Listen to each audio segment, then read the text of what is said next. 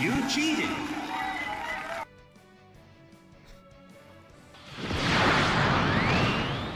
Had to quickly click to make sure you were able to see it.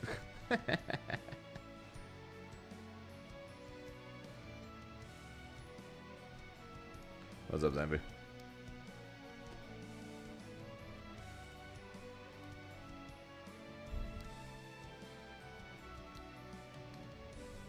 Anytime. Happy Friday, Kitty. Sorry for 10 months. Appreciate the 10 months there, Kitty. I'm so goddamn hungry. Then get food.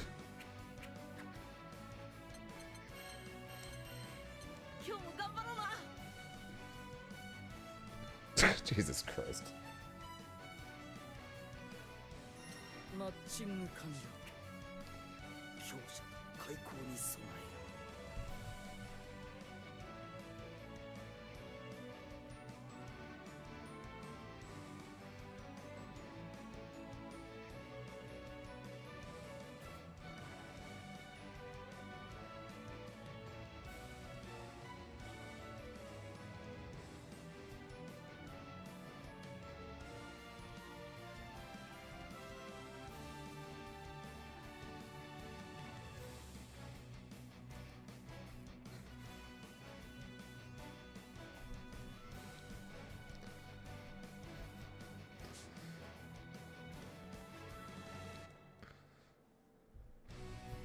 Oh, you want? Oh, hey, if you want to make a staring mudkip for me, I'm not gonna say no.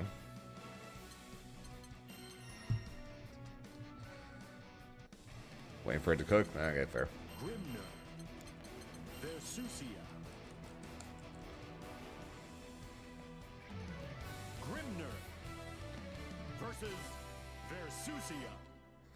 Yeah, first time I've ever done a close-up stare with both, but it actually fit on the screen. Okay, so.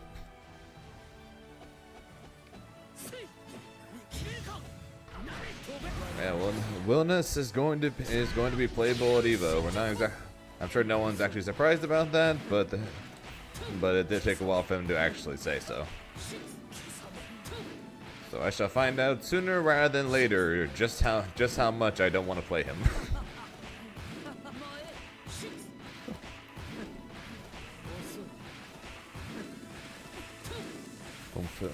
Is Wilnas? Wilnas is the fire dragon of the Grand Blue world. He's the next DLC character.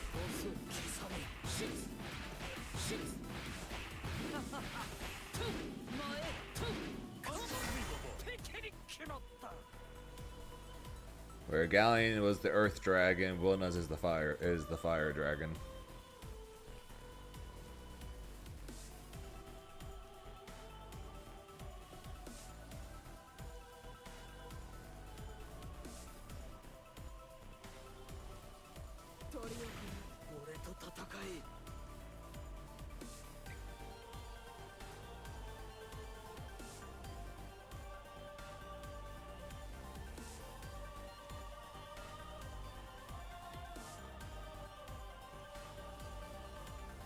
This is Wilnas. Wilnas. I don't know actually say his name, but this is him.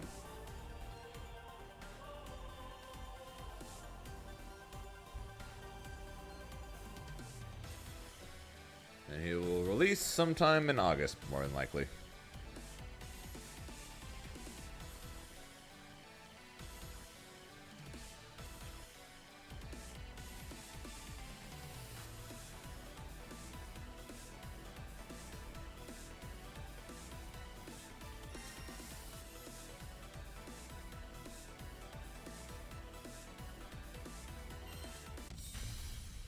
Here begins Fate's episode. More than likely he will not be a character for me, and I'll be waiting for Meg to come out probably sometime in October. But I can still have a very, very small amount of hope that maybe I'll actually want to play him. Like I said, the hope is very small, but there technically is some.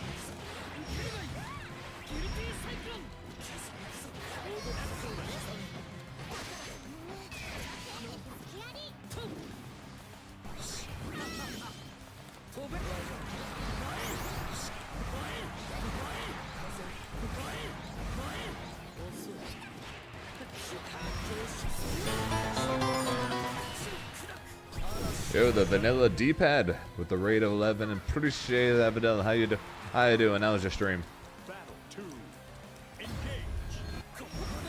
I'd say mine's going good, but I just started. Appreciate it. Appreciate the raid though.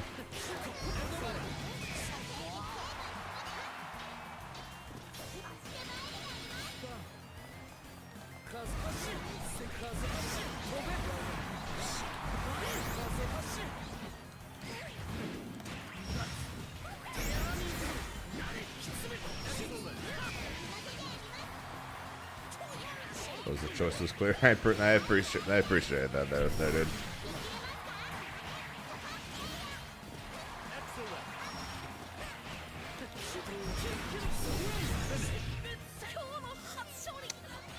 He tried to grab me.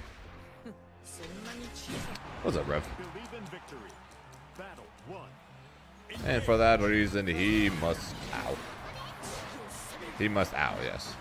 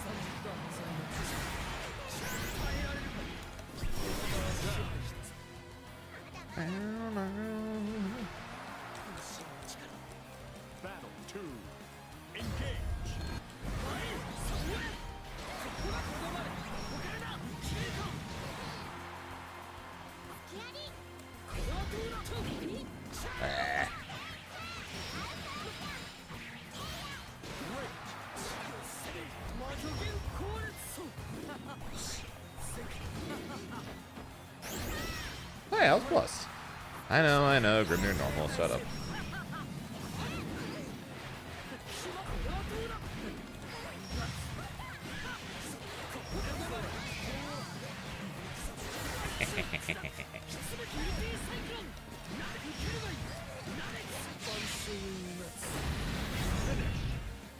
Doing massive, you're a bitch. What's up, Upser?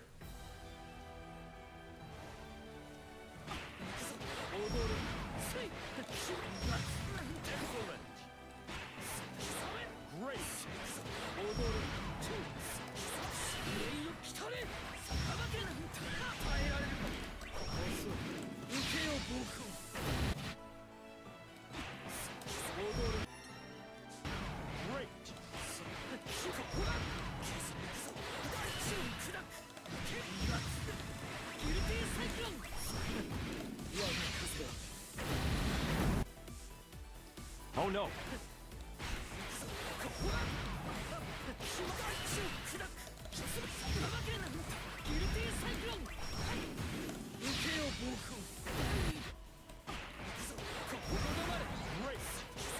Great!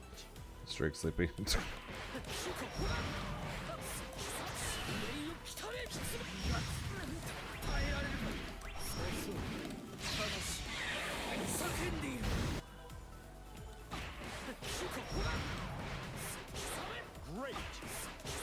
Could have been a sleepy streak.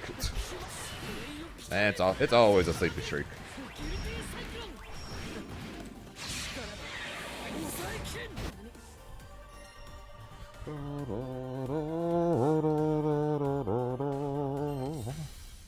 Here begins Fate's episode.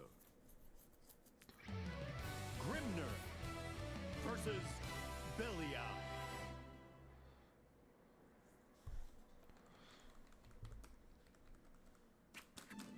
Believe in victory.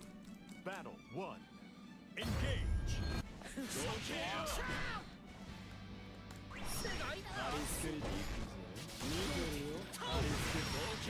Great.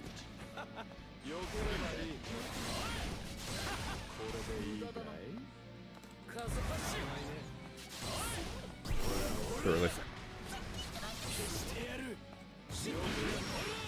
Great. This is going well. Great.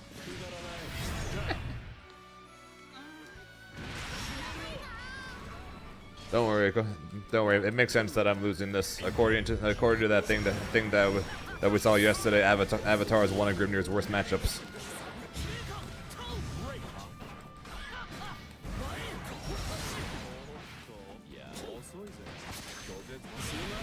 Fair enough.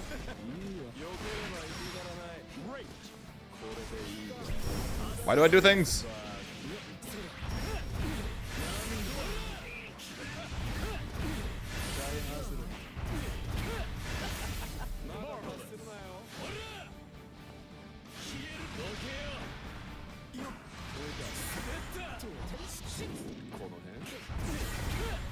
Oh, if he did EX, I was dead there.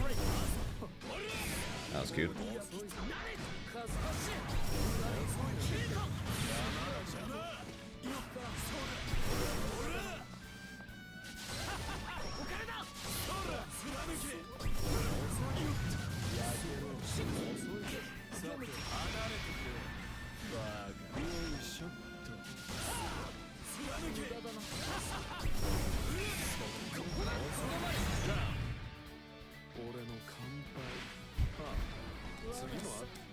Battle 3.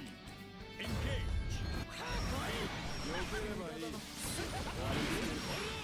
Great.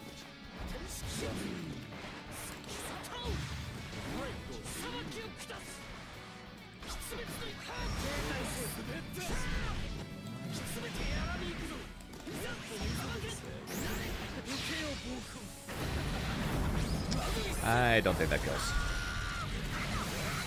Nope. That does though. It was not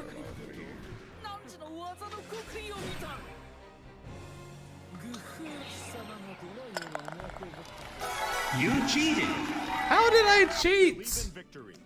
Battle 1. Engage.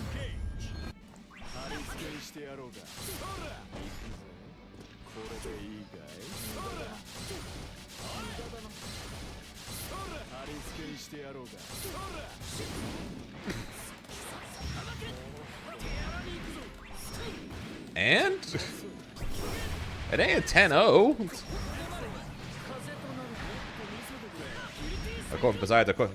Why didn't I get the thing?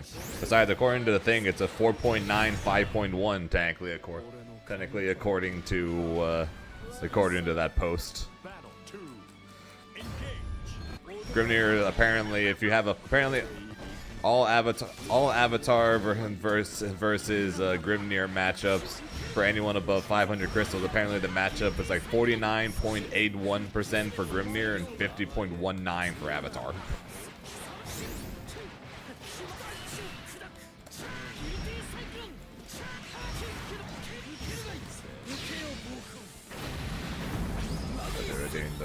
I know. I just like doing that because it's funny. Because I find it funny.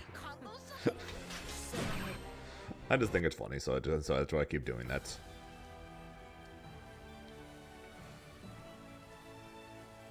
It's like if we really want to go into something involving a character being broken, and the person who plays the character trying to counter it. Have you guys seen the back and forth so far between Nee and Arslan Ash over Brian?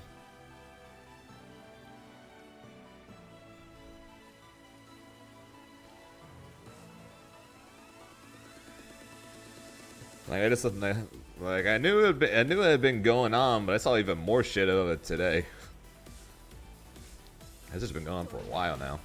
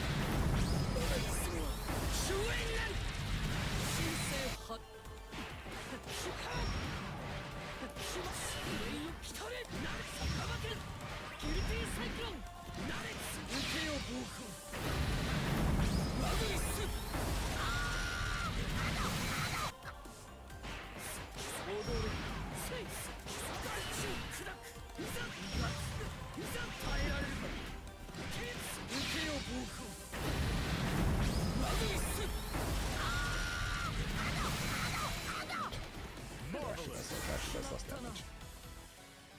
So unless you do the heavy, it doesn't do more.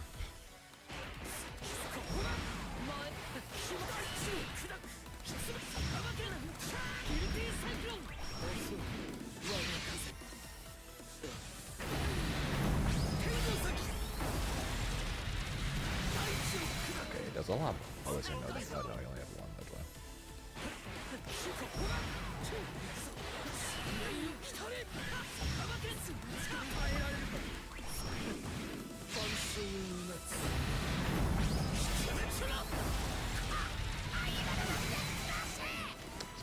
So it's 100 damage.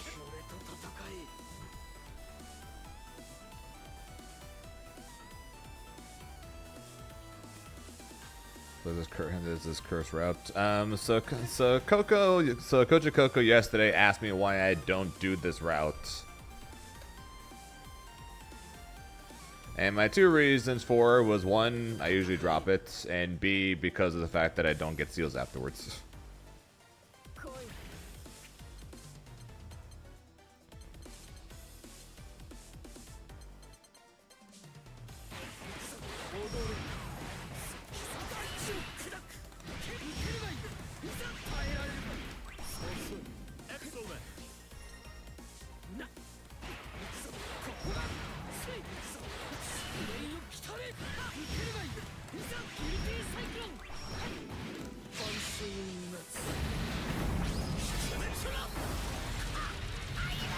But it technically does 100. But it technically does 100 more damage.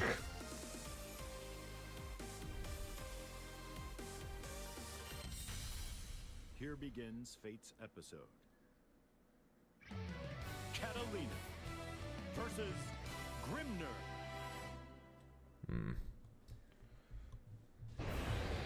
Believe in victory. Although ironically, Coco was saying, dude, if you do 2M, you have a lot more time. Which, although it is true, it actually does less damage than the combo I'm doing if you do 2M. Yes. If you want most damage, it's optimal. If you want most damage on a crouching opponent, you do that rather than what I typically do.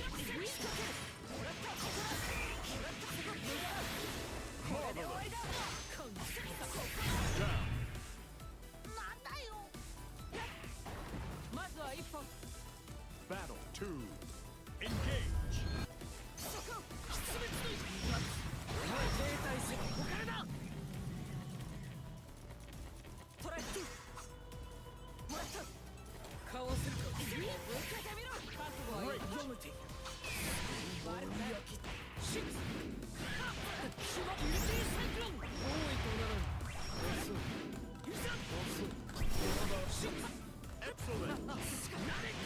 So, like this.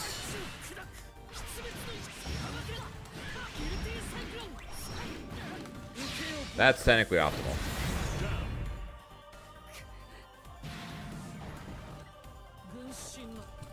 Battle 3. Engage. Is this scary? I don't think so.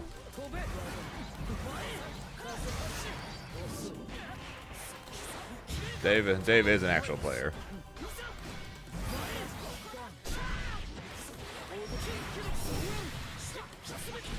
Read the title, Mauricio. Read the title of the stream.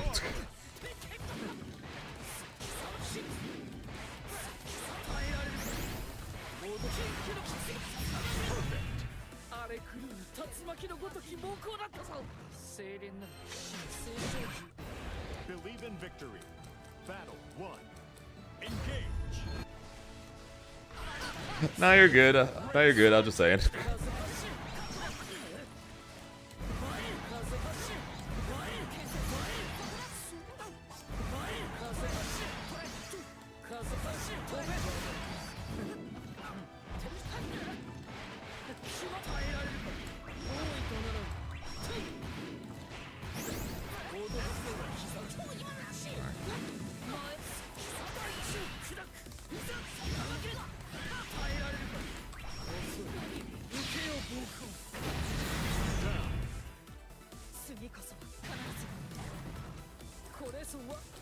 But yeah, to answer your question, yes, I did see the fact that Wilnas is going to be playable at EVO.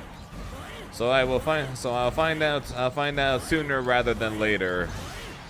Since I'm probably going to try him out on Friday.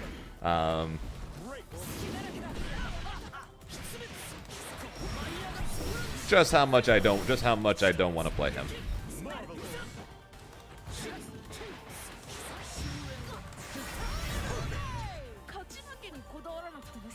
Text going on? What do you mean? Text going on what? Loki! Thanks for the follow. I appreciate it. Hello, hello, hello. What the? What?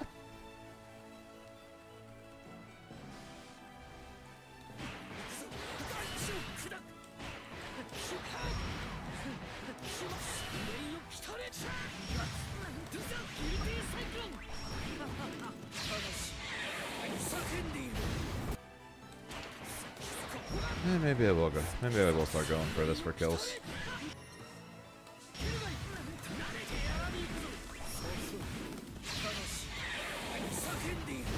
Seem to be doing okay at it now.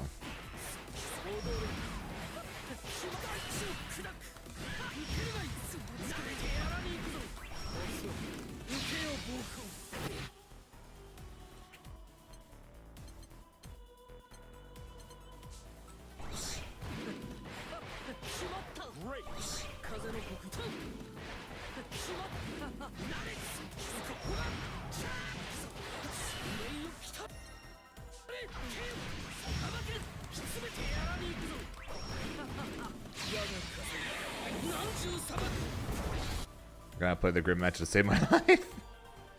It ain't an easy one to play. I'll definitely tell you that much. It is not an easy one to play.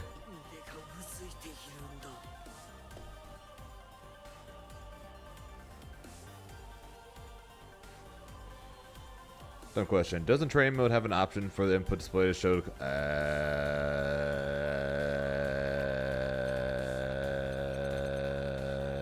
Yes. No. LMHU. No ABXY. Just LMHU.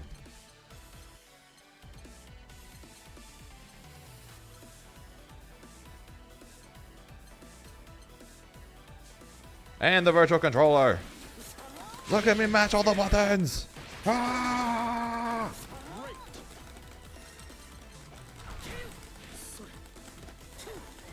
All of the buttons.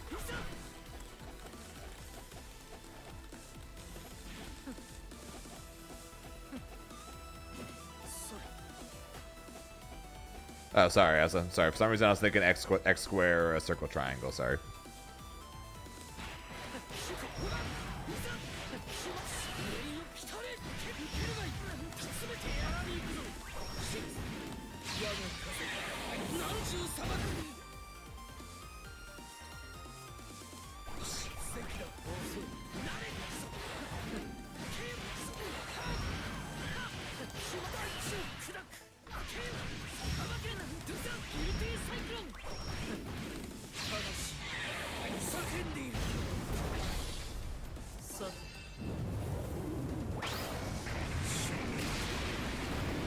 Yeah, basically it's easy mode or super easy mode. Guess I can pull that up. I'm gonna talk about that real fast, or we can show that real fast.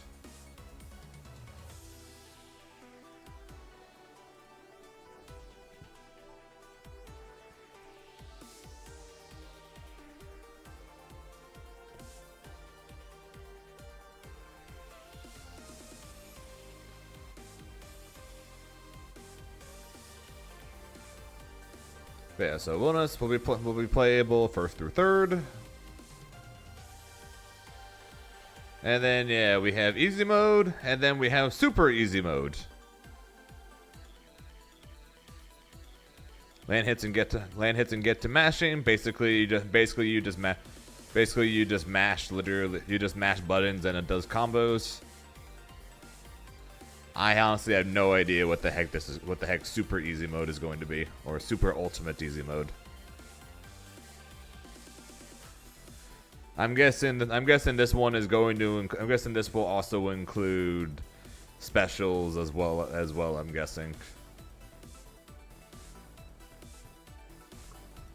Like if this is simple mode, this is super simple mode. Or choose manual for regular controls.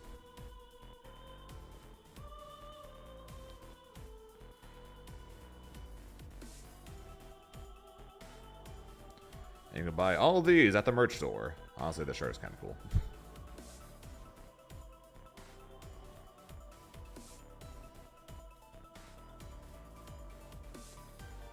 Join the Fight Acrylic Magnet Collection. Can I zoom in on that?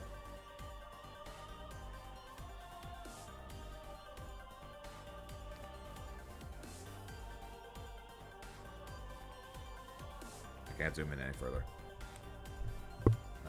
Yeah. Okay. Cool. Okay. That is a Grimnir one. All right. I might have to get that then. Yes. Manual is what we currently have. So that is a Grimnir one right here. So I might have to pick that up while I'm there.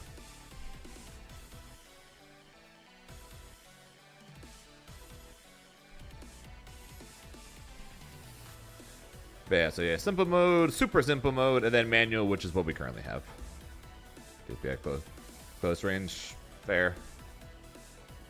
How much is that water bottle?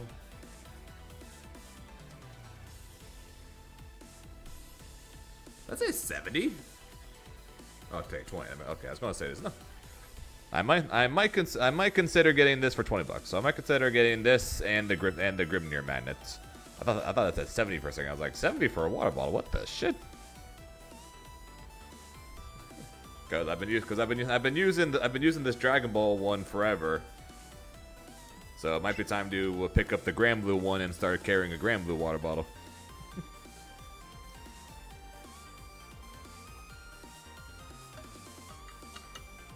Oh, that much for that ball? Yeah, $20.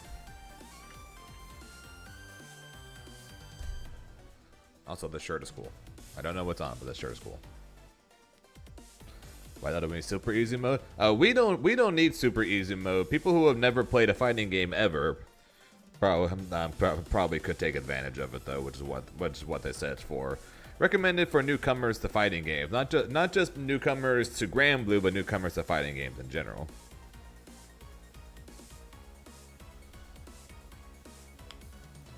You hear that, kitty? You have free combos now with when these come out. You have free combos just by pressing buttons. It's gonna be easier than ever to teach you a combo.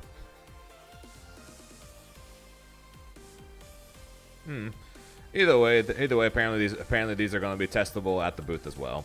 Not that I'm gonna be doing that. I'm just gonna be checking out this guy. I'm sure he's just going to be Bruiser Brawler character that I'm not going to want to play, but God, his design is cool. Like I said, I'm sure I'm not going to want to play him, but my God, his design is really cool. Slated to be released this summer. Source 2.0, probably.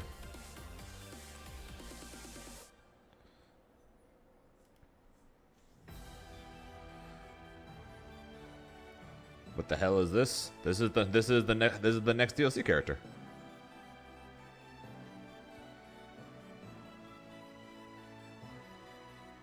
No comment on the last thing you just said, Chrono. But as for the things, oh, the control games. Beginner characters to Granblue, or beginner players to Granblue, beginner players to fighting games.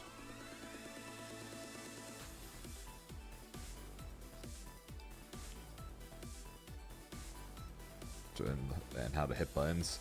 Haven't you been seeing, Zambi? Actual motion controls are being kicked out of fighting games. We have simple inputs and then impact. We have simple inputs in 2XKO. We'll see if Invincible Versus or Marvel Tokon have simple inputs too. We'll find out, I guess. Yeah, that's what I was thinking, which is why I said I might buy one. As long as it's not a tiny bottle, I might buy one to replace my Dragon Ball bottle to take to tournaments.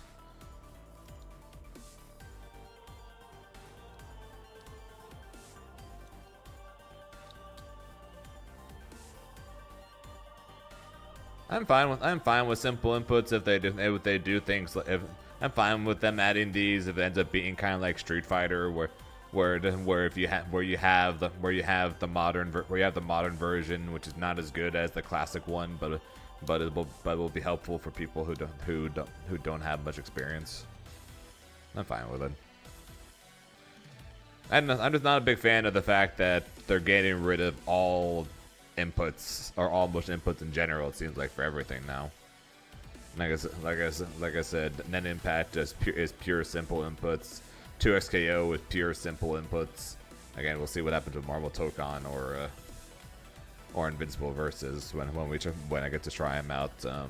When I get to try them out at EVO.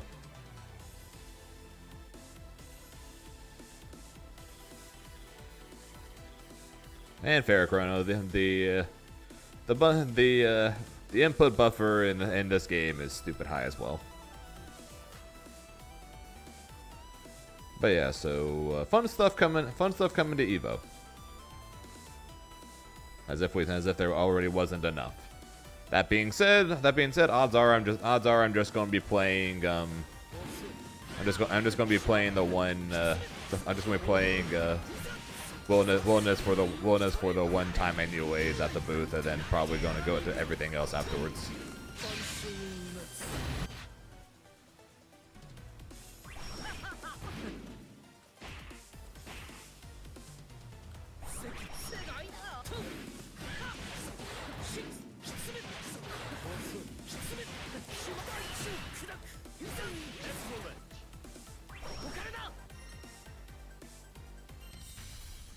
Here begins Fate's episode. Yeah, it wouldn't surprise me if we get the Meg teaser.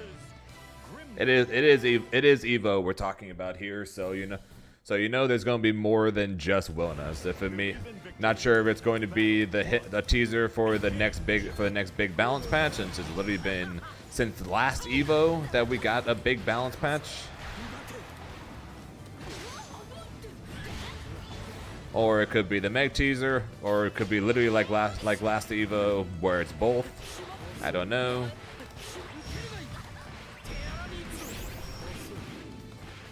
But definitely at least expect, not guarantee, but definitely at least expect something more than just Wilnas to be showing off at EVO, because it's EVO.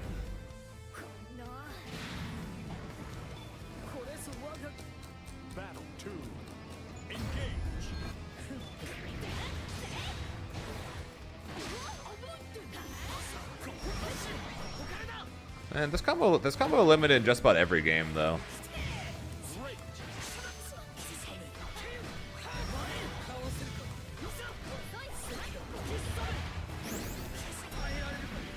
So I'm not sure.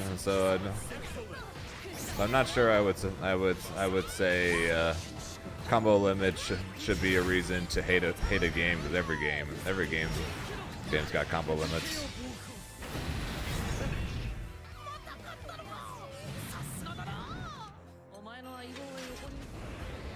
Victory. Battle 1. Engage. But I do get you though, Zambi. That's one of the that's another reason why I like characters like Zeta, like Abel, like Grimnir. It's because they have flashy and crazy combos. And another reason why I was really hyped for the first during the first 2XKO Alpha Lab.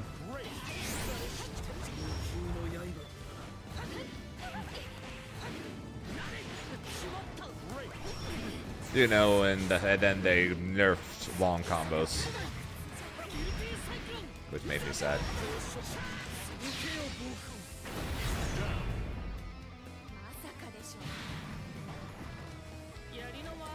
But very good. Current/newer fighting games, Rev.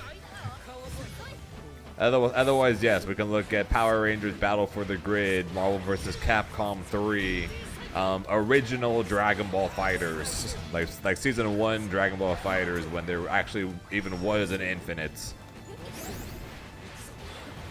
where combo limit was almost didn't exist.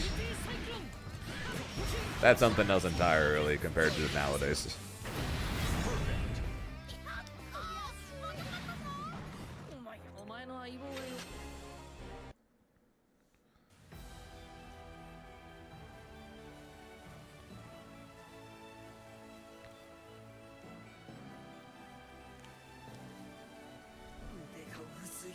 But yeah, Battle for the Grid and Marvel vs. Capcom 3 would disagree with the whole every game has to have a combo limit. What was that, Catan?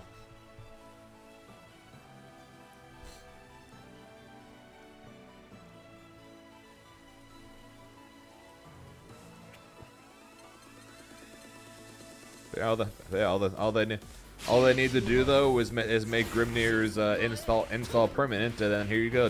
Now you got your long combo.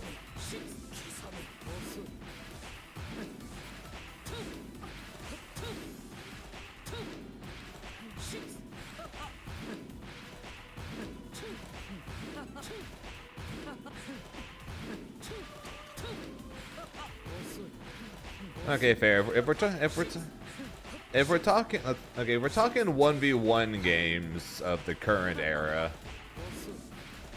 probably Strive. Strive probably has the most unfiltered and longest combos in 1v1 games. I'm trying to think. It's definitely longer than Street Fighter, because Street Fighter isn't very long. Tekken's combos can be decently long.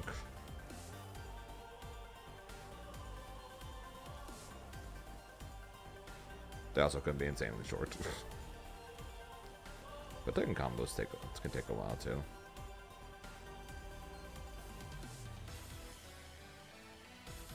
Kits, yes, but Roman cancels make them or give them the ability to last longer and go further and be crazier.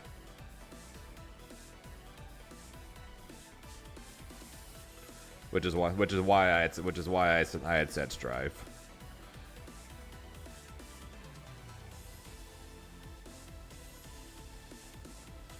Hey, I'm not saying the combos are long. I'm just especially compared to tag fighters. I'm just saying of the current 1v1 games, it's like Strive and Tekken are probably like the games with the longest combos.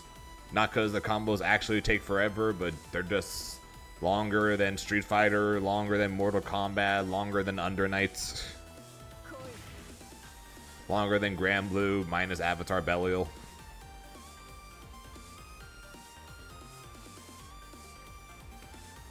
That's all. That's more so what I meant. Also yes, Sammy, minus wall break.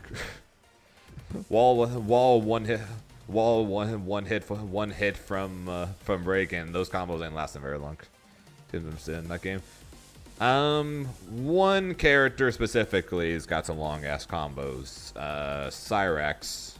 She's got some long ass combos just because of the fact that she traps you in some kind of goop and then places a couple of grenades.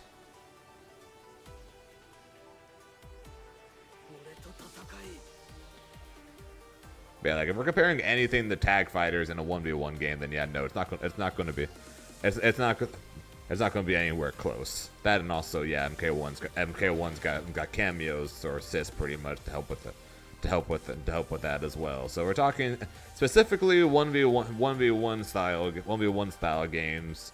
Strive and Tekken probably are it, even though they're not the craziest longest combos you've ever seen.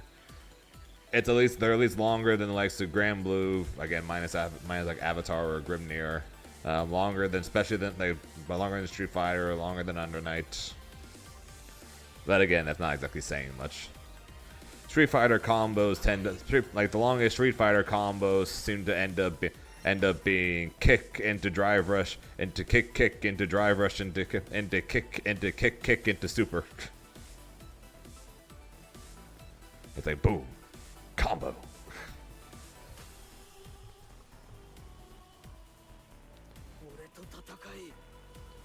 Unless you're M Bison, who just gets an exploding ground bounce now.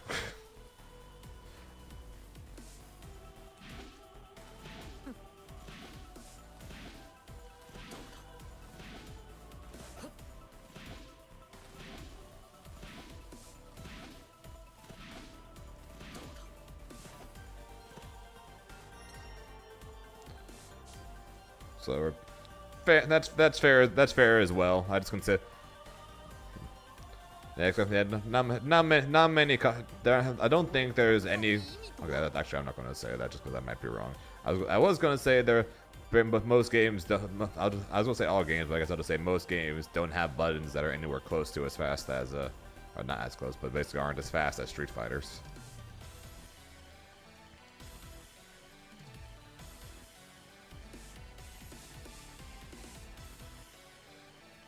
And yes, great. No, I agree. Some Grand Blue characters will have longer combos. Specifically the ones that can put people in a crumple states. Namely Catalina, Narmaya, Versusia. 5 frames now. All right, I stand corrected.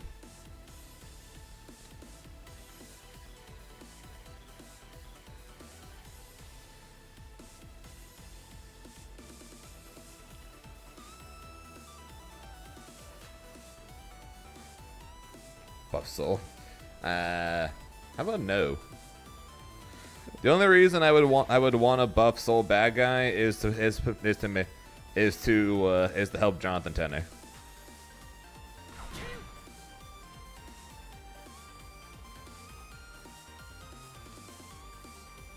Because I want him to do good. That is literally the only reason why I would want a Buff Soul.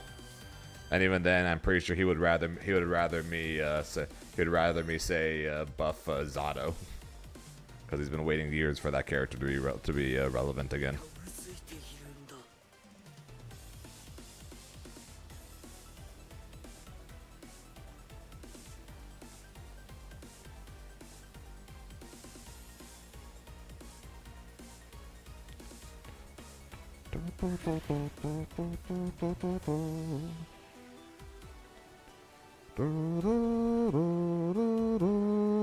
Oh my fucking god.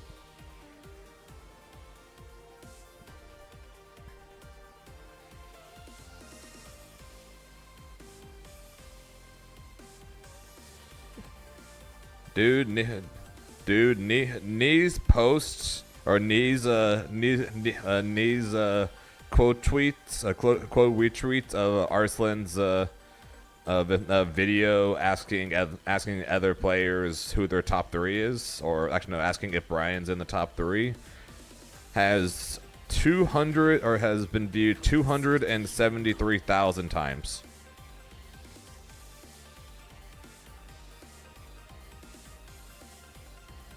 Okay, the knee against Arslan Ashen argument over Brian has gotten ridiculous. Here begins Fate's episode. Grimner versus Yua. Born before. Sure, fine, Fredroy. Knee is in the lever. No, knee as in the Tekken player. So knee and Arslan Ash for at least a little while now have been having let's just say some back and forths involving how strong Brian the character is.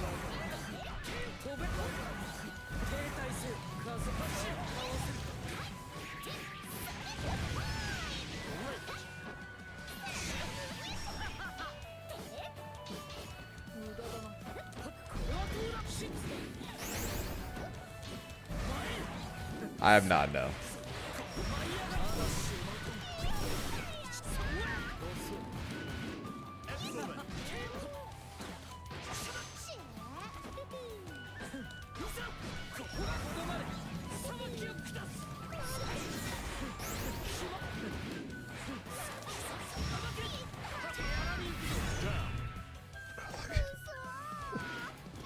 But yeah, so there's been a lot of back and forth between the two of them over the about Brian, and then of course Nee would just counteract with the fact that Arslan played Nina and now Anna, and then earlier today Arslan posted a video of him asking other I think it was all Pakistani pros, is Brian top 3, and all of them saying yes, and then Nee just retweeted that. Basically saying so if I go make a video and so of a bunch of other people and have them say Brian's not top 3, does that automatically mean that Brian is not top 3? They called the whole thing childish, and then challenged Arslan to a first to 10, where Nee will play Nina, and Arslan will play Brian. But if Brian's as good as Nee or as Arslan says he is, then he should be able to beat him.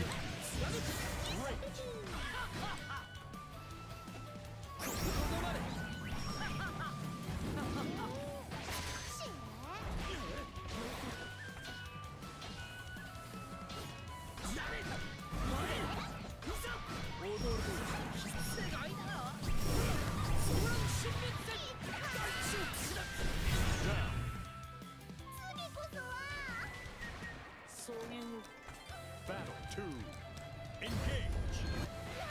Engage.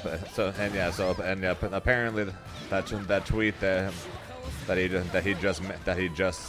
he made a couple hours ago, I'm saying that, and then challenging him to the first to 10, has been viewed 273,000 times.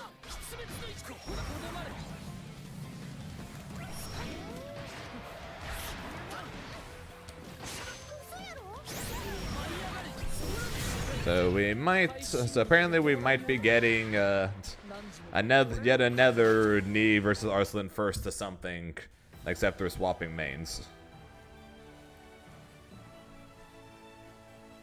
Crown, so it's a Nee lever, new edition. Interesting.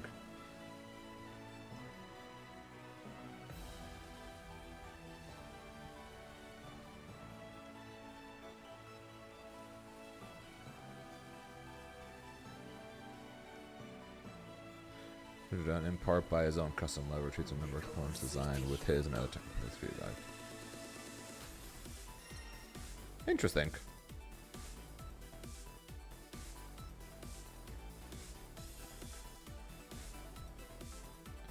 And actually, I've never heard that before. Here begins Fate's episode. Okay, let's see how this character gets to do. Grimner versus Sheath.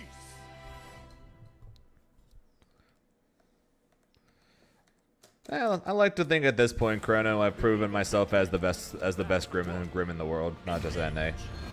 I like to think that I've earned that spot.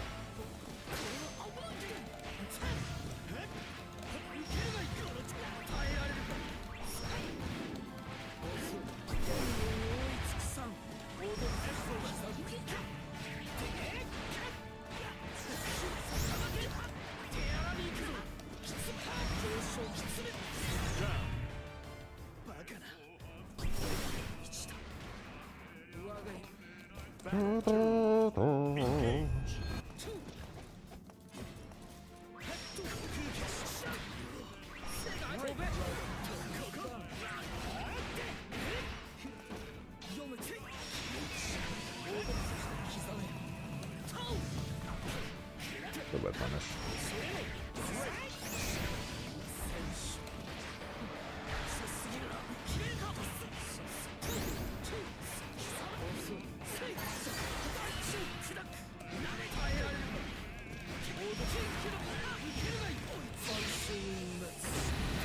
Okay, to be fair, Zambi, I agreed during during the later parts of last year that I was probably #1 or #2 Grimnir in the world, either with either me or Zenith being #1.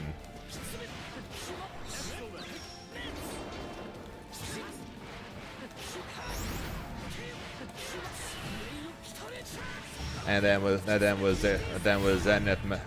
Zenith not making it past I think 7th in the LCQ, and then not qualifying for Worlds. I think after that it was agreed that it was, for the most part, it was agreed that I was best.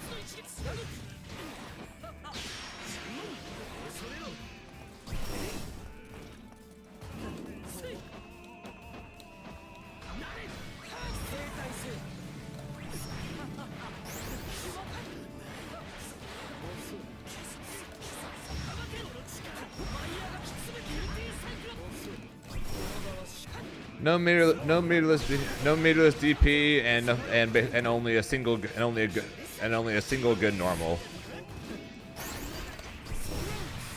His normals and no meterless DPs is his weakness. And also his meterless DP, his meter DP is also terrible. That's literally Grimnir's only two weaknesses pretty much. His normals outside of far range kind of suck. They range from okay to terrible, and then his meterless DP is his meter DP is terrible, and he does not have a meterless one.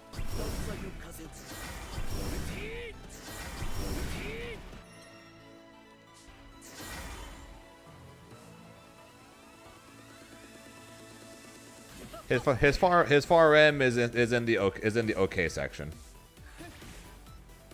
That's why I said his other normals outside of far H range from okay to terrible. Sweep terrible. Far L okay. 2L basically worthless. Far M okay. Sweep awful. 2M might as well be the worst button in the entire game. This legitimately might be the worst button in the entire game.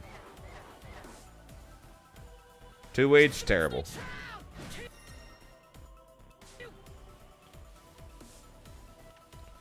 So his normals outside of far H range from okay to awful. He doesn't have a meterless DP, and his meter DP is terrible.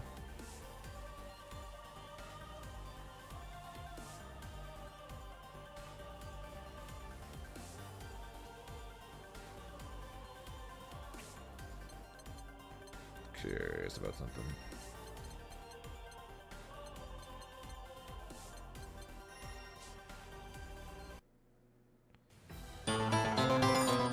Yo, Bread Zeta. For the raid 13. Appreciate that, Zeta. How you doing? How's your stream?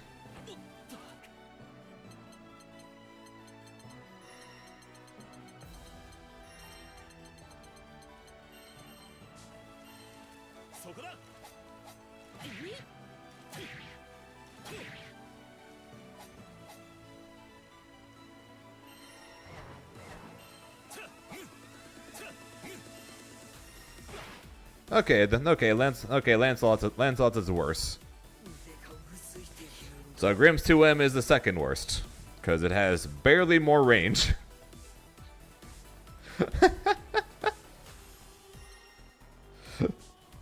So Grimm's 2M is the second worst bud in the entire game, only behind Lancelot's, because Lancelot's 2M is literally the exact same thing with barely less range.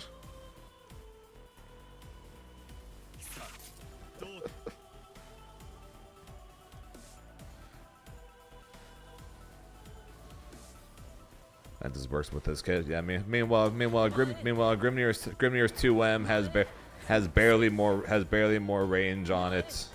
And when I say barely more range, I mean barely more range than his Pharrell, despite being the same amount of frames and his 2M being a mid. His Pharrell is a low, his 2M is a mid, the same amount of frames, and the 2M has barely more range on it.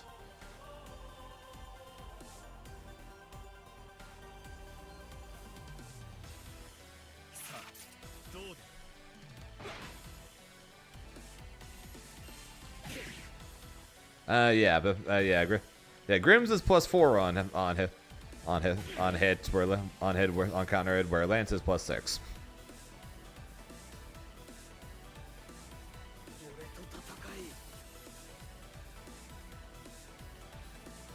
So yeah, that's Grimnir. Those are Grimnir's two weakness. Pretty much like the only bad things about Grimnir. It's how terrible his normals are outside of far H, and the fact that he doesn't have a meterless DP and his meter DP is terrible. Those are his two weaknesses. Otherwise, his neutral is strong because his Oki game is in my opinion the second best in the game. It's the scariest, but it's the second best in the game behind only Luane. His damage is among the highest in the game. Battle 1. Engage.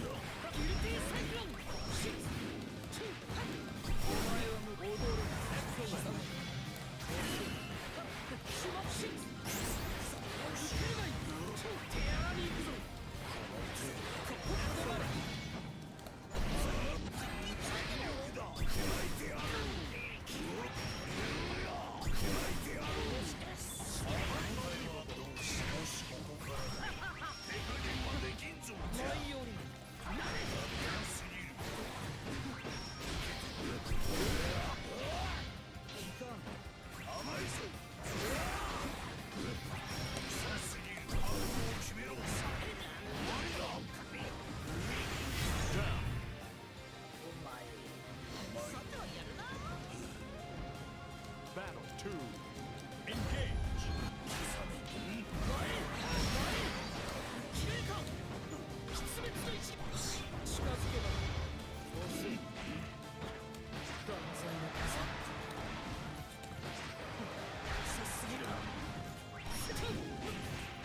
And for the record, guys, this is who I'm supposed to fight just to even make top 24.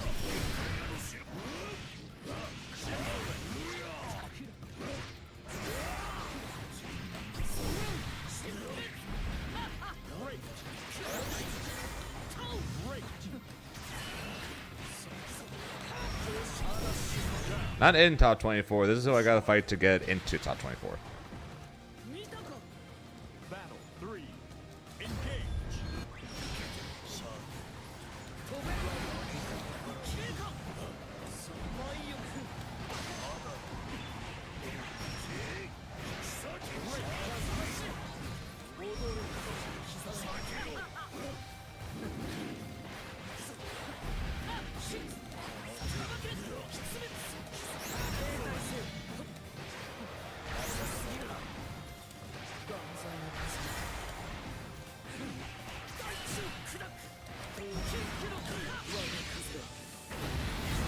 Unless the scene gets changed, yes. Believe in victory. Battle 1. Engage.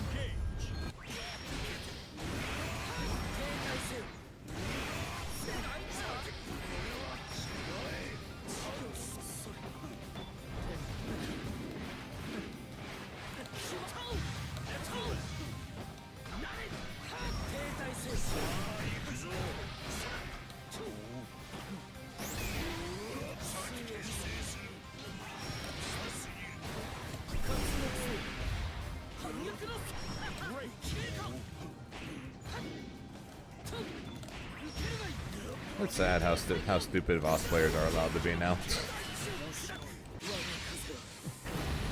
Not that they are stupid, it's that they are allowed to be stupid.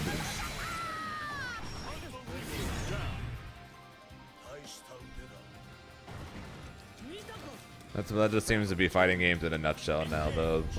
Whenever they decide to buff a character to make him strong, they make him ignorant as fuck.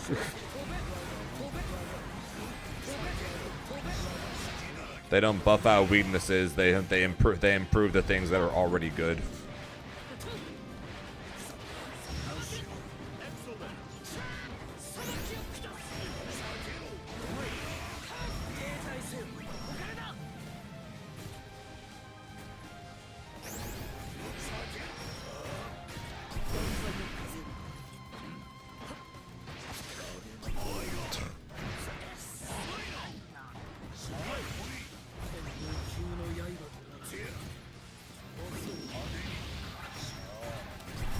I was wrong.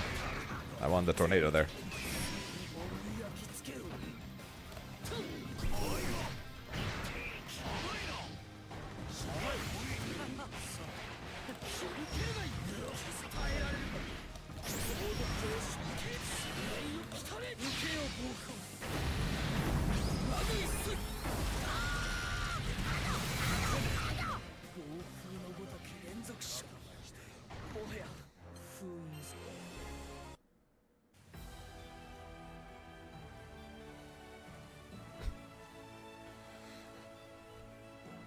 It's funny that my super literally put him on 0.1% health before the super actually killed him.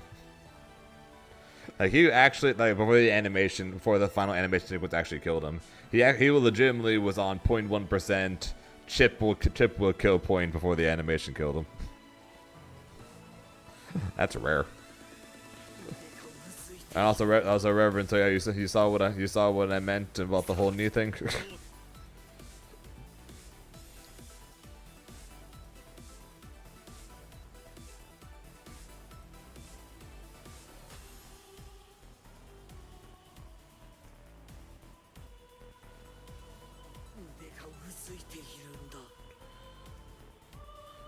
Typically, anything 133 or below, I accept. Anything above 133, I decline.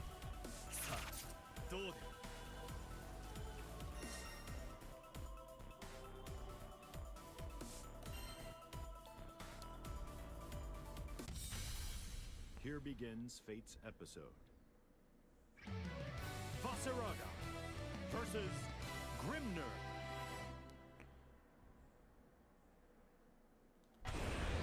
Believe in victory. Battle 1. Oh yeah,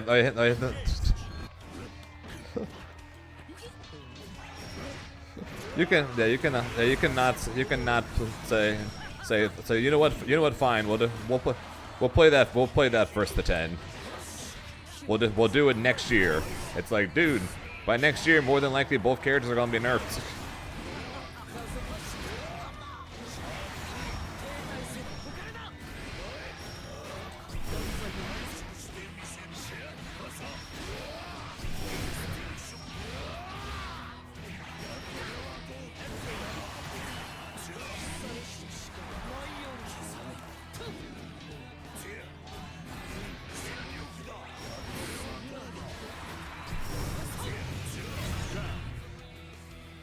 Man, imagine being able to just press a button and fully armoring through an entire DP on reaction.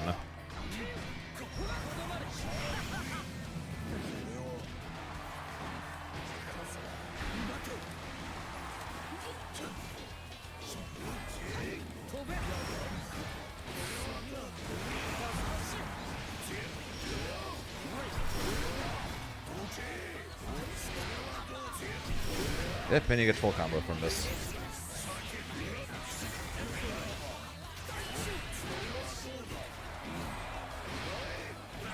If Penny gets full combo with it. Yep, and I gotta fight this before even top 24. Yeah, okay.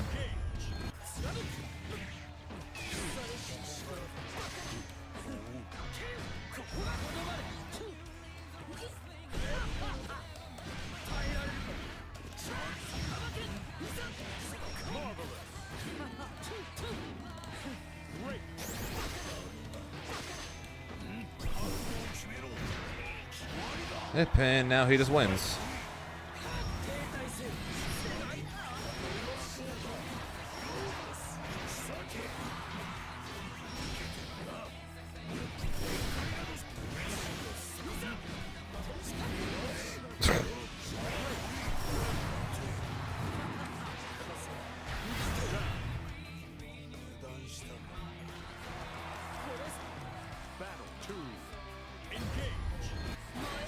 Yes, and that is the issue, is the fact that normally you break through one, you are free for a little while. But now you break through one, and then guess what? Now he's got free reign for the next 20 minutes.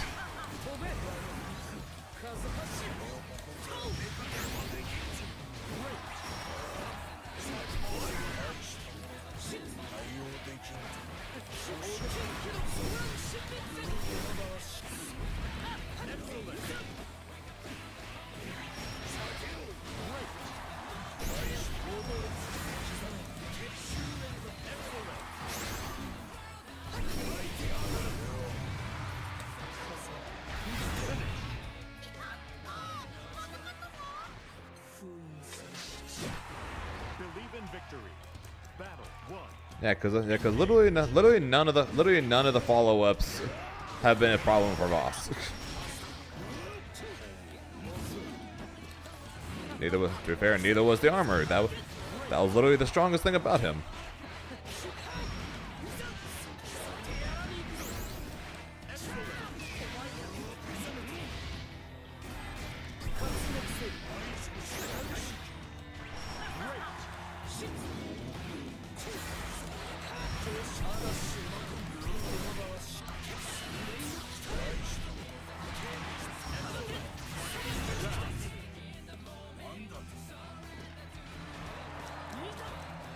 Anyway, I'm about to have a keyword dive. Have a great day. Sounds good. Have a good one. Have a good one there, Rip.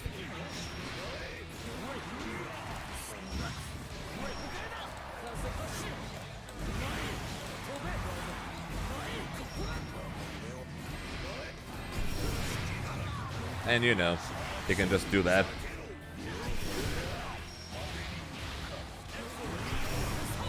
Fire multi hitting projectile just sweeps right through it. And do have to trade.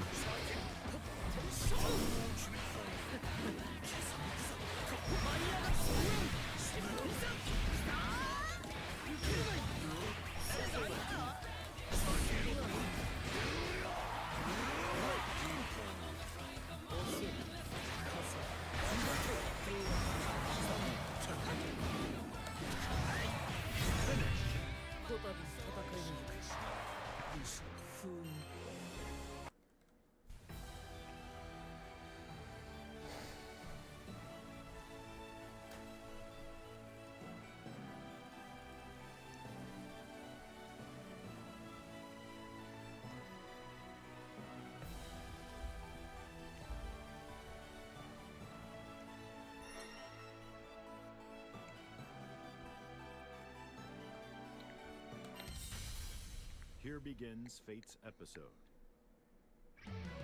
EVO versus Grimner.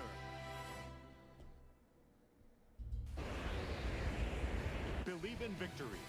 Battle 1. Engage.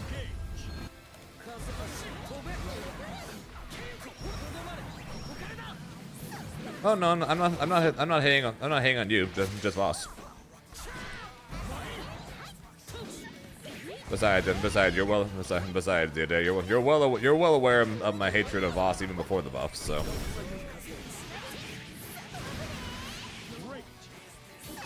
So I'm sure this comes as no surprise to you.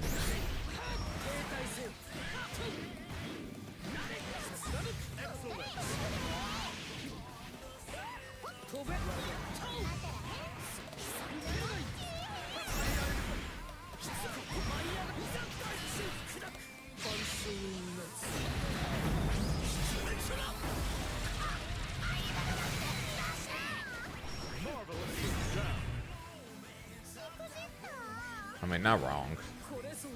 What's up, Brenna? Dude, if Alsaraga's on screen, you know hating is close by.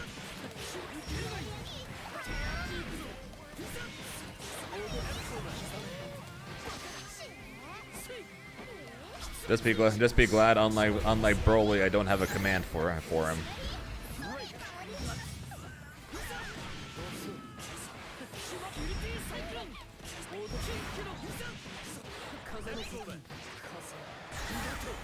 They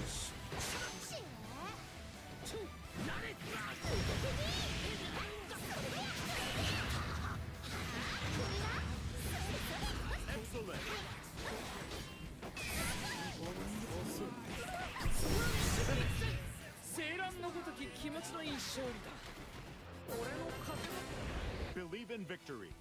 Battle 1. Engage. And also, it's just more complaining of, I was trying to I was explaining to my parents yesterday how bad my seating is for EVO, and I was like, okay, so let me explain it to you in a way that you'll understand. So I told them, all right. So assuming I get out of pools in Winterside, like I'm seeded to. The first match immediately out of pools, I gotta fight the person who I fought in grand finals of Astral Finish last year. If I beat him, I gotta fight the person who I fought in grand finals at Chain Shifts, and who was the one that sent me to losers at Chain Shifts. And if I beat him, I gotta fight Elsa. world finalists. And then if I beat her, I gotta fight against Gamera, arguably the greatest Grand Blue player of all time. That is literally my path for EVO.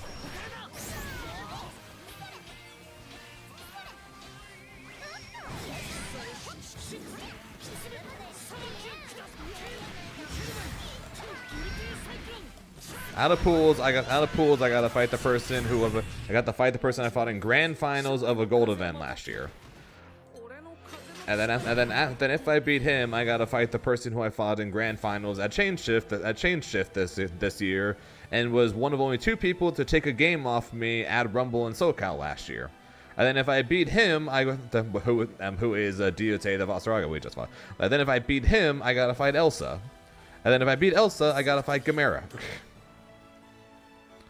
And then if I lose to Gamera like I'm seeded to, I gotta fight Vermilion, the 2B player that placed top 5 at EVO last year.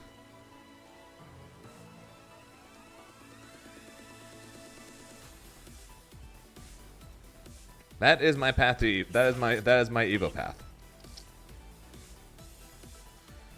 I legitimately got the worst path of any player in the top 8s.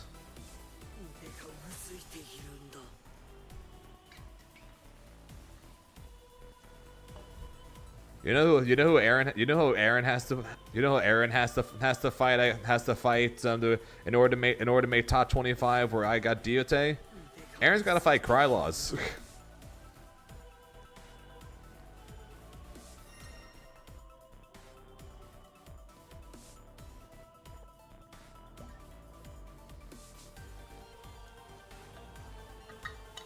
Boom, exactly. Random Bellio player.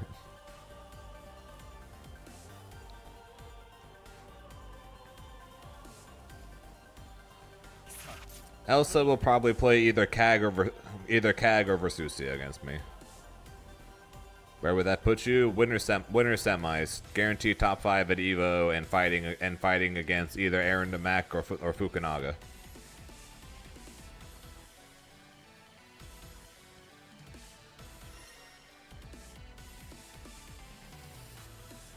Also, Gamera legitimately has not lost to Gamera, or pretty much any top Japanese player haven't lost to a Grimnir in probably close to a year. I literally would have to be the first Grimnir in probably at least a year to take a set off of Gamera if I want to make top 8 winner side.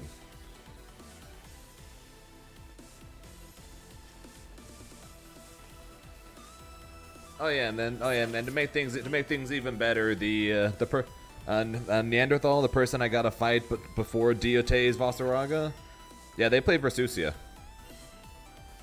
And Gamera plays Versusia. And Kag plays Versusia. Guess what character Grimnir loses to? Versusia. Versus Grimnir.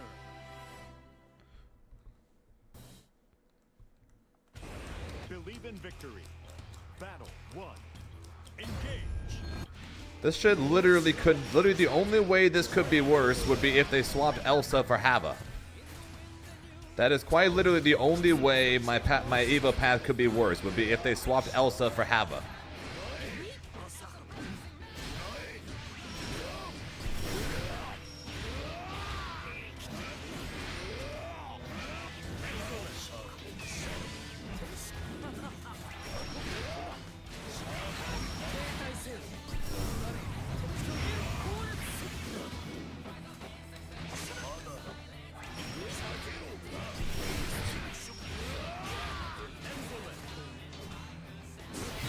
So when I played casuals against Gamera, me versus Beatrix went even. Me versus his Versusia, he crushed me.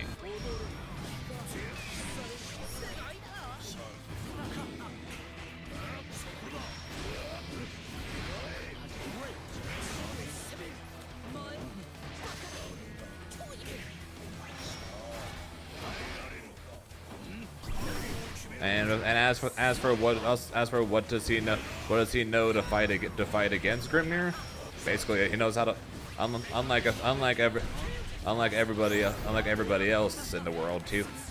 Him, Tororo, and all those guys have practiced against Grimnir.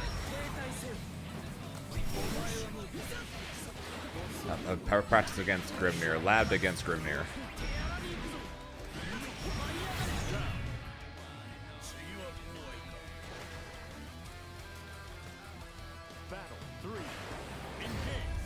No, Grimnir cannot get around Versusia's orb.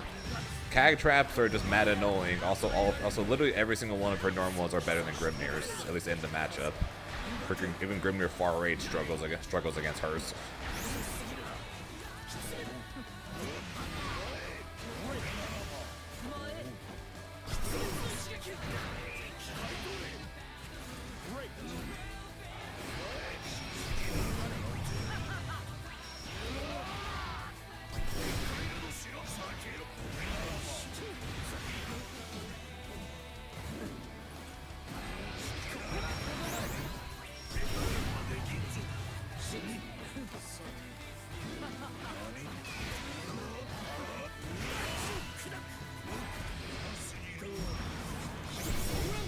No shot, dude.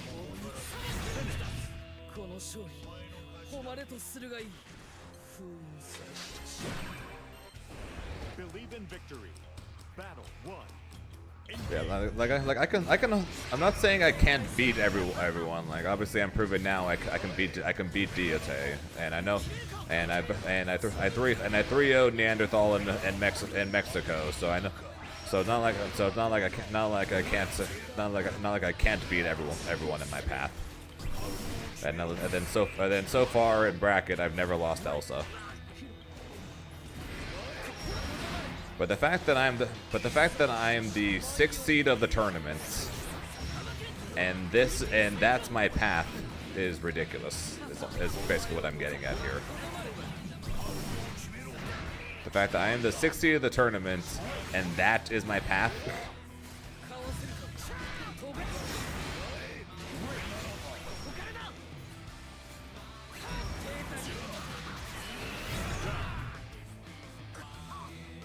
No, Gamera would let me mix him, but he knows how to block it. He knows what to look for.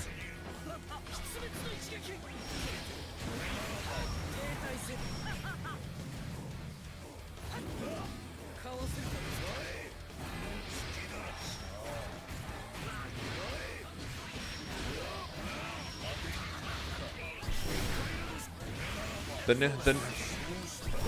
new one is on the table. The old one I've got to be cheeky if I want to do it. I'm going to have to do fake shit against him I basically need to do fake shit against him if I want to do that. If I do that mix on him.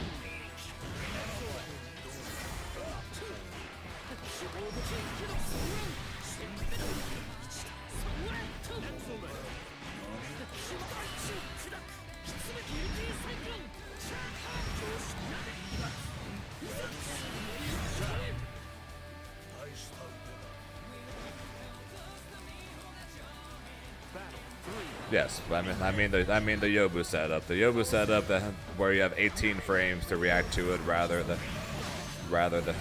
20.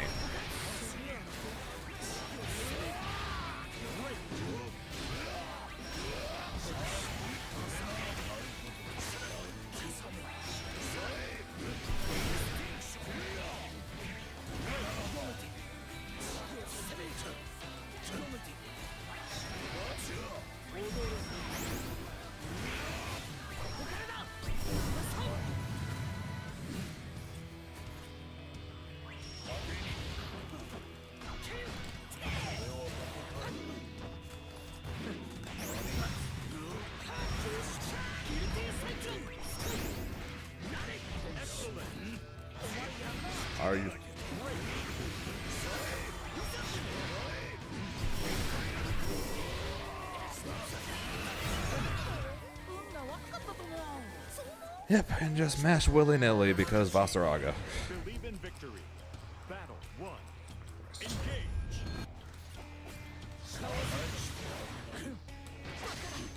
Just mash willy-nilly because Vasaraga. Hey, guess what? I'm plus. Doesn't matter because he's Vasaraga. Does not matter because he's Vasaraga. Hey, look, I'm plus. Doesn't matter. He's Vasaraga. Excellent.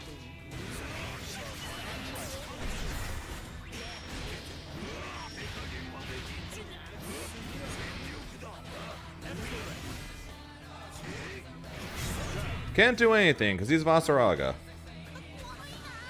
Let's see, my EVO 6. 2. Engage.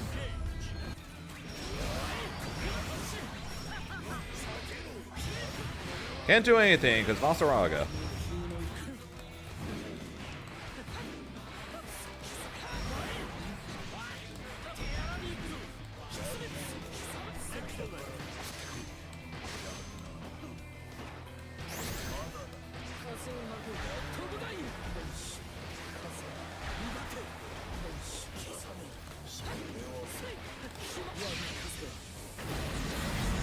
Yeah, I'm freaking 6th seed, and yet I gotta fight against the dude who I fought in grand finals of a gold event. Another dude who I fought in grand finals of an event this year.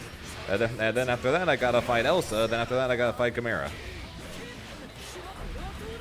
Someone tell me how the hell any of that makes sense as someone who's given the fucking 6th seed.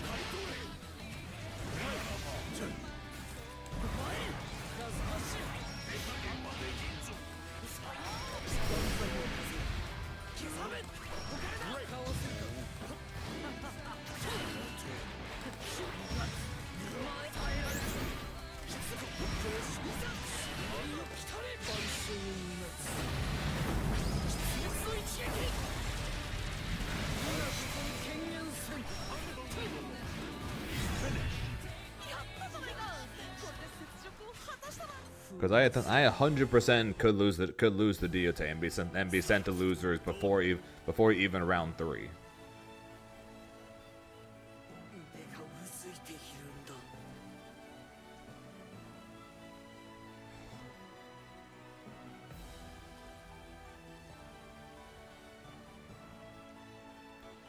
Yeah, you can't fuzzy block the mix, the Grunge. You can fuzzy block if Grimnir goes for empty low, but you can't fuzzy block the high low.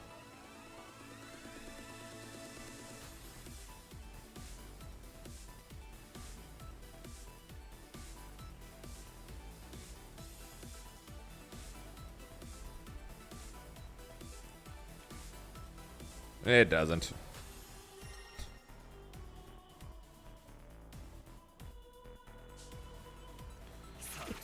And again, because at the same time there, Diete, I could lose the Neanderthal before even getting to you.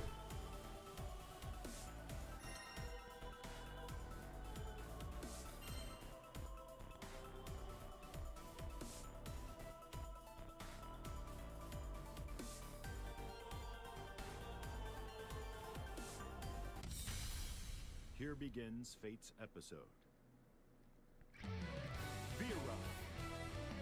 It's like seriously, why is my path so fucked as the 6th seed? I'm supposed to have a fairly easy path until top 24, until close to top, until the round before top 24. I'm supposed to have a relatively easy path. Why the hell do I have, again, the dude who I fought at grand finals for a gold event last year, the dude who I fought in grand finals of an event this year, before I even get to Elsa? How, as the 6th seed, is that my freaking path?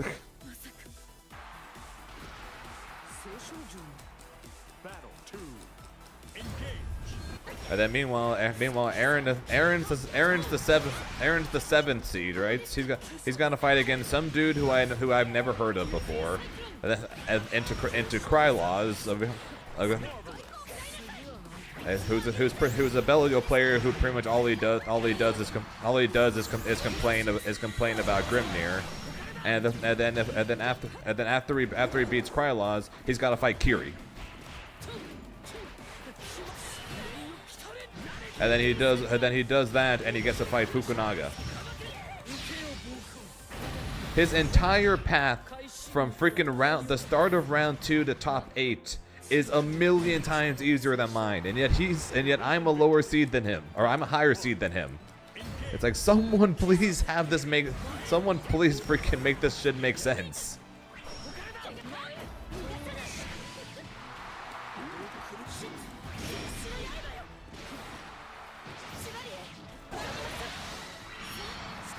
Yeah, because Aaron didn't fight a single Nier last year. It's a joke that followed him for quite some time.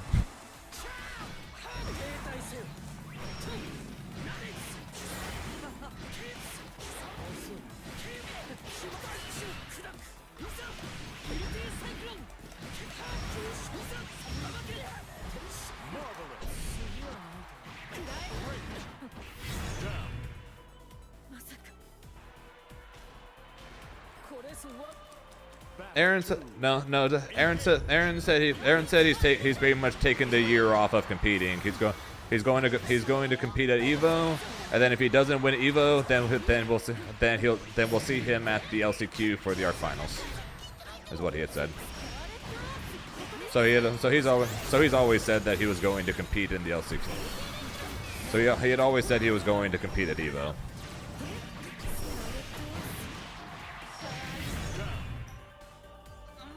And then more than likely after EVO, he's going to stop playing again until closer to the finals, and then he'll practice for the LCQ of the finals.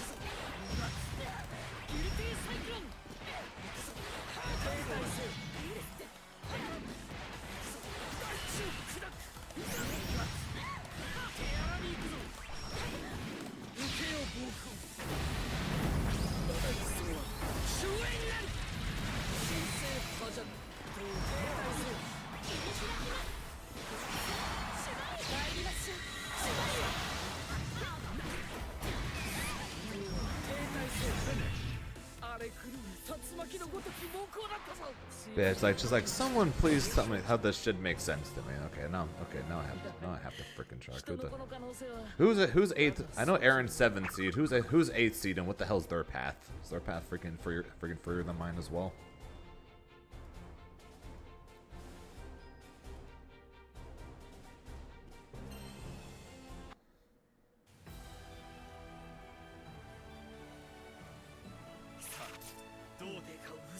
Eighth seed is Riazo. Okay, so Riazo's going to have to fight against either Insurgent or Zenith to make it out of losers. Riazo's got to fight Tororo. Okay, he's got to fight Tororo, which is not exactly good either. Okay, before that, Riazo's got to fight BSG, and to get 2 top 24, Riazo's got to fight against Mioxer and Shuabu.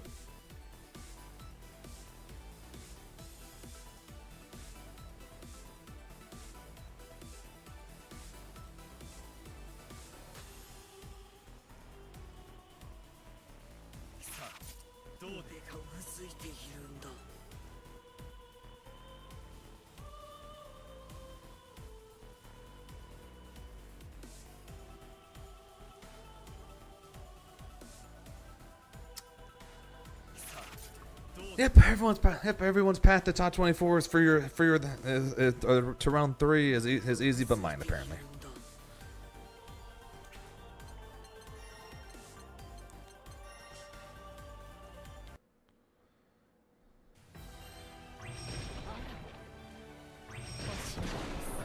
It's 21 frames, and I believe 21 frames is reactable. And I don't think Yobu's version is, because Yobu's is 18.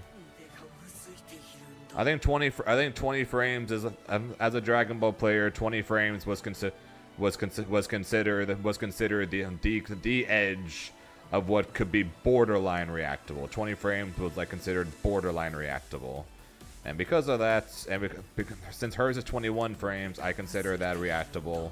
And since the Yobu setup is lower than 20 frames, be it 18 frames, I consider that unreactable. That's why.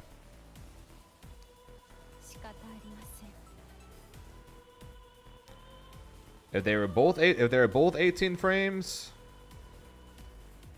yes, but the pause frames of the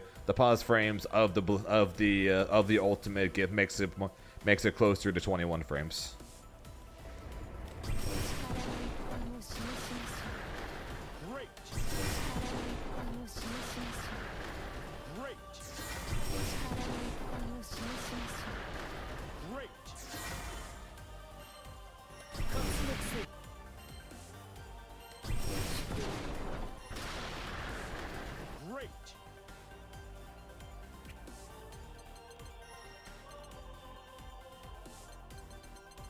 Well, at least that's what I was told.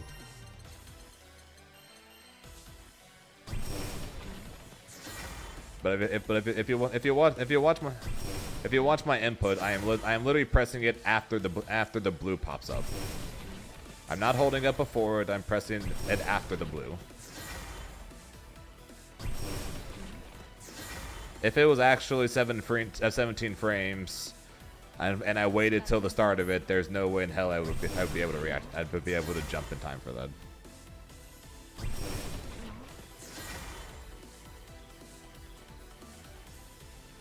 The pause, or the freeze frames of the U attacks gives you more time, making something that would be unreactable reactable. It ain't easy to react to it. Like, you still see me get hit by the grabs plenty of times, but you also see me jump it on reaction from time to time.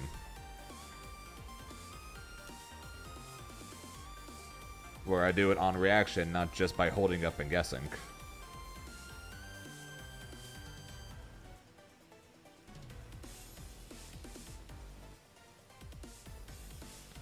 So that's why I say that if her U grab was legitimately 17 frames, then nobody would be jumping down on reaction.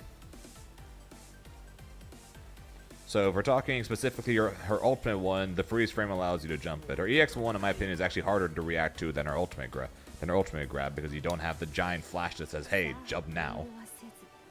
But hers is 21 for. But her EX grab is 21 frames compared to the Yobu setup, which is 18 frames. So that's why I say her grab is reactable, just annoying as hell to react to, and where the Yobu setup is basically not.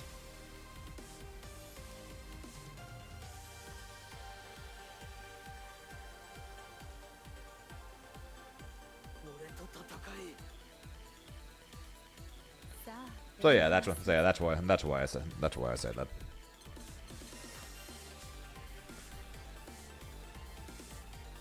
It's different for. Might be able to fuzzy back this command grab actually. Thing is, you don't really have to.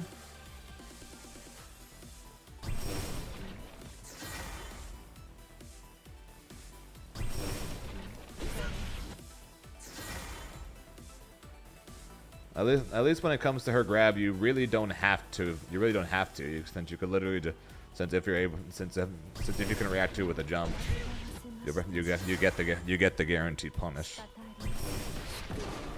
Actually, I just tracked the backdash.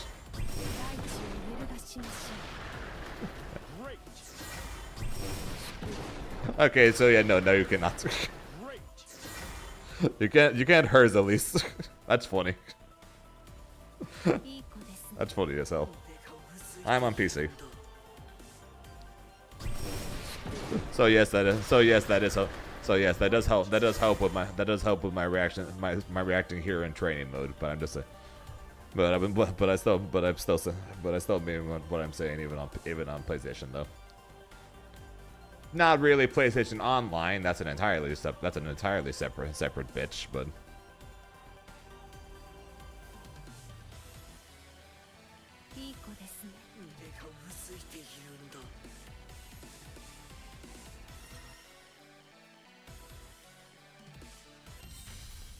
Here begins Fate's episode.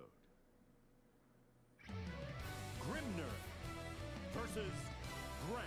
yeah, that's why with hers you have to try to react to the jump. You don't fuzzy jump, or you don't just hold up and guess. With her grab you gotta try to react to it.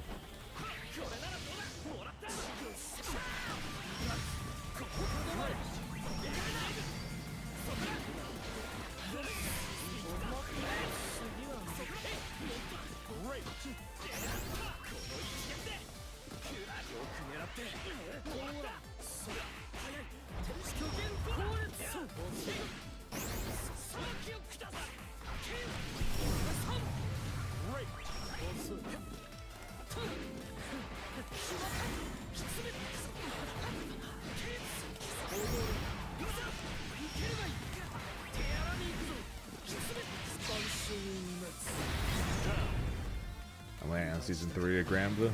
Damn, you're waiting a long time there then, quick, because we're only we're basically at just before. We're not even at the halfway mark. We're getting close though. We're almost at the halfway mark.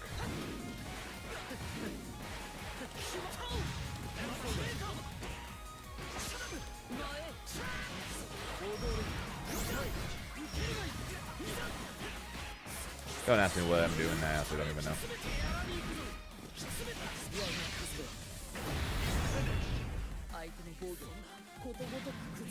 Yeah.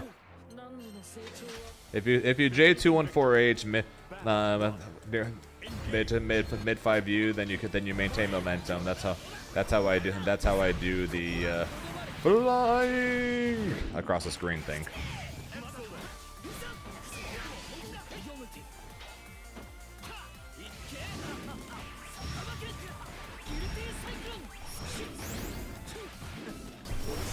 And also fair enough, quick. It's okay. I still think Meg's got potential. But I need to see what they actually do with her. Because once Galleon got announced to be a grappler, pretty much all bets are off on what's coming next. That being said, though, Ilsa's probably good. Ilsa could be cool as well. Twin pistol characters tend to be pretty mobile, which so I'm excited for that.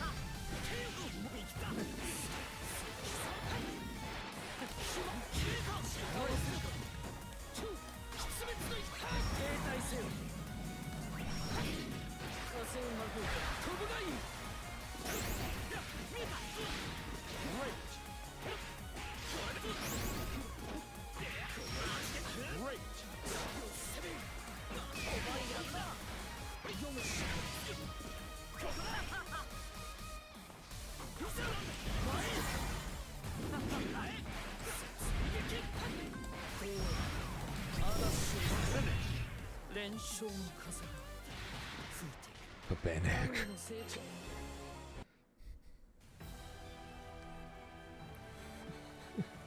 People already hate Grimnir because of his aerial movement. Could you imagine they put freaking Bayonetta in here? Like let the real aerial movement begin. That was good, Shingami.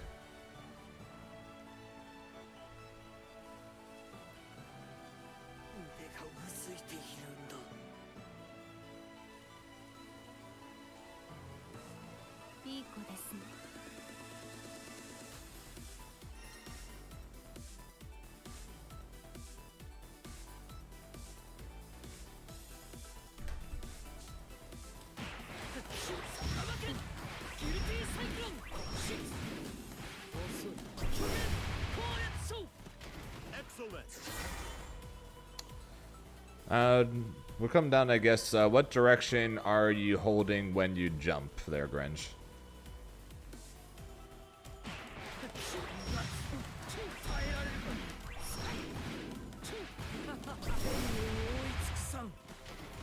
Silence.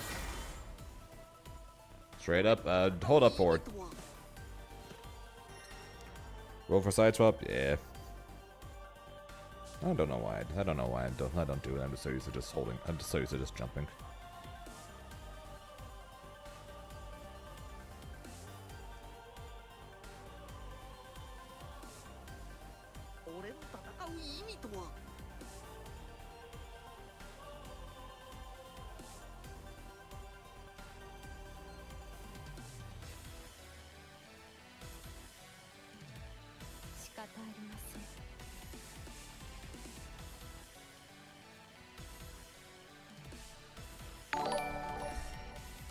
Rose Hashira, thanks for the follow, appreciate it.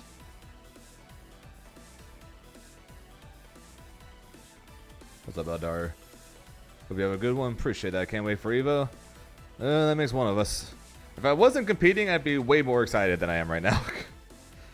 But my path sucks and I'm nervous for it. I'm excited for everything, but as always I'll say, as always I say I'm very much looking forward to everything that's not the tournament.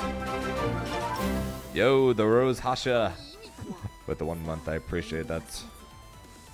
You're ready for the Demon Slayer movie in 6 weeks, month and a half?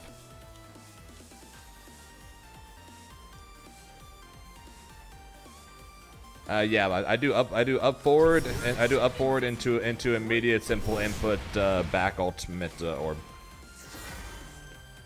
Although you can technically do forward, it really doesn't matter with the air one.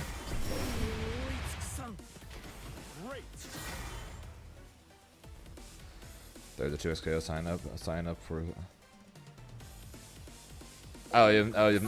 You mean at EVO the booth like with Vi and everything? Yep, I know. Like I said, I'm excited for everything except for the tournament itself.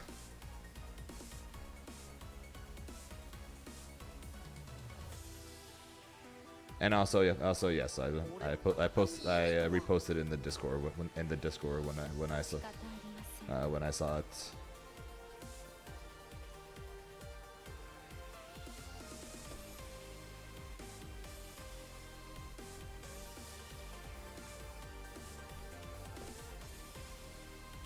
Absolutely, sounds good.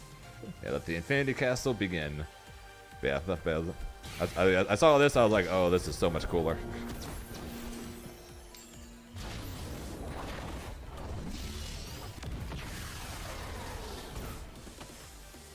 I'm sorry, but this is so much cooler. I will miss her screaming at somebody, "Give me your heart." I will miss that. That being said, this level 2 is way cooler.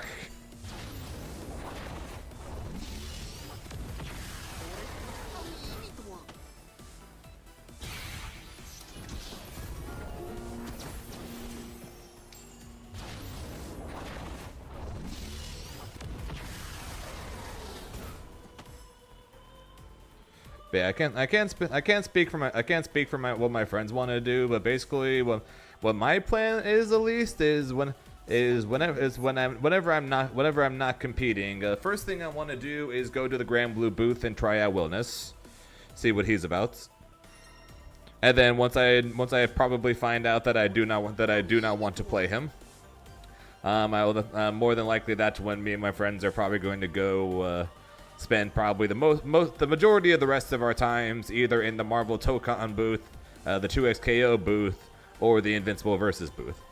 Although more than likely Marvel Tokon most, then probably Invincible Versus, then probably 2xKO, only just because of the fact that 2xKO is coming out in like 6 weeks, in like 5-6 weeks. So probably not too much reason to spend too much time in that booth compared to Invincible Versus and Marvel Tokon, which are much further away.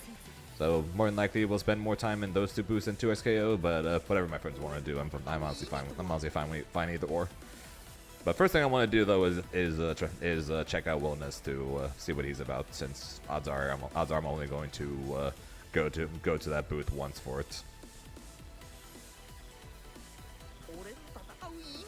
And yes, I saw the 6XL shirts. No, I am probably not getting one. Although I would be lying if I said I wasn't tempted.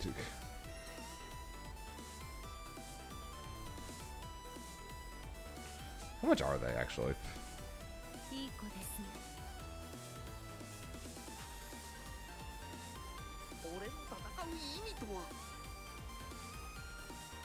Where's Grimnir? Oh, I can get a long sleeve. Oh, that's tempting. There it is.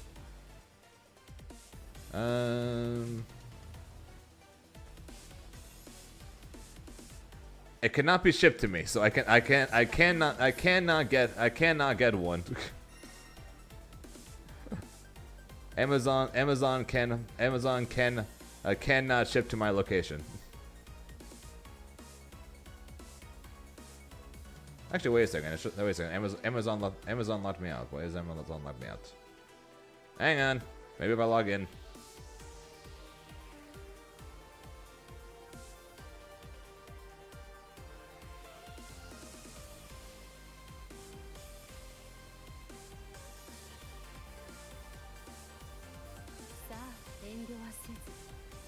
What do you mean I don't have an Amazon? Oh, it's Amazon Japan. That's why.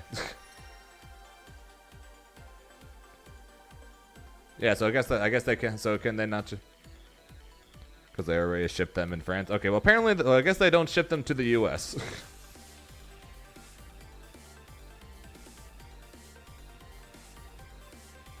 Yeah, clicking on the link from the side game shop sent me to Amazon Japan, of which I do not have a account for Amazon Japan.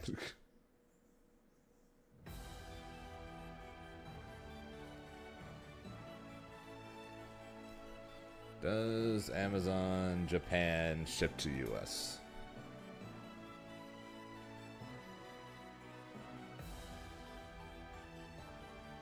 It only ships some items.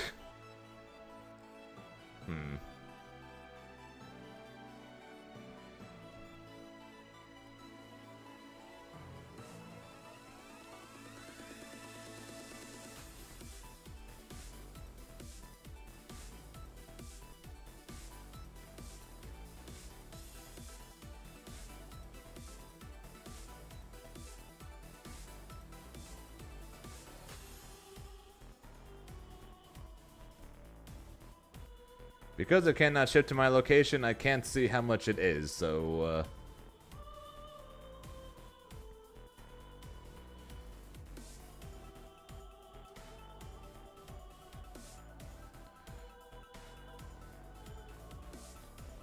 how much is the shirt?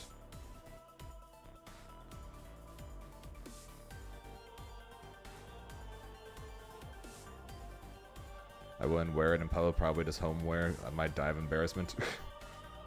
I'd wear it to a tournament. I wouldn't wear it in public, but I wouldn't wear it in public, but I'd wear it to a tournament. Nothing felt more awkward than walking a mile across a highway where a bunch of people are driving by from my hotel to the venue with a backpack on one shoulder and a mudkip in my hand. In my head, I'm just like, what are? In my head, I'm just like, what are? I wonder what these people are thinking. That this 6'2" grown ass man is doing walking across the streets with the backpack on, like with a school backpack on and a Pokemon plushie in his hand.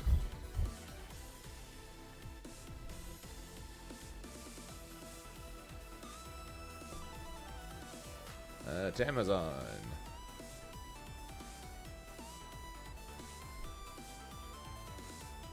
Yeah, regular Grand Blue has it. $23. $34 for a long sleeve.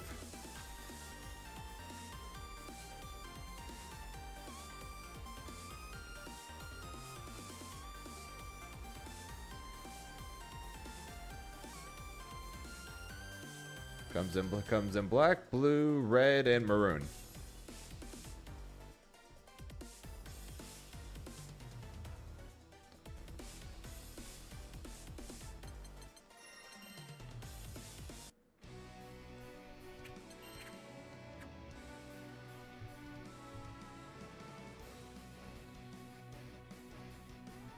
And that is true. That is true. There is only one God, and God spoke to Moses to free his people from Egypt.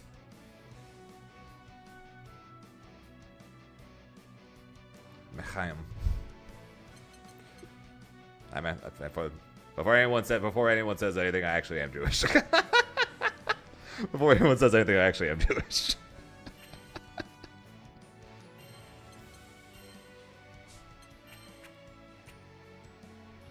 I ain't religious. I am religious or anything. I just say I'm actually Jewish. Before anyone gets mad at me.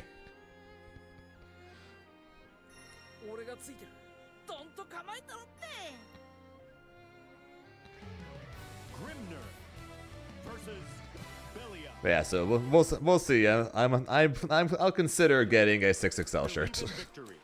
Battle 1. Engage.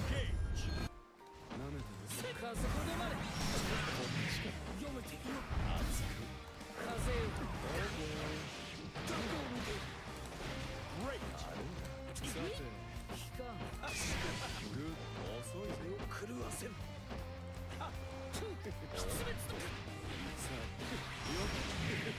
Yeah, I'm Jewish. I'm Jewish on my mother's side, so even though I don't practice the religion, I'm technically Jewish by blood, or Jewish by Moses, as the rabbi put it.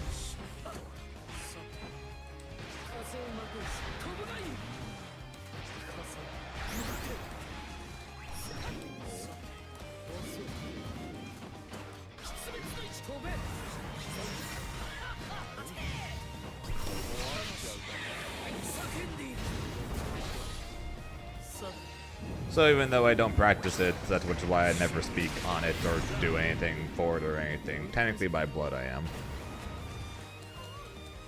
Battle 2. Engage. I grew up in a very non-religious household, basically.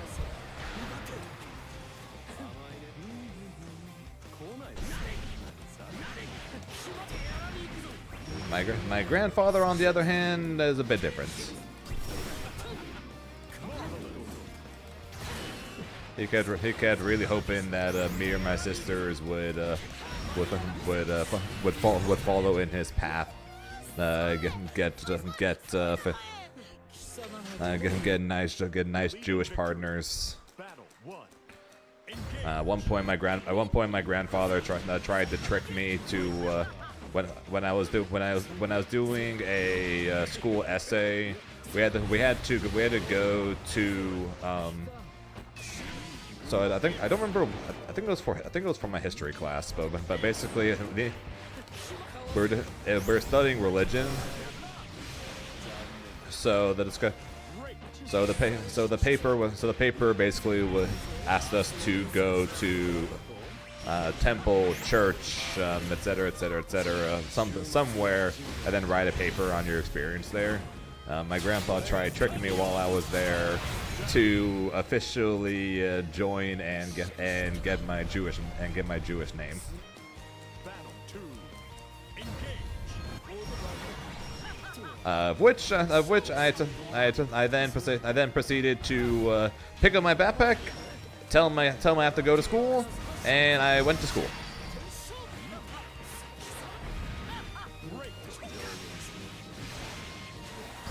Yes, we did both Christmas and Hanukkah.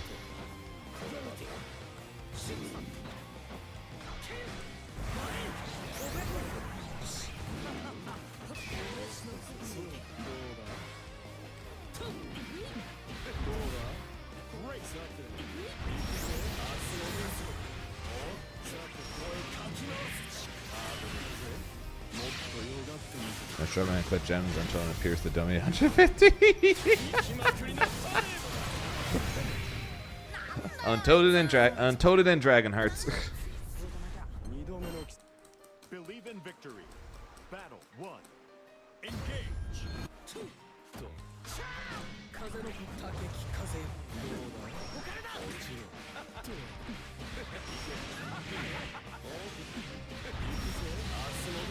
Not sure they'd let us stay on the setup for that long, but alright.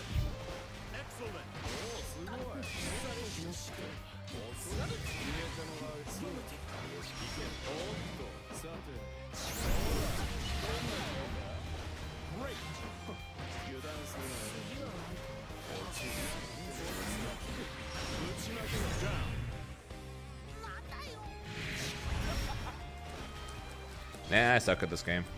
See, Aaron's proven it. I suck at this game.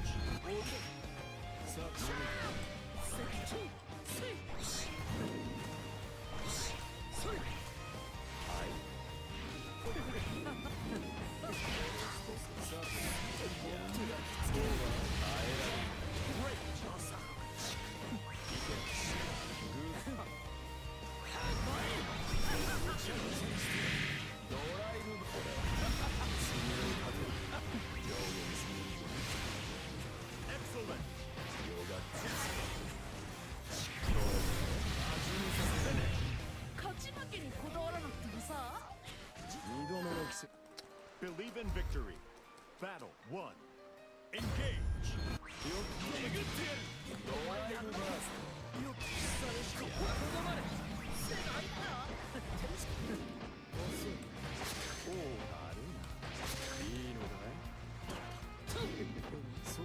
I wanted to grab there. Thanks, game.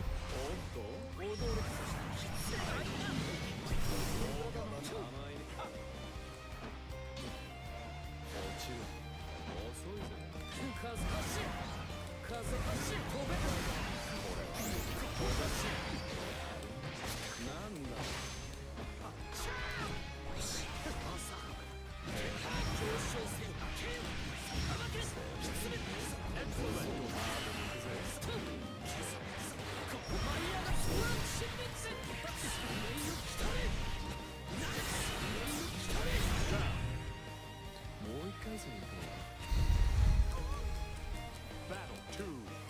Engage.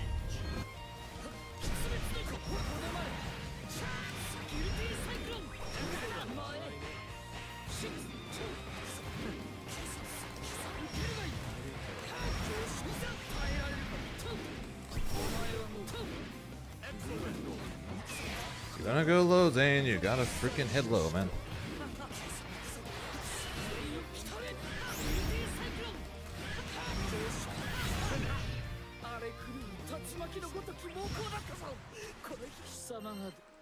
Believe in victory. Battle 1. Engage.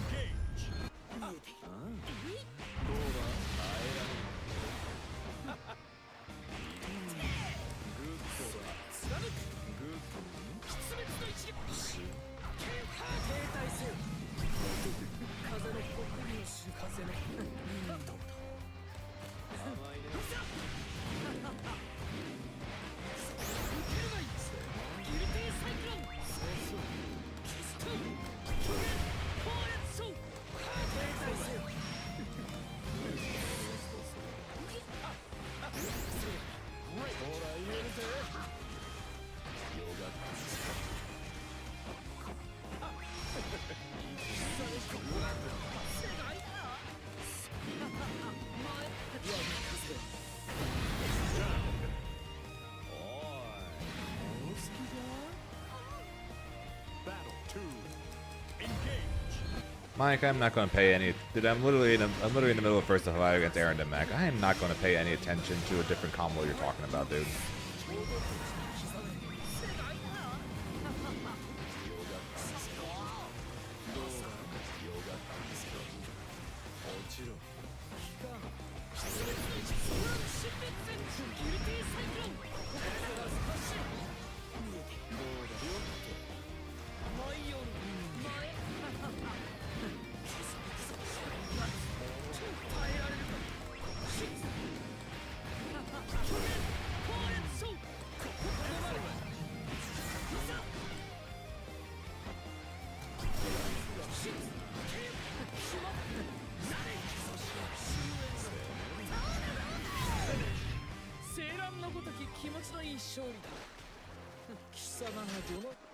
Believe in victory. Battle 1. Engage.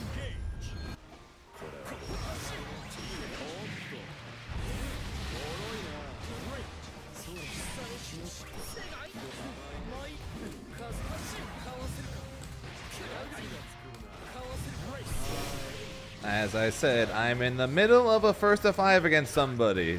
If you're going to mention freaking, oh, you should try this combo instead.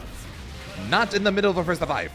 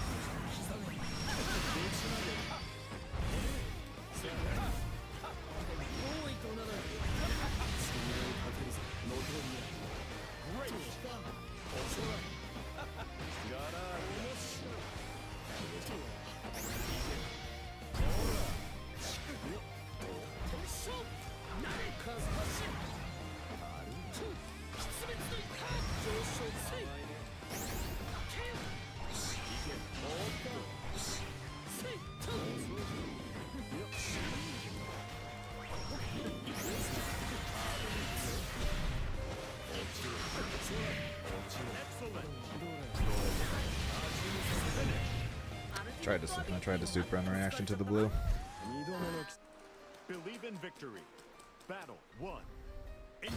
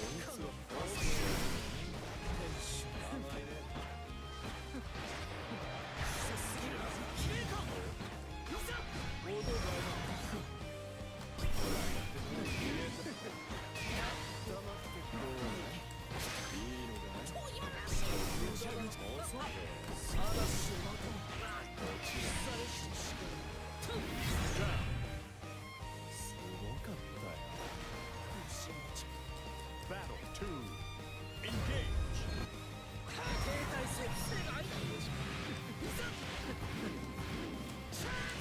So what do you mean by EX clone stall?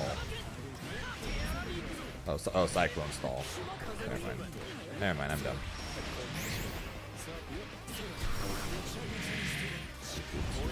Drill. Okay. Fair enough.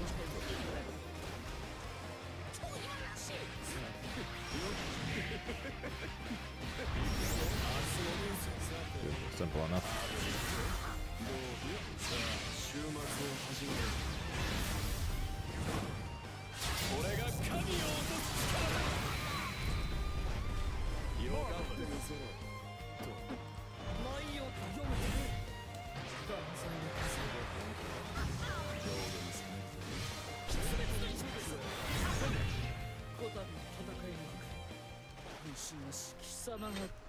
Believe in victory. Battle 1. Engage. I didn't get my tornado. That sucks. Yep, safe job.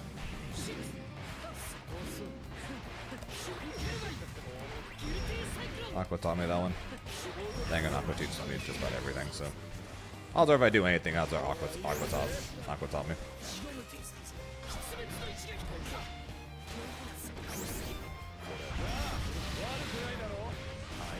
Belly buns.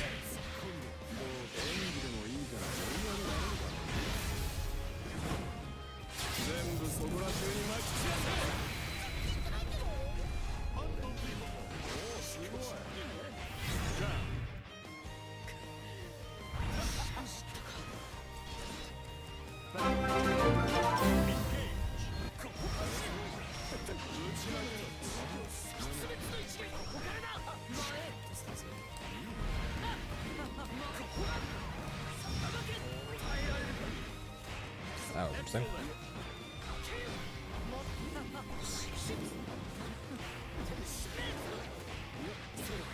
Yo, Shinku with the 1 year. Appreciate that, Shinku.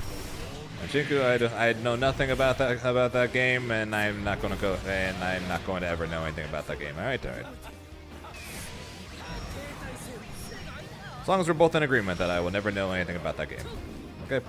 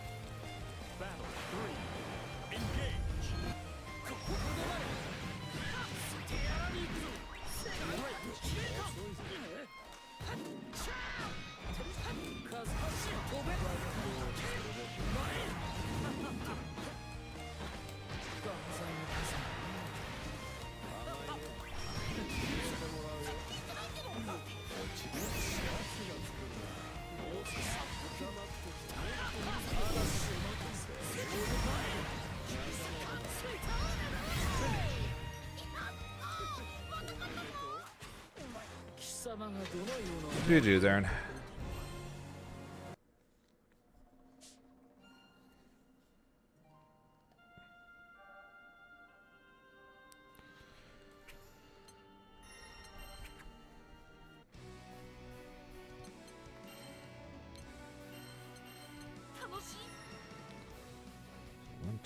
So 1-2 medium.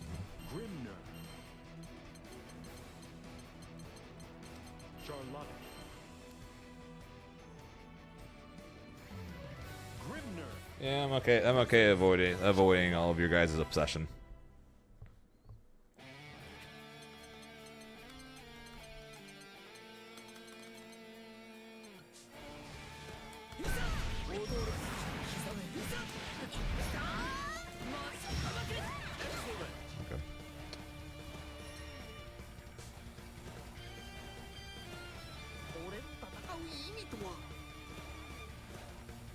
Hey, I always listen when people give me advice. I always listen to them.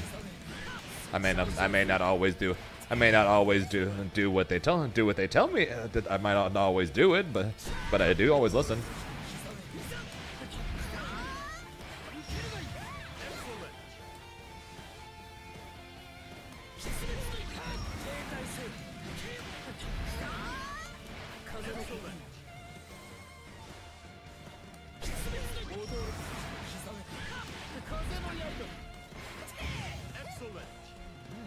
I get seals from that.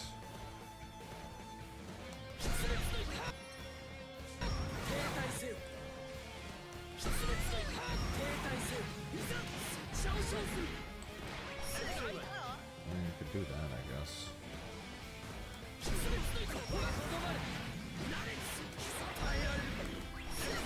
Yeah, it's basically the same damage, so.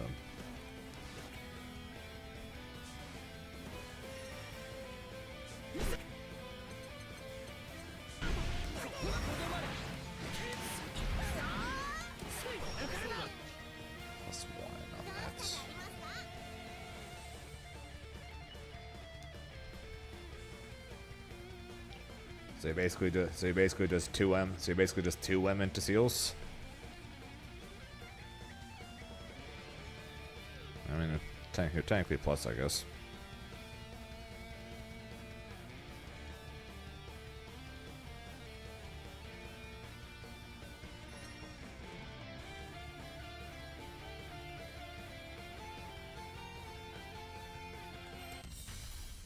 Here begins Fate's episode.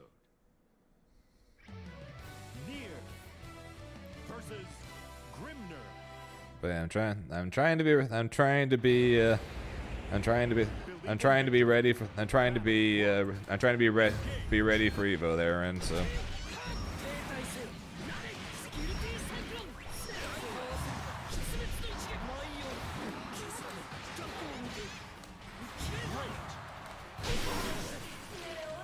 I'll take what advice I can get and try and do it.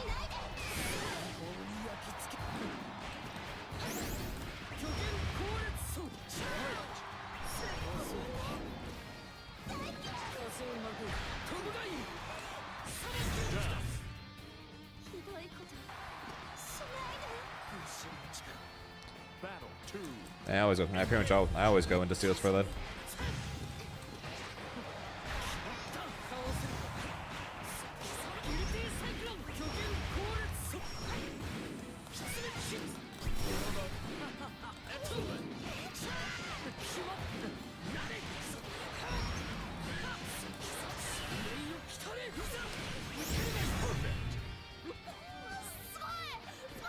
Nice, Van Dyne. What do you mean? This in fact no, the Grand Blue Twitter page said it too. It said Wilnas is going to be playable at EVO.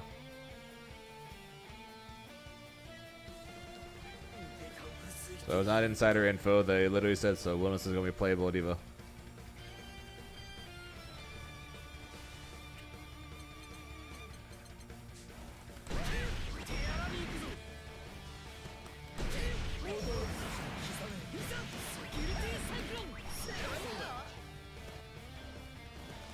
Yep, just like for Susia.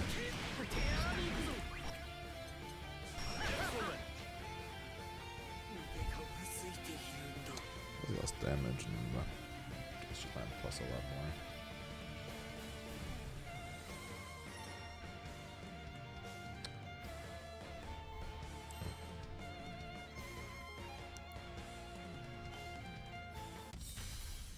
Here begins Fate's episode. So should we make it broken? Eh, maybe.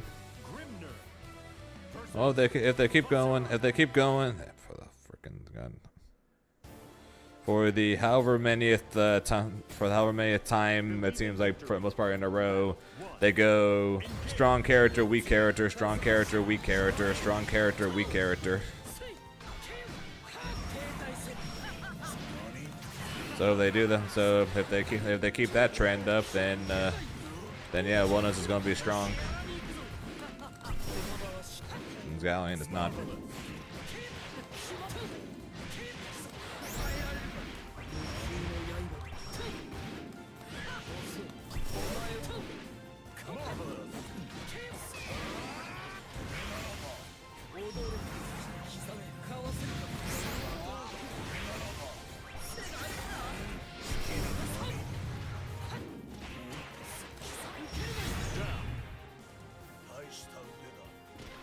Really cool again. I'll be playing the game more than a couple times a month. Yeah. What's up, Stardust?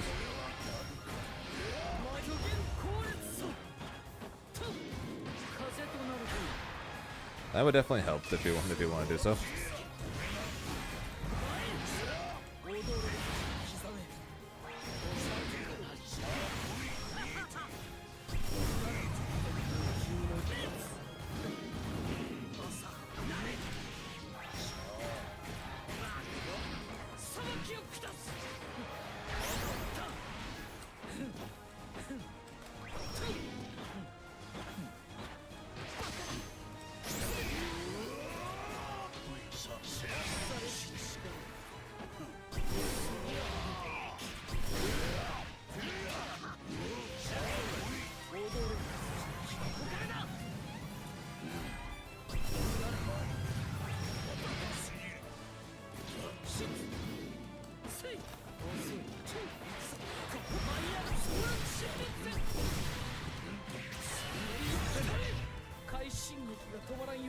This game, I just now got time to focus on. Believe in victory. Battle 1. Engage. Well, I hope you end up liking the game, though, Stardust. It's definitely a fun game. No, Diate here likes whenever I run forward and seals are involved, he loves the 2H.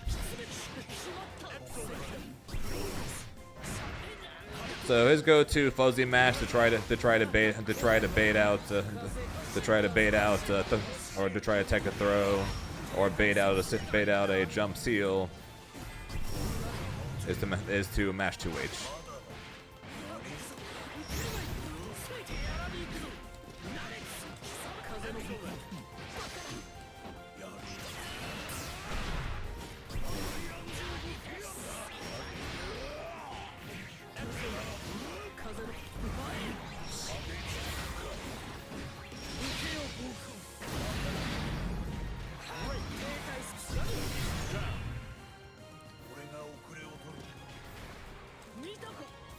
Battle 2.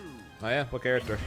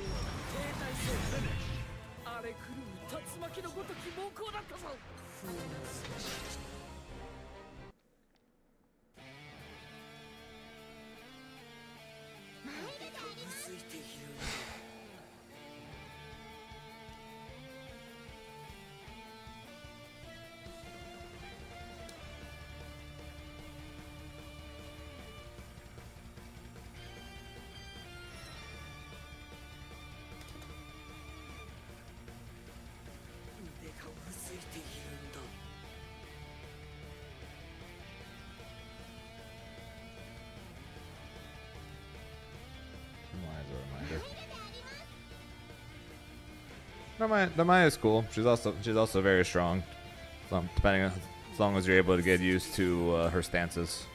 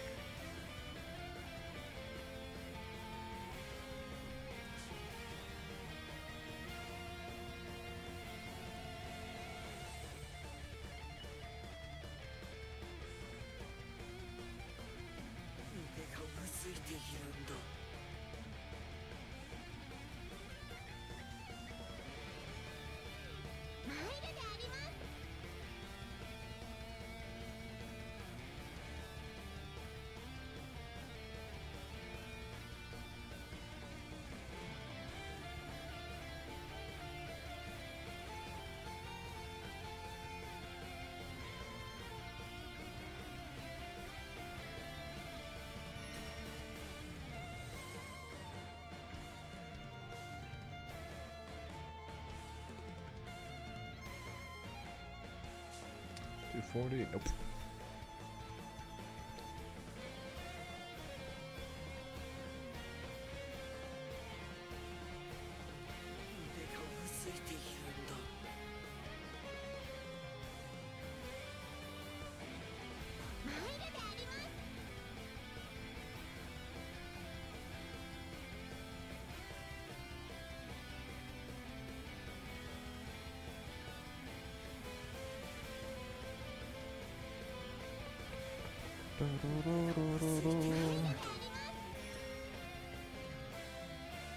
How was Hunter x Hunter?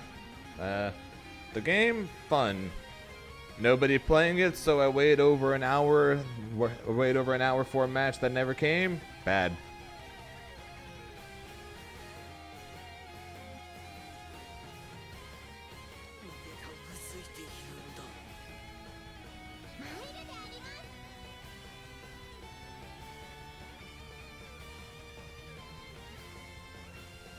I like Niers.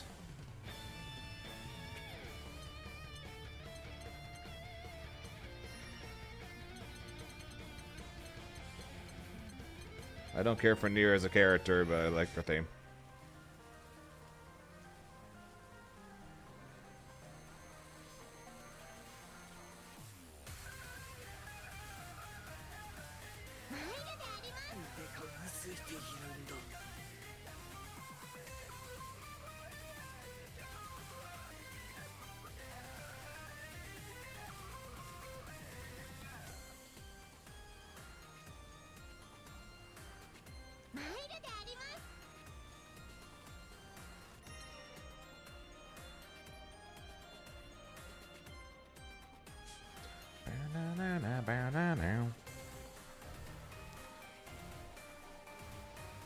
Yes, he was in the chat. He's been in the chat the last couple times I fought him, Squid.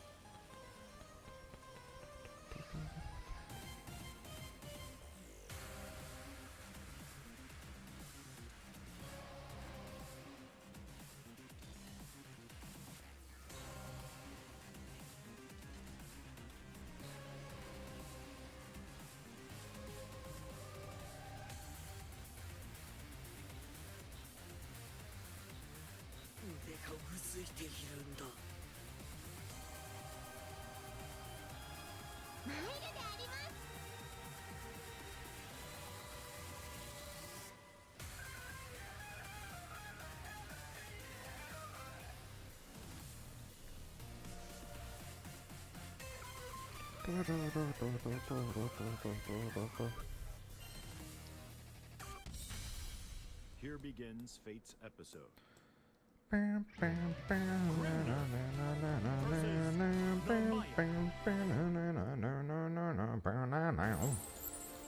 Believe in victory. Battle 1. Engage. Charlana's is good too. There's some pretty good themes in this game, I will not lie.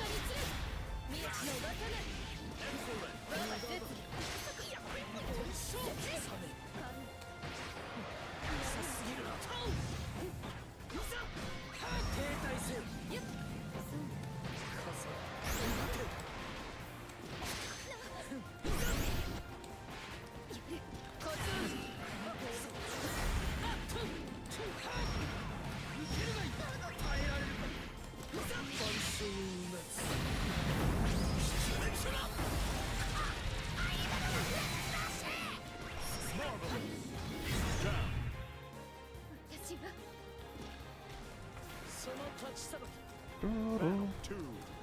Engage.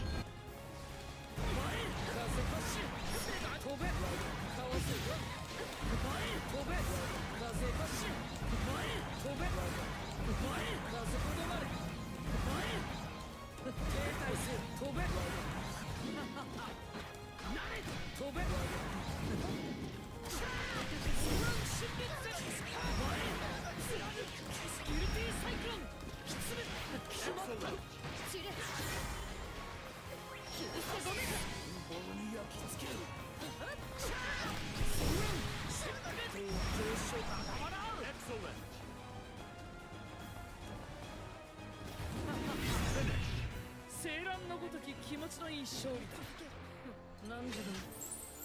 Believe in victory. Battle 1. Engage.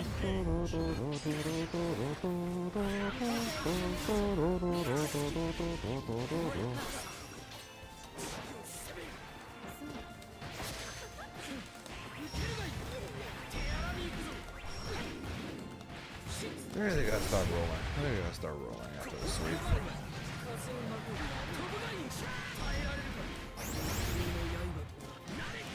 Marvelous. Oops. Oops.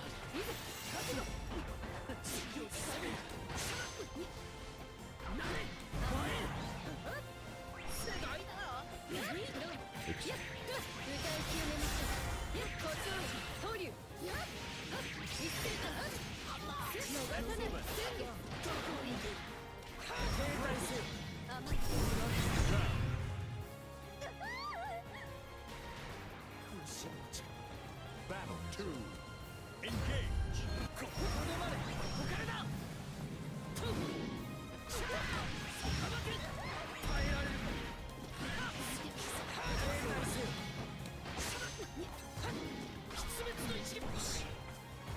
Oh, I said he asked me why after the bad throw tech I did run forward far close H, and I said because DOT likes to do fuzzy mash 2H to try to beat my jump dash down seal dash or throw baits.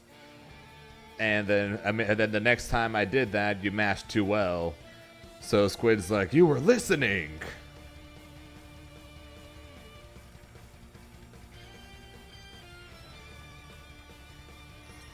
Basically, there's a good thing and a bad thing to that. The good thing to that is that it still covers late tech and it catches the throw baits.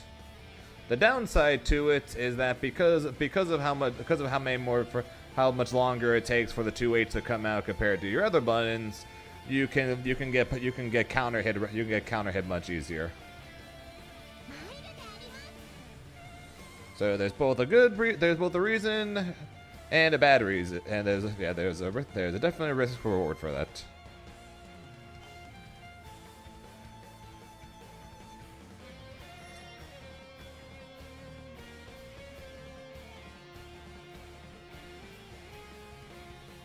True, I'm just saying that's assuming that you did in 2H that one.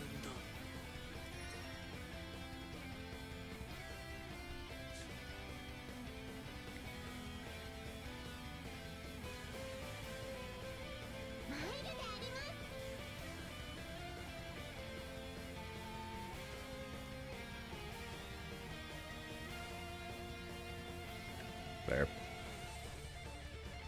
You're rotating stuff on defense to see if it works, and I'm rotating shit on my offense, so that way you can never guess what I'm doing.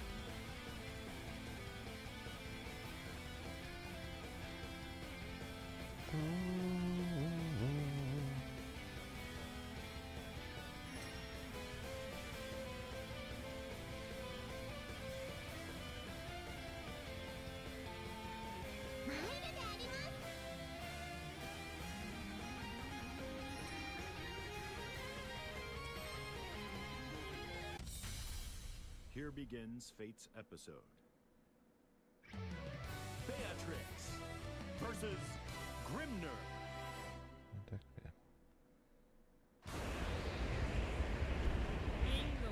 Believe in victory.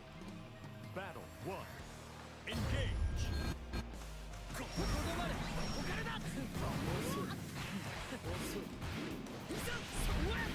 Great. Great. Great.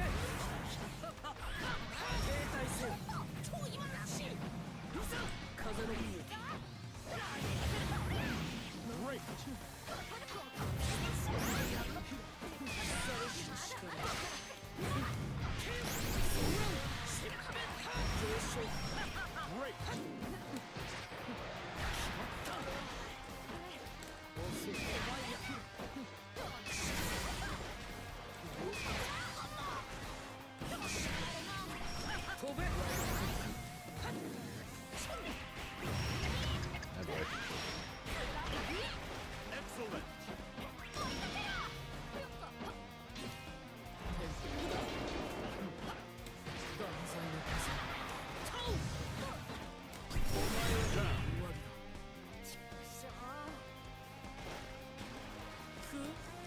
Battle 2. Engage. Are they gonna be available at EVO?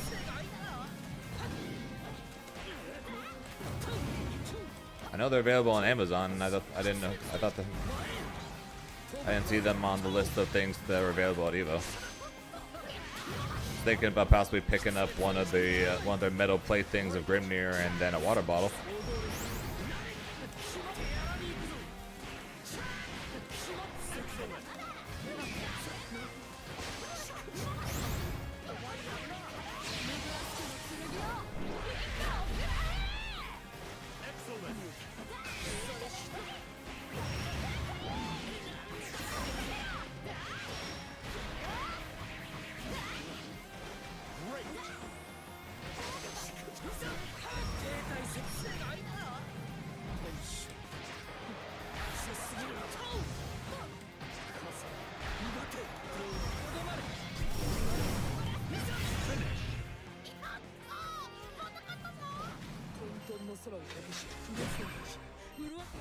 Believe in victory.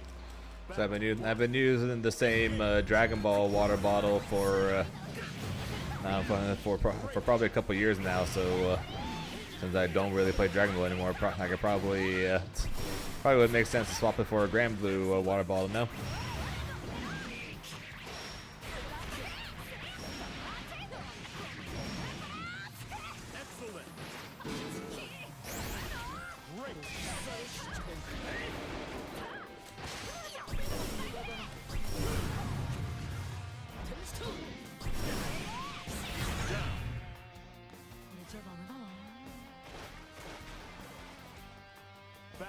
Do they have one? If they do, I will.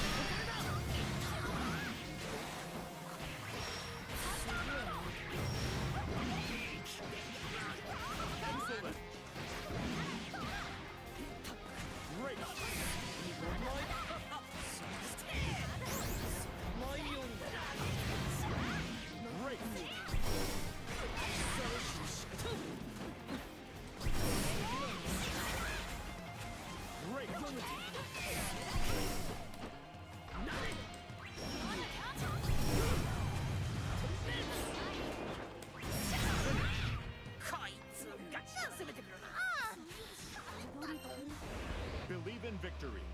Battle 1. Engage.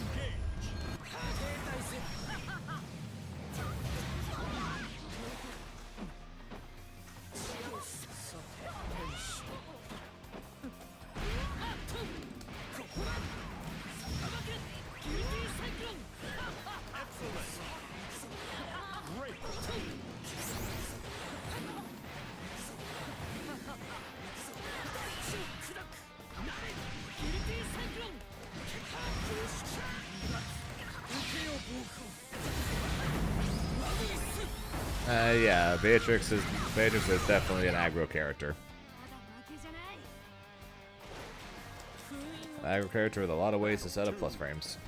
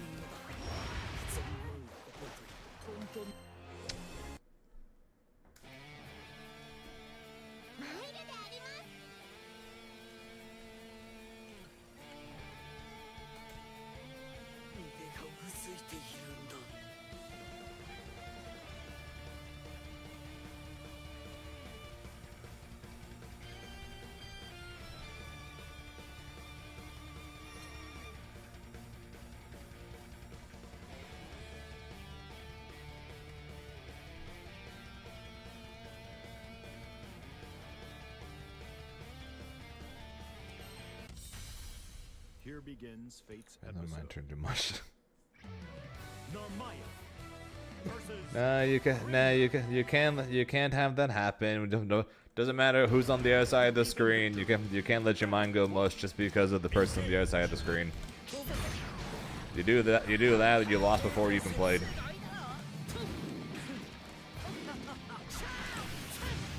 Great.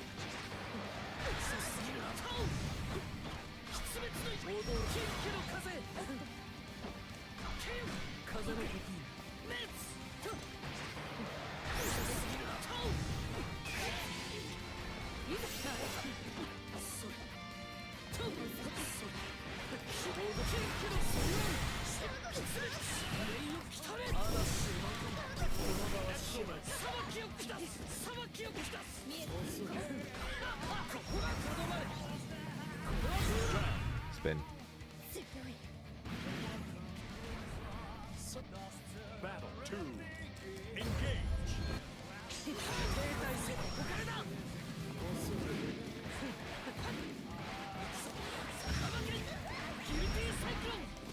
So is it question? Is it 17 frames, including the freeze that is the use that includes the ultimate?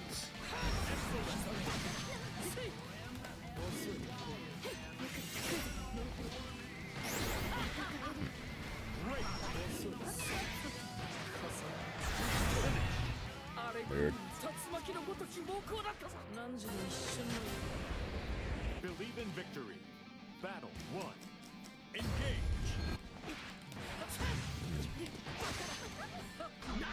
Well, I guess the U flash just helps a lot, I guess.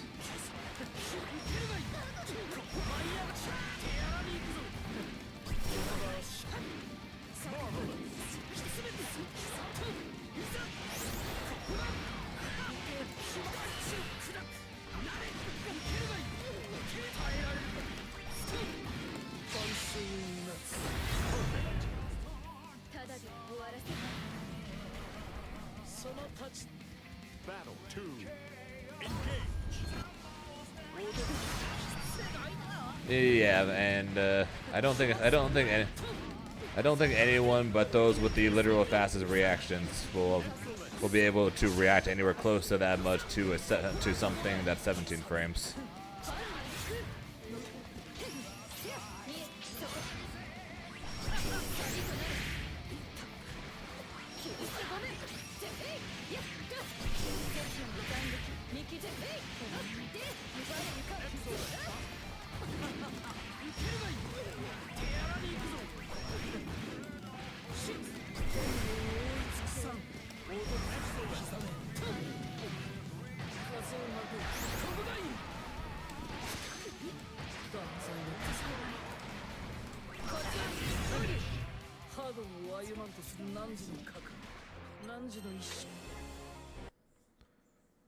This one.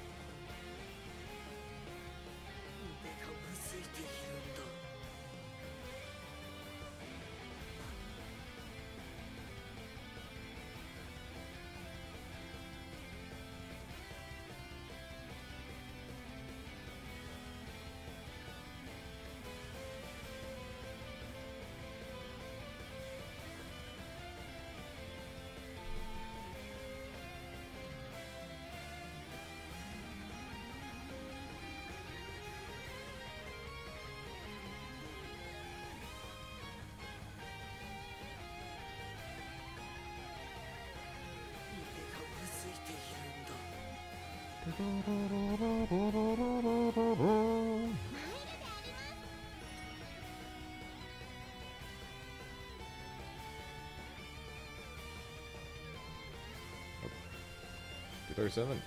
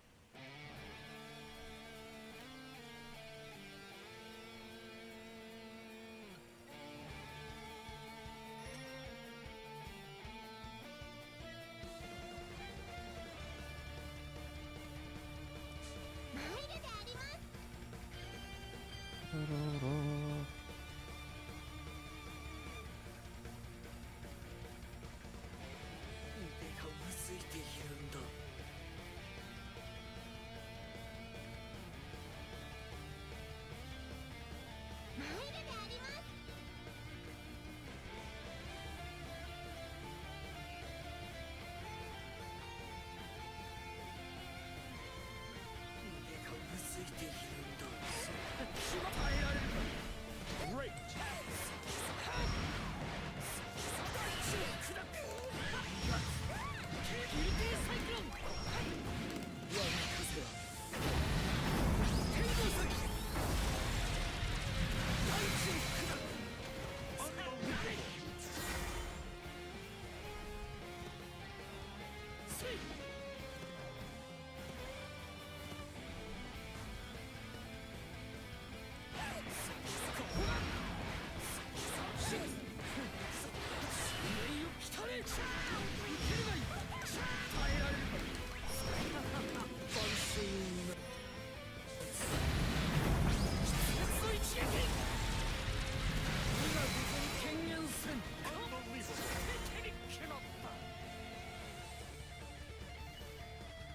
Hey Aqua, so after that, do I literally just do a safe jump or something?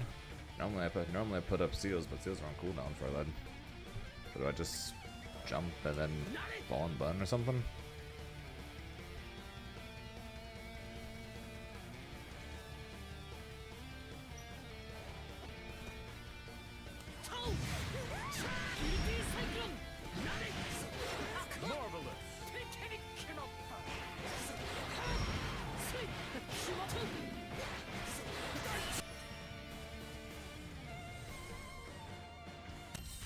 Again. Here begins Fate's episode. Grimner versus Galleon. Just jump and fall heavy. Okay. No, you didn't miss anything, Strauss. Unless actually you might have missed something. Wilnas will be playable at EVO.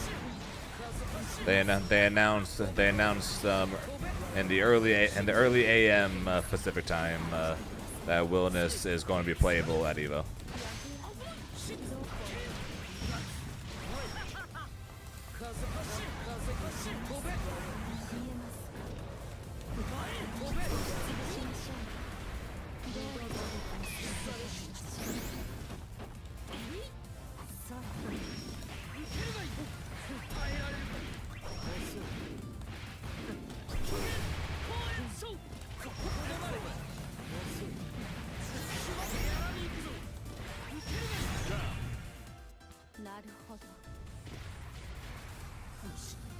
Battle 2.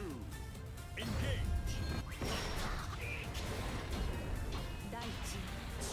Also, Aqua, I've jokingly said this before, and I will continue to say it whenever someone says, "Zanger's so cool." I'm just like, if I'm cool, then you guys need to get out more.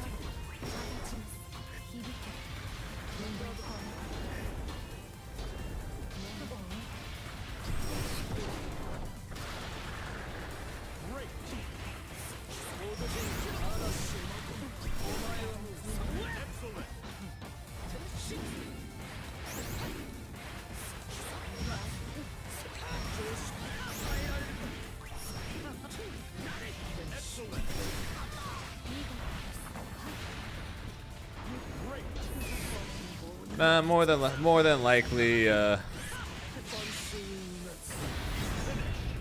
More than likely, nobody's going to, or they're not going to allow. They're not going to allow anyone to take pictures or record anything while there. So more than likely, you won't see anything posted. You'll see things talked. You'll probably see things talked about, but you won't see anything posted until, or you won't see any video or anything until the trailer a week from tomorrow.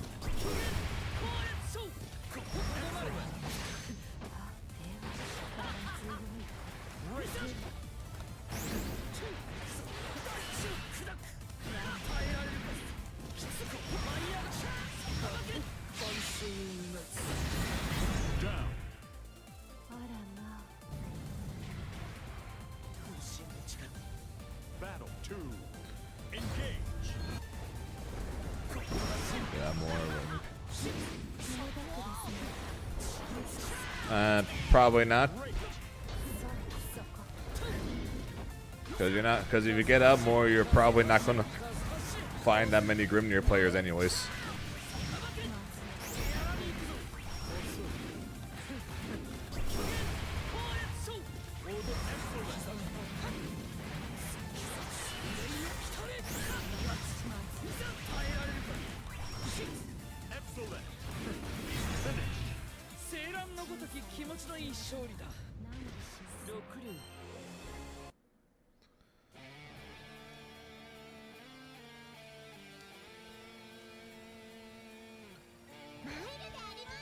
I'm the best Grimnir player in my household. Does that count?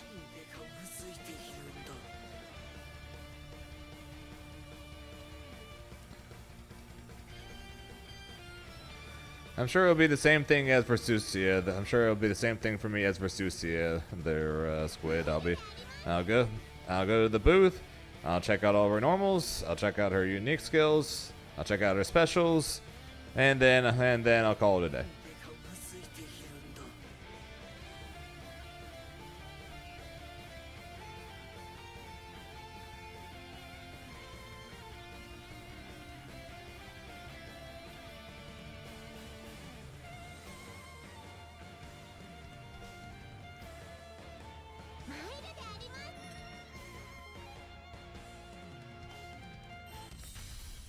Here begins Fate's episode.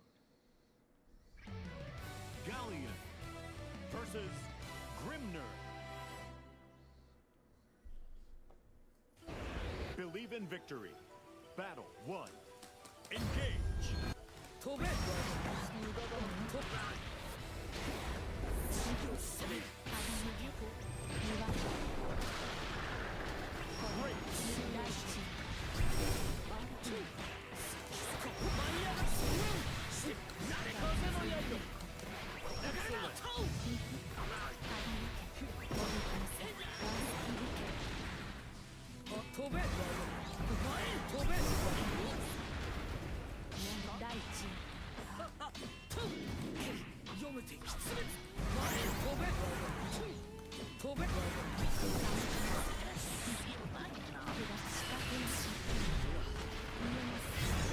Yep, 9 more days.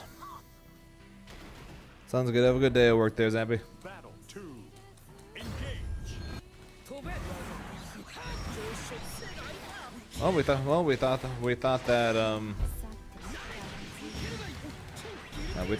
that Sandalphon was going to be top tier. But we're just like, damn, his numbers are strong.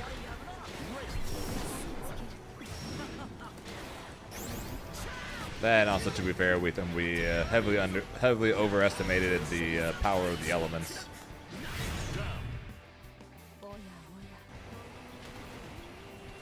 Combo good normals and specials is a different thing. Or in the case of Grimnirs, the combo of terrible normals and broken specials.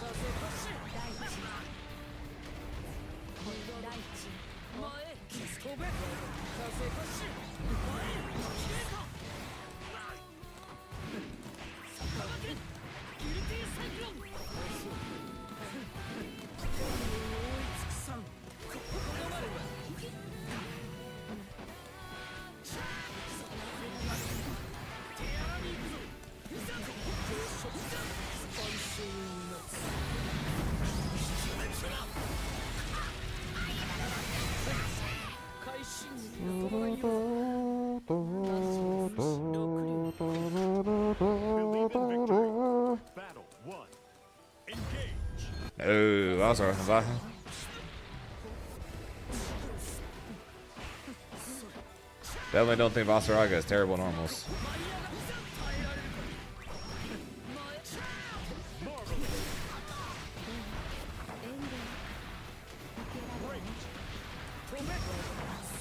Oh, then I'd have. Well, two things would happen. Actually, I bet you that if Grimnir was DLC and not base roster, we would see a lot more Grimnir players.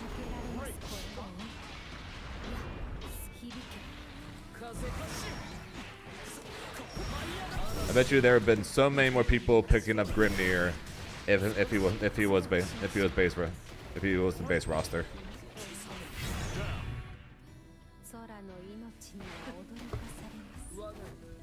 Battle 2.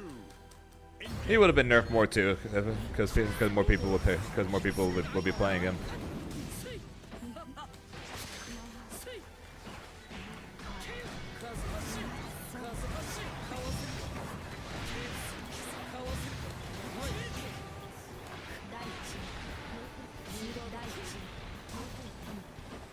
Yeah, but everyone played her though.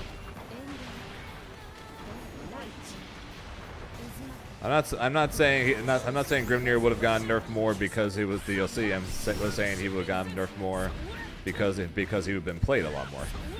Excellent.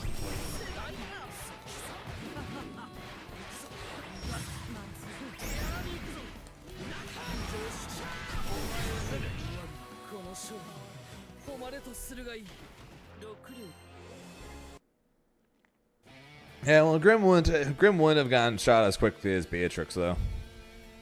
Beatrix got shot within a matter of weeks.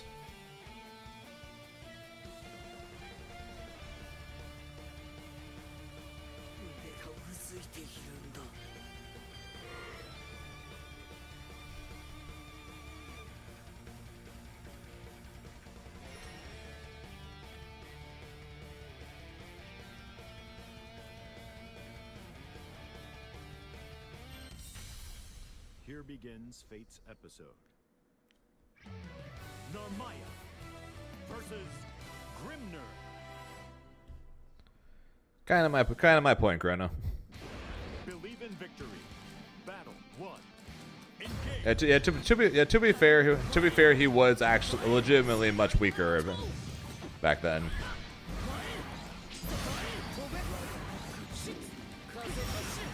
Remember his seal dash knocked people into the air.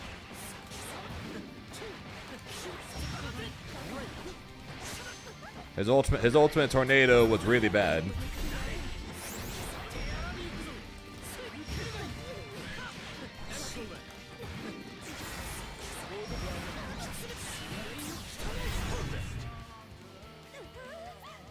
Basically, the only thing's better on release for Grimnir then compared to now was his far rage and his ultimate lariats. His ultimate lariat was a better anti-air, and his far rage had more active frames. Otherwise, basically all of his projectiles are better. Actually, his EX lariat is slightly worse, but honestly that's fine because they buffed his medium lariat. They buffed his U tornado.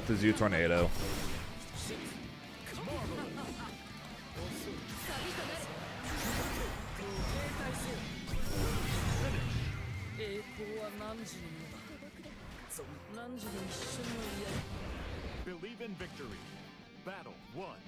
And yes, people also didn't know how to play him, but in general, he was weaker. He was legitimately weaker back then. He just wasn't bottom tier like everyone thought he was.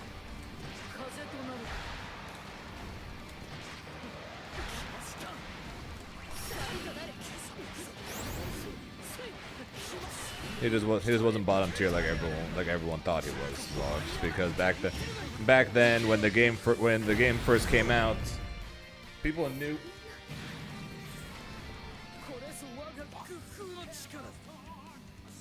Battle 2.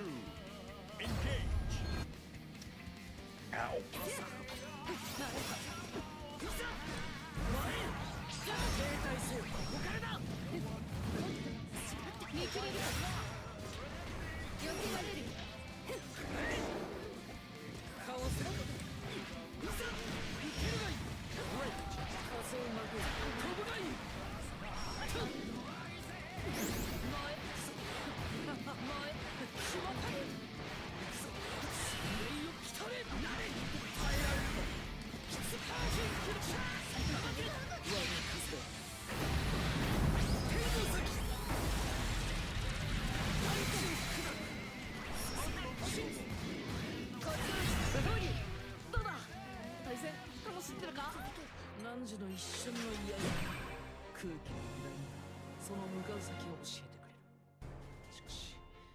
いつか汝はたどり着くのだろう。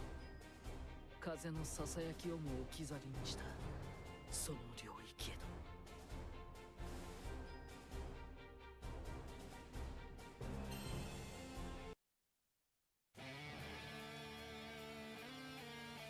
マイルであります。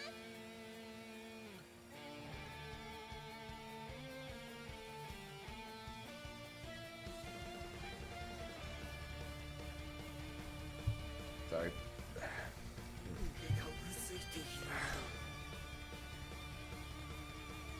That Grimnir throw loop is fake. Yeah. 100%. Yobu tested it out and basically okay, I shouldn't say it's fake, it's just really hard. So off of throw you have to super jump, block, cancel, micro walk, forward throw in order to get the same thing that those other characters do by super jump, block, land, throw. So it's not fake, it's just really hard.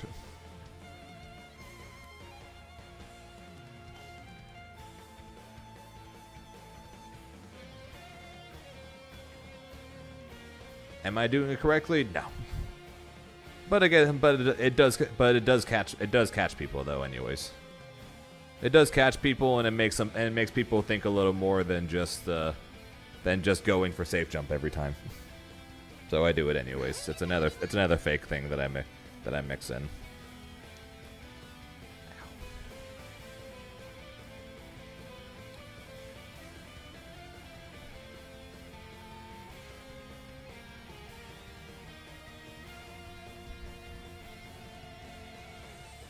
What's good, Nilix?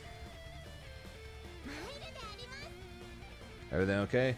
Yeah. So basically, what happened there was I put my hand down like this on the chair, lower part, grabbing the arm of it, and then like the rest of it off, pushed down to adjust myself, and I felt something in my wrist was not very happy with what I just did there, and that hurt like a motherfucker. The joys of trying to be a professional gamer, right?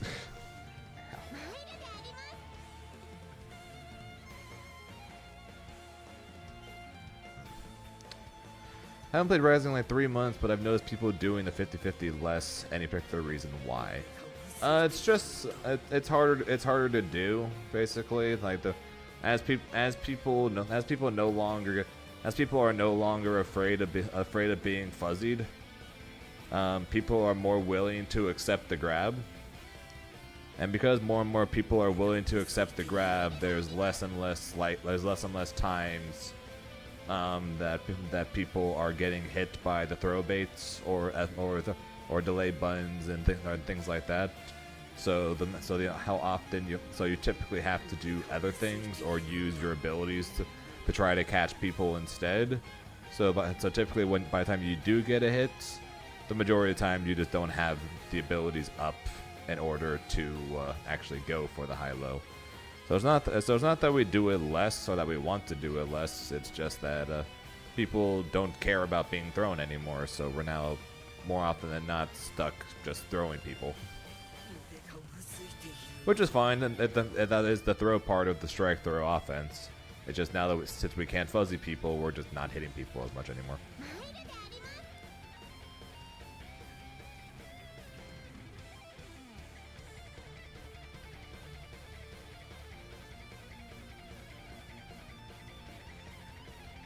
Yeah, so that's the thing, Chrono, is that if people think it is that, then you do a super jump into seal dash down anyways, and it's literally the same. It's basically the same thing that I would do when I would do this.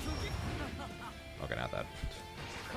But it's basically the exact same thing as doing this pretty much on the normal safe jump. It's just that doing super jump and super jump into it make people a lot more afraid.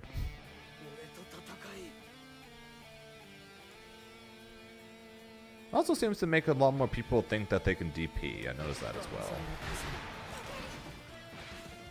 So you can always just do a delayed or a delayed medium for the people that try to just mash. Got a few people with that too. So even though the actual timing itself is really annoying, as long as you don't do just immediate land throw, because that's going to make you miss. As long as you don't do that, and you just micro walk and you literally just wait like a frame and then throw. You'll at least go with the throw, and unless they mash quickly, then you'll still either force them on the delay tech. In which case then you can just go for the delayed medium to try and catch them pressing, or like I said, if they are teching throw with throw. Just go for a delayed seal dash. Okay,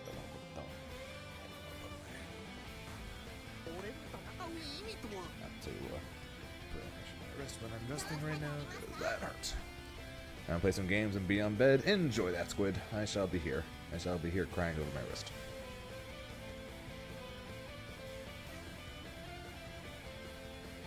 Yeah, unfortunately we do, but it's really difficult. Because not only do you have to super jump, block land cancel properly in order to do it, but you also have to like micro walk forward a frame before you grab them in order to do it optimally. And yeah, like that's totally gonna happen.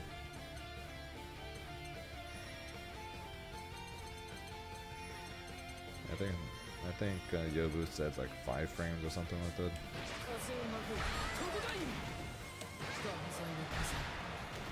So it basically does that.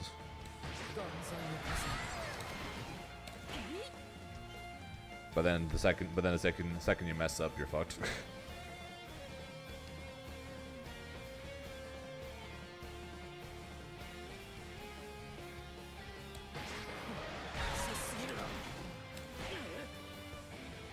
No, it's technically the same. It's technically the same either way, Aqua, because it's the same amount of frames. It's the same amount of frames until you throw them either way.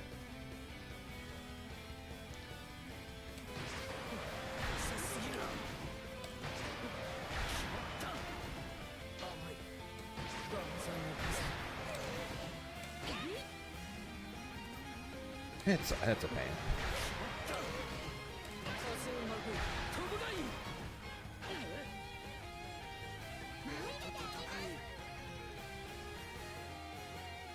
So throw loops basically mean a situation where your only option is throw or like DP or super, pretty much.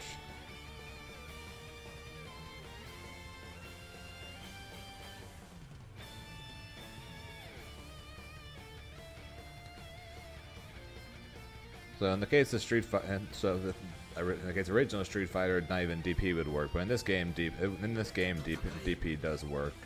But throw loops in this game are situations where even if you mash, you get hit with my least favorite thing in this game, which is no escape. If you walk forward after the jump, then instead of forward, then they have a larger gap between aerial hitting and throw hitting. I don't think so, because technically. So no matter what, if you do if you do one frame of walking before or one frame of walking afterwards, with the throw or with the jump always being the same amount of time, then wouldn't it be the same amount of frames either way?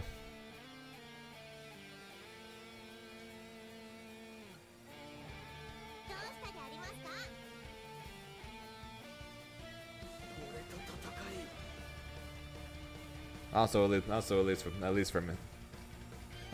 least for me, I think I'll have an easier time micro walking a frame and then pressing throw, then micro walking a frame and then super jumping.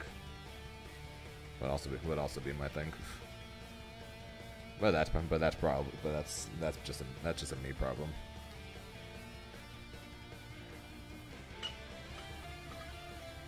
俺と戦い。風、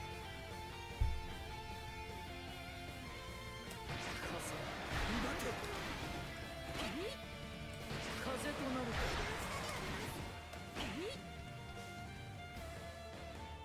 風、待て。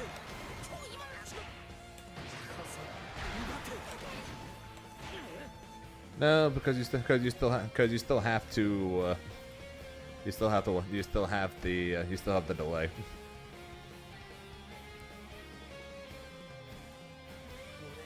I am holding block. You literally see me holding block and pressing throw. You still need the slight delay even with the block.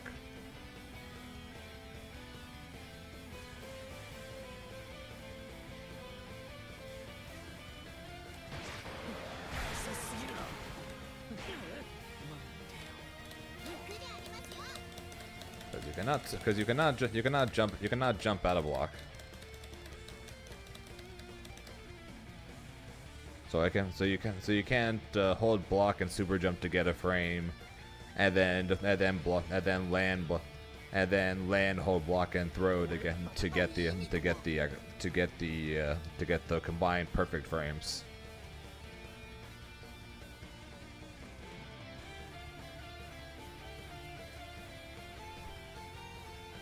Exactly. So it's like I said, it's not real or anything unless you do it perfectly.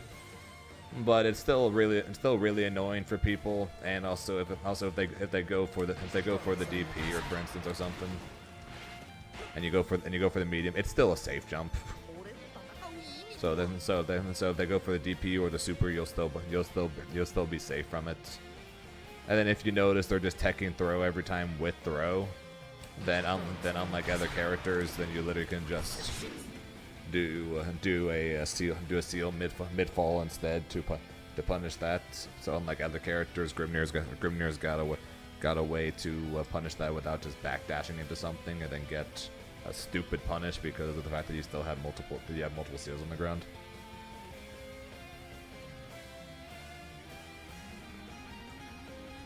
Correct, same. It punishes the fuzzy mash. It doesn't punish the mash. If they just mash, you are cooked for doing that. But at the same time, though, if they just mash, right? No frames of delay, they just mash, right? If they do that, then they just get cooked by the following button. So that's the thing with the throw loops for pretty much all the characters that do that is if you fuzzy mash, you will get cooked, but if you just mash and they come down with the button, you're just eating a full combo. Is that corner only? Yes. Because Grimnir cannot come anywhere close to them. Let me turn off that. So like I throw them, I super jump forward. I can't reach. So that is corner only. So instead, what we do mid screen is we do immediate 214M or just back medium skill because you're not gonna be hitting them anyways. Into hold block button jab, or what I'm doing is hold block button jab.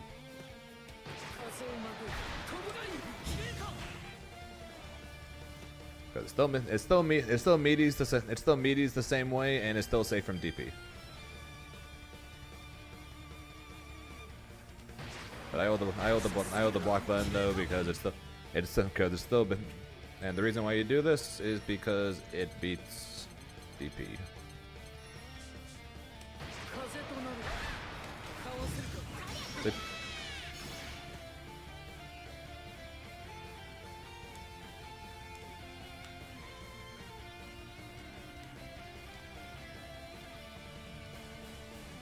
So very useful. My wrist hurt.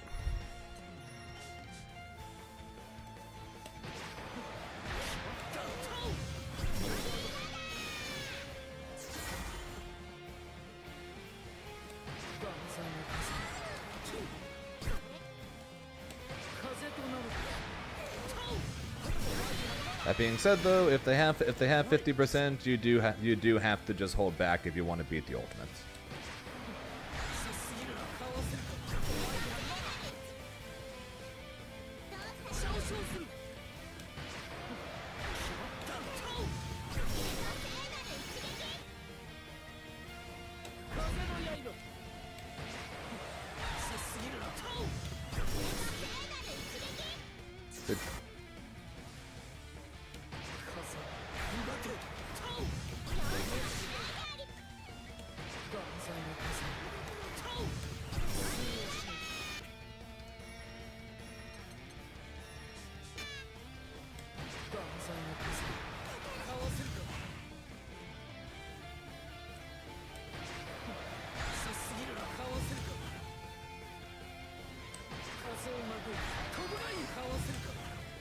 Or maybe, or never mind. You just have to. Never mind. You just gotta press. You just have to hold block, or else you're just gonna miss.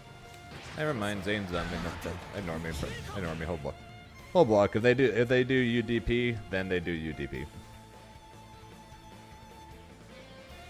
Yeah. Never mind. Ignore me. Ignore me. I was just missing. I was just a frame too slow either way. I just wasn't consistent on the jab. But yeah. Hold the block. Hold the block button. Press jab, and you'll dodge everything but the UDPs. The UDP. Cool, they don't have 50%, and you take those. To understand correctly, the guard delays.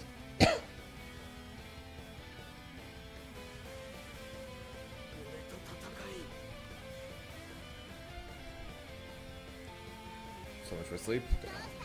So if I understand correctly, the guard delay is impossible to do after forward super jump for throw there because of the guard cancel. No, so you can hold guard and press throw, but the thing with Grimnir is that because his jump is so floaty, is that that doesn't matter if you hold it then cancel it. You still have to micro delay it.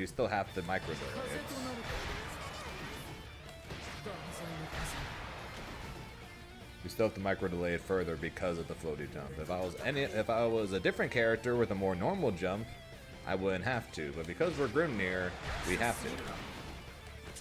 Because otherwise, you would miss.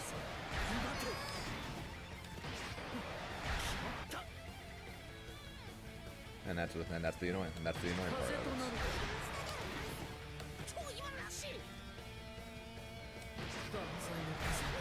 Has nothing to do with guard cancel. It's just the fact that Grimnir's jump is just not good. It's like, I don't have a better way to put it. The floaty jump is just not great.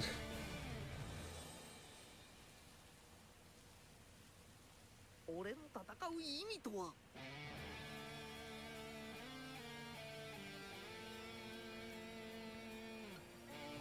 行くでありますよ。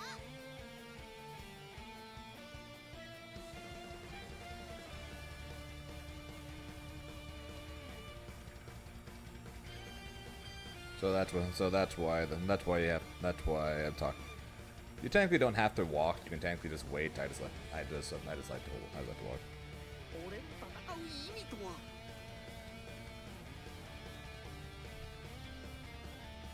Like if we have seals up.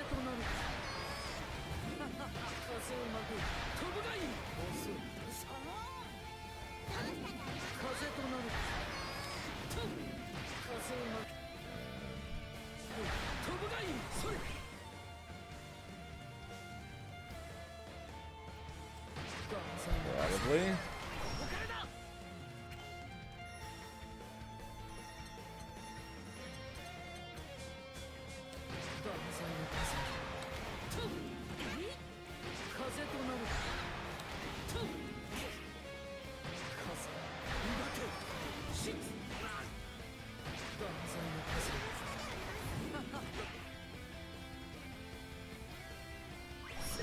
Will that be at all consistent? Probably not.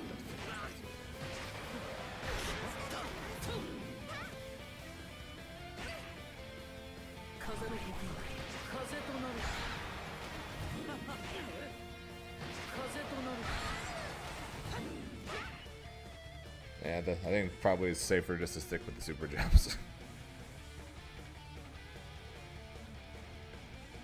俺の戦う意味とは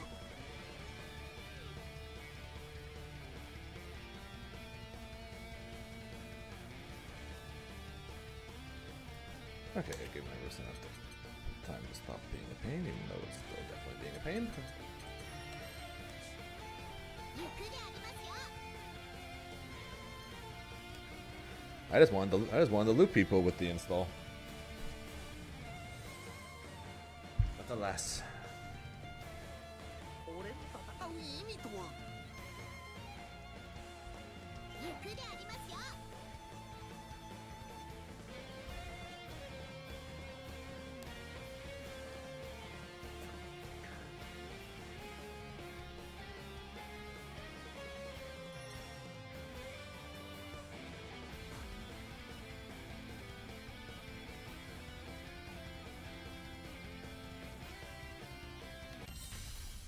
Here begins Fate's episode. Grimner versus Beatrix. I need to ice my wrist tonight. That's for damn sure. Engage. Great.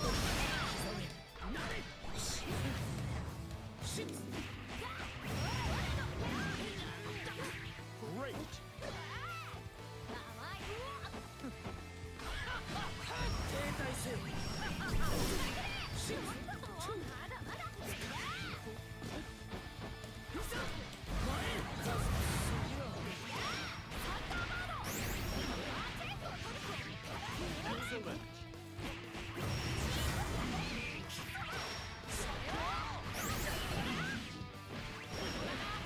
The real best character in the game right there.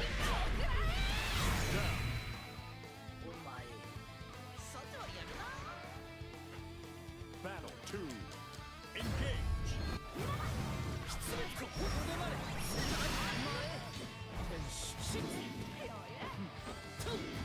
風をまく飛ぶがいい風の神経これはどうだと踊るさばけギルティサイクロン Why? 風の効果に決まった天勝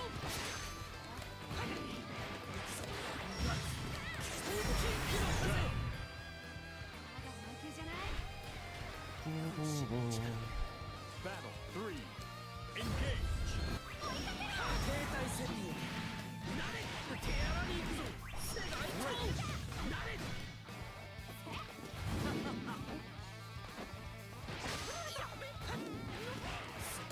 ギルティサイクロン無給の刃シッきつめ遅い Excellent. 次は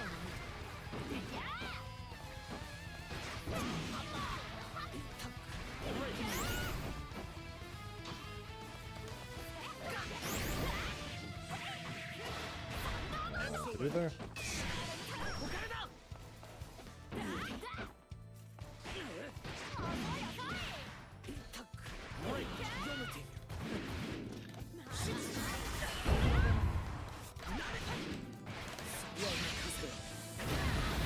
Everyone's going to EVO, so okay, I want to try Wilnas. Don't, 風をまとっている Of all the things that we get to try out at EVO, I think Wilnas is probably the one you should at least be telling people they're lucky for.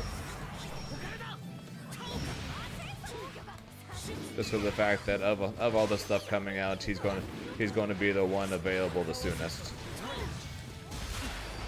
Assuming that he comes out in August, like he probably is.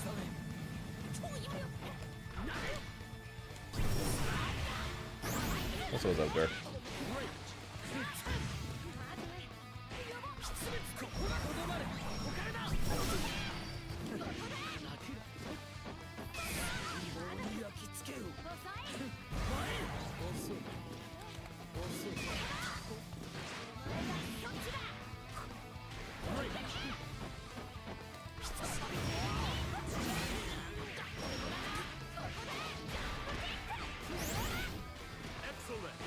Ooh, I'm just gonna kill there.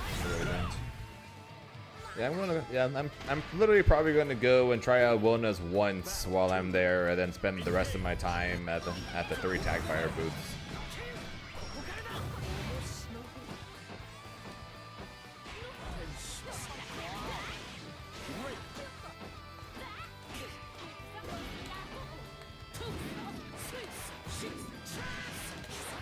We're gonna go to SKO Invincible versus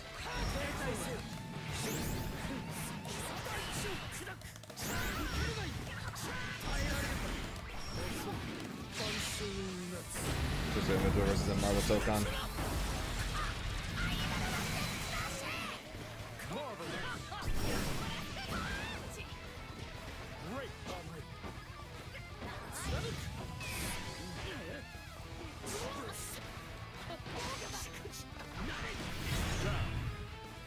Although I'm probably going to spend the least amount of time. Well, it's going to come down to how much my friends or what my friends want to do. But current plan for me is to spend the least amount of time on 2XKO of the bunch, just because of the fact that that game's going to be out in 5 weeks. So I might as well spend more time playing the stuff that it's not going to be out for a while than the thing that's going to be out within a month.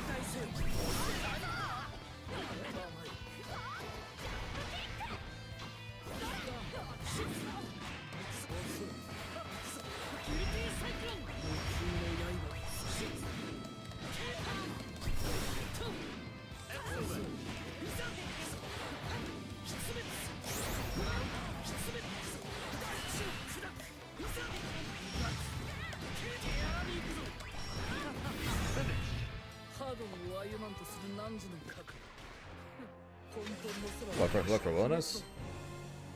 I want to see what he does. Why would I not?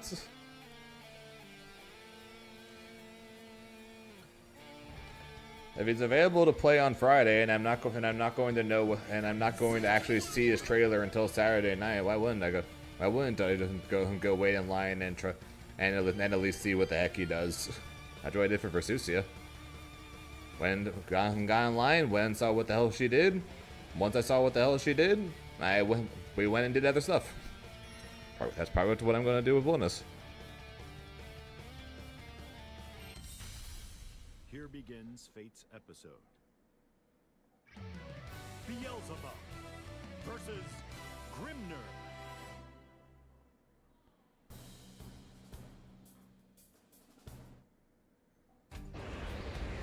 Believe in victory.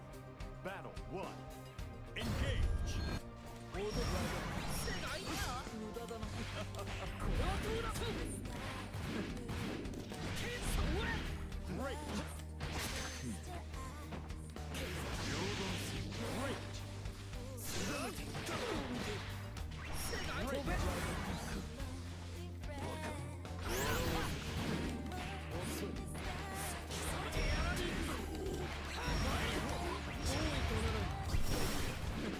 Excellent.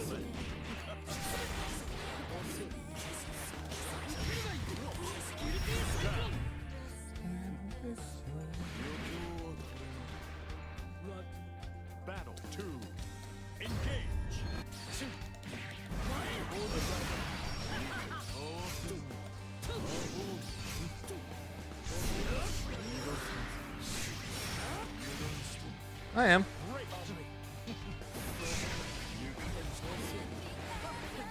Doesn't mean I'm not at least curious. So what the heck he does? That's why I said I'm going to get him line. Try him out. Literally once to see what he does. And then once I find out what he actually does, I will then go and play all the tag games like what I actually care about.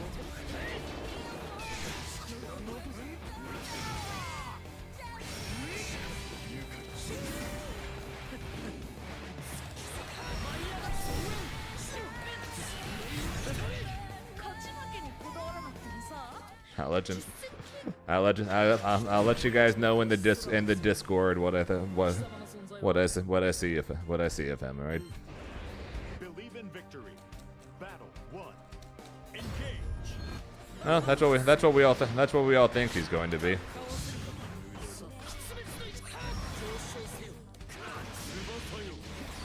I hope not, because I want him to be interesting. But odds are he's not. Odds are he's just going to be Fire Swords, or just going to be another big brawler character, and that I'm not going to give two shits about. That's what more than likely it's going to be. But in the extreme off chance it's not, I'll see what's up with him and find out.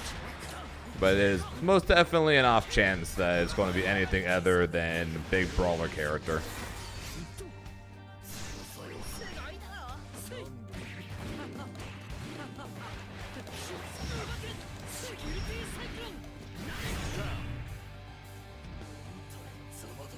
I am currently giving one shit about him, Reverend.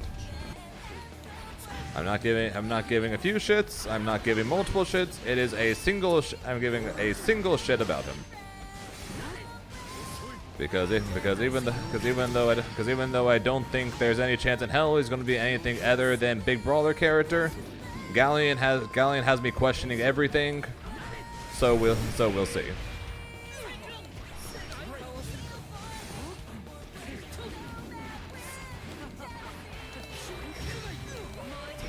And then knowing how things go, Reverend, more than likely that means Wilnas is going to be my character.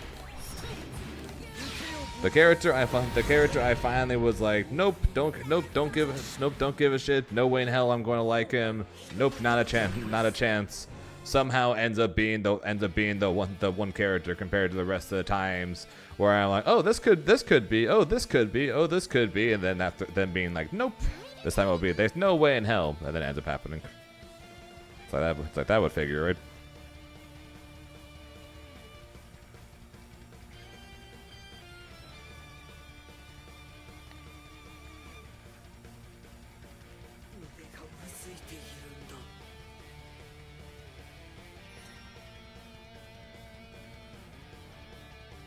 I'm not gonna learn how to kill him while there. But I will at least somewhat learn. Well, I need to worry about learning how to kill him.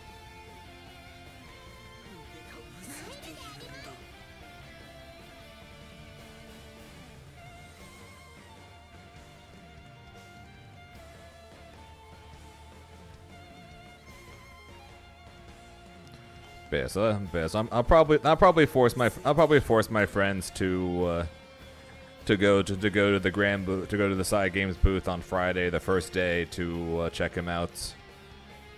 And then after that, we're probably going to end up spending the rest of our times at the tag fighter booths. I know my friend Will wants to try by. We'll see. But we'll see. Well, we'll see after that if we end up going back there, or if we're going to spend more time on the Tokon and the Invincible. Because unlike me, my friends have actually seen Invincible. So they care far more. They actually care more about it.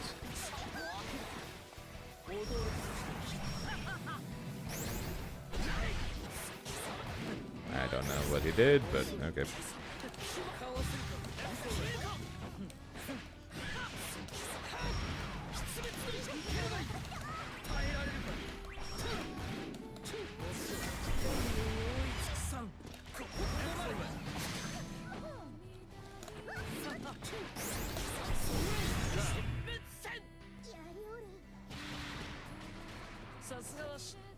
Battle 2. Engage.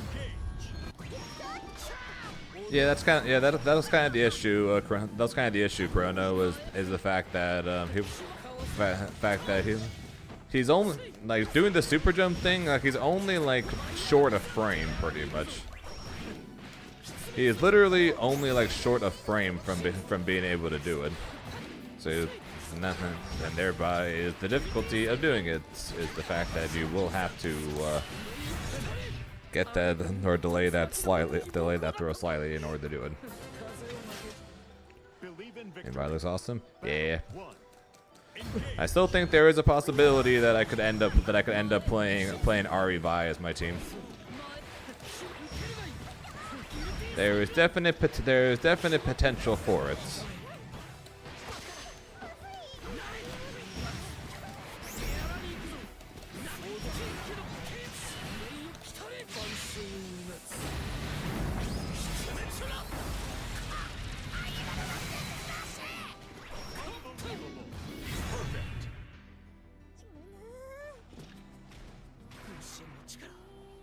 Battle 2.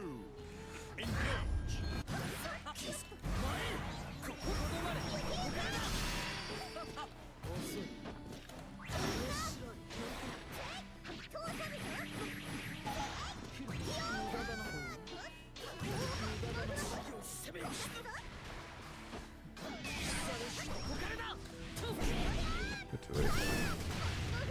I did not.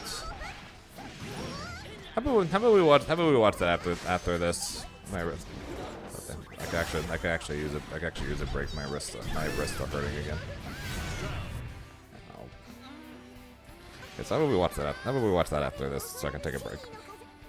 Battle 3. Engage.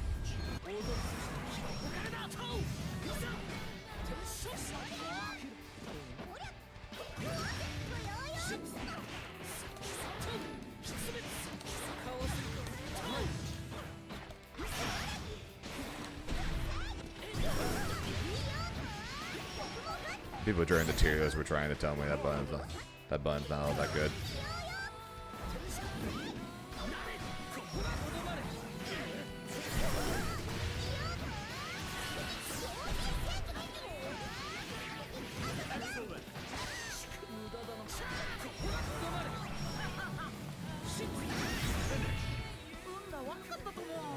I'm not breaking my wrist, it just hurts. Relax, it just hurts. Believe in victory. Battle 1. Engage.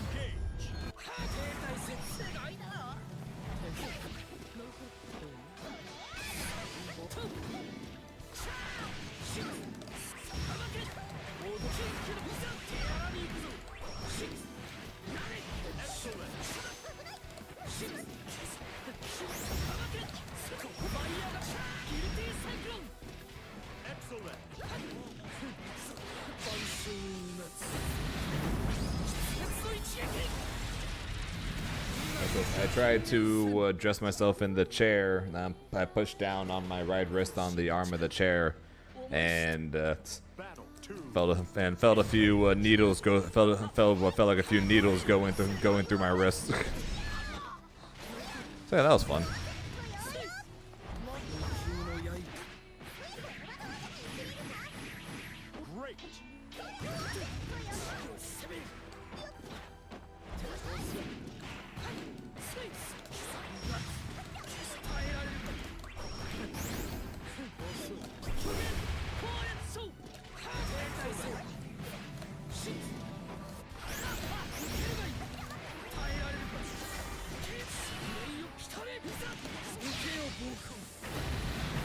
Don't worry, I ain't breaking him.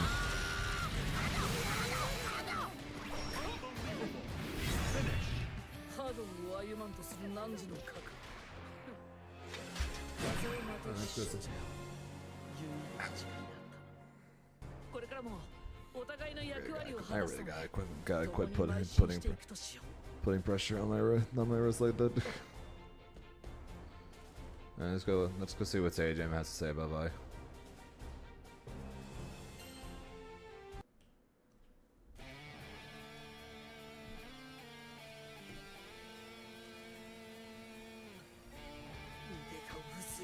Hey, howdy. Welcome.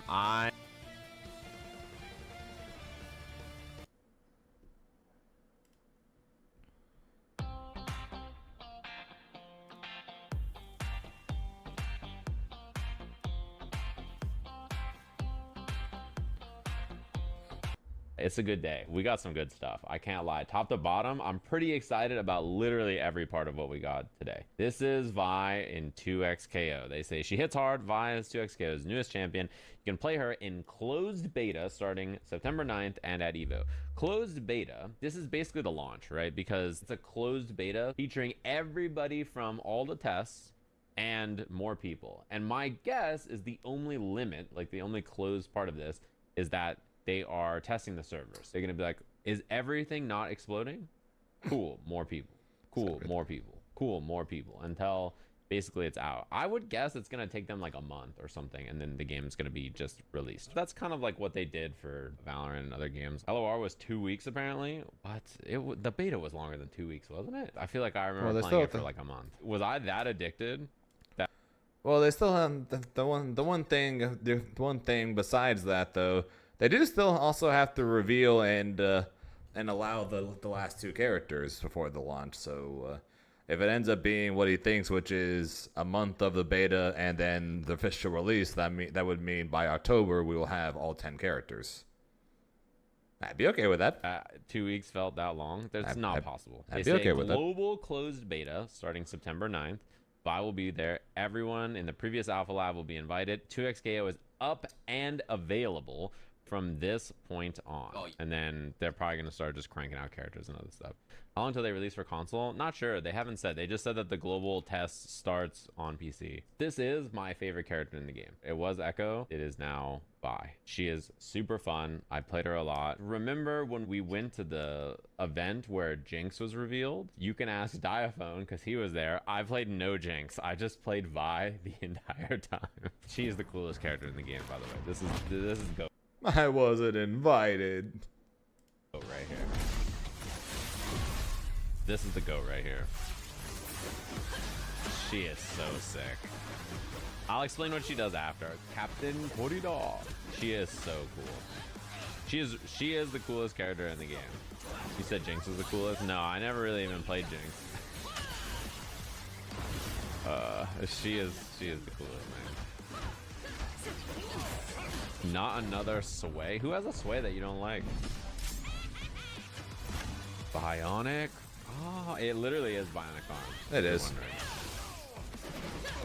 Bionic. So yeah, it's exactly what you expect. This is a cool setup, by the way.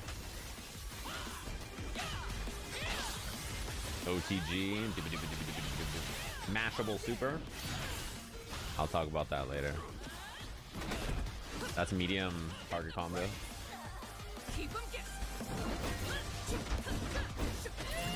Command grab. Upper.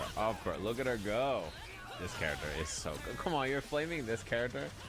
Soda, you're flaming this character. Yeah, are we calling that the hi-fi transition? I think of that as the desk and the hi-fi transition. Yeah. I'd hate to fight me too. The spit at the end, disgusting. She's a rushdown character. She pulls up, she smacks you. She's got lots of mix-ups. She does all the stuff you expect, I think, Vi to do. She punches you really hard. The sway has follow-ups, lots of them that you can do, and it can be canceled into itself. So this is the sway. The sway can go forward or backwards or forward or backwards, and she can just go boom, boom, boom, boom, boom, and do it over and over and over. She also has follow-ups, light, medium, heavy, and grab. Right, so this is sway light, medium, and heavy.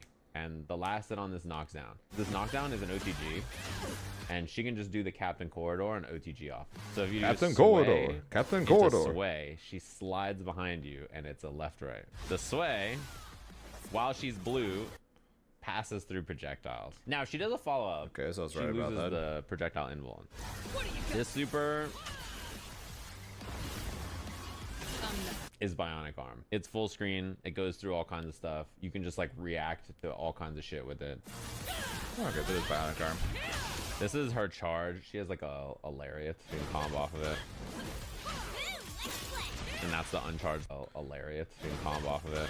Yeah, that's another thing. That's another thing where I was like her and Ari could be good because Ari's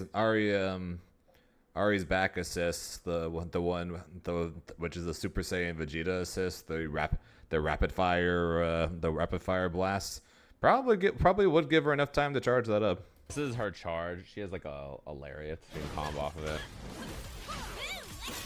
And that's the uncharged lariat. That's the air lariat.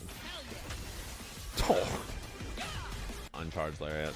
And this is the other thing where I was like her and Ari could be pretty good. After seeing this, because kind of like what Jinx just did, where Jinx set up the trap. That's the air lariat.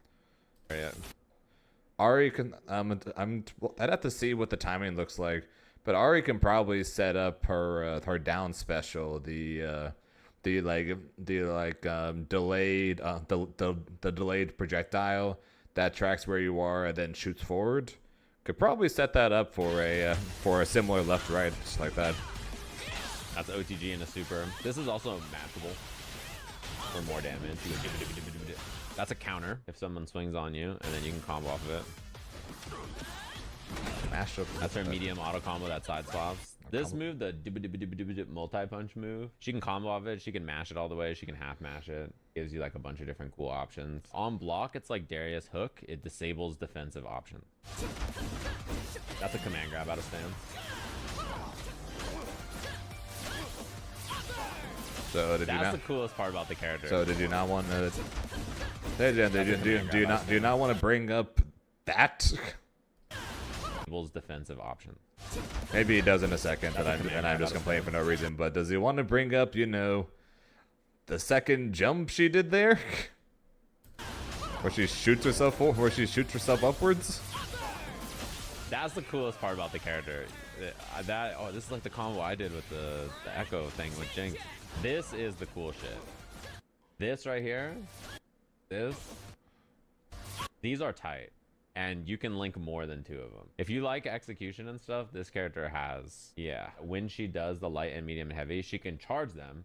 And if you charge it and let go right when it gets the second version, right? So there's like normal version and then held version. This is like charged follow-ups. And then you can dash cancel and then do it again. And then this is her charge lariat. She does the Marge Simpson. So if you charge it, that's when they have like the electric glowing after effects. Yeah, this is level 3.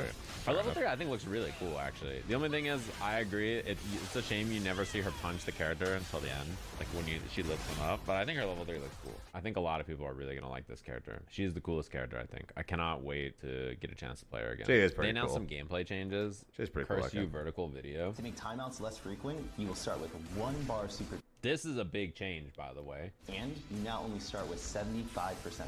You don't start with full burst right away. A lot of the match before was like you start the match, someone gets a hit, they burst, the next person gets a hit, they burst, and then it's both off the table instantly. Now no burst, which I wonder if you can kill a character before they build burst now. No way. Fight, I like backdash, you do some. There's no way a character you can get rid of a full health bar before they build 0.25 of a break bar. There's no way. You, knock you down, do a mix, and kill you before a burst happens? I don't know. That's a good question. There's In no addition, way. you'll no longer receive bonus break meter when a champion gets KO'd. That's a big deal. Also too. reduce max ray health and increase the amount of time it takes to regenerate. Rolls can now be thrown, Punish on the roll. This also is important for the other throw change they mentioned here too. and backdashing has been nerfed across the board. Jump now has Super more Ninja startup Shambles. to lower the power of jump blocking. Yeah, this is another thing too that was very annoying. Like holding up back out of tons of stuff was really, really good. It was very frustrating to run offense because you just like couldn't hit people.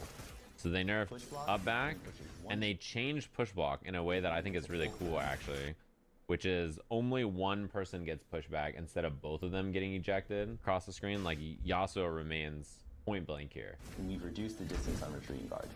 This was a problem is because some something. characters had sweeps to hit retreating guards. And other characters, like if your character didn't have a sweep, or if your buttons were not very far, or if like they blocked 2 moves, it was really hard to punish retreating guard. You couldn't chase it even if you knew it was coming. And then paired together with the increased speed of the back dash, people were fast backdashing was retreat guard once into backdash cancels into dash cancels backwards repeatedly, and then your opponent literally cannot catch you. You have to remember retreating guard also builds you meter and slides you backwards still. So as long as there's no low threat, it's like free to do. To encourage resource use, super meter will no longer carry over between rounds. This is a big deal. One of the things that they had in the last test was you could spend super meter to do the supers when you were dead and stuff, right? I think this is an interesting change because now if your character dies, you need to dump your bar on your supers and other stuff. You need to just be cycling that bar. But break meter will. You know, you got to be going and spend. That's probably the change I'm most unsure of when it comes to the 2xCO changes, because they pretty much basically all these changes are just hating on defense pretty much. Get rid of time, make it where timeouts are happening less, make defense not as strong. But then they decide just randomly, oh yeah, meter doesn't carry over, so you lost the ability to like if you win. So like one thing I liked was I win the first round, my opponent is kicking my ass in the second round, right?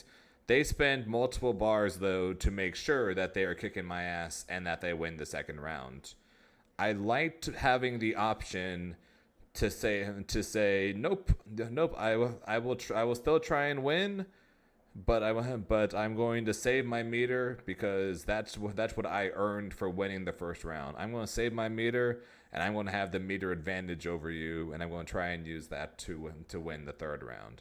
I liked having that. I liked having that as an option.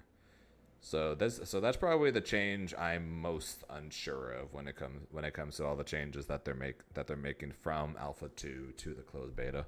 Reworked Fury so it lasts longer on average, does more damage, and grants all of your attacks chip damage. I don't know about this. Sounds scary, by the way. Well, yeah, what he just said. Damn, this place in DOZ, bro.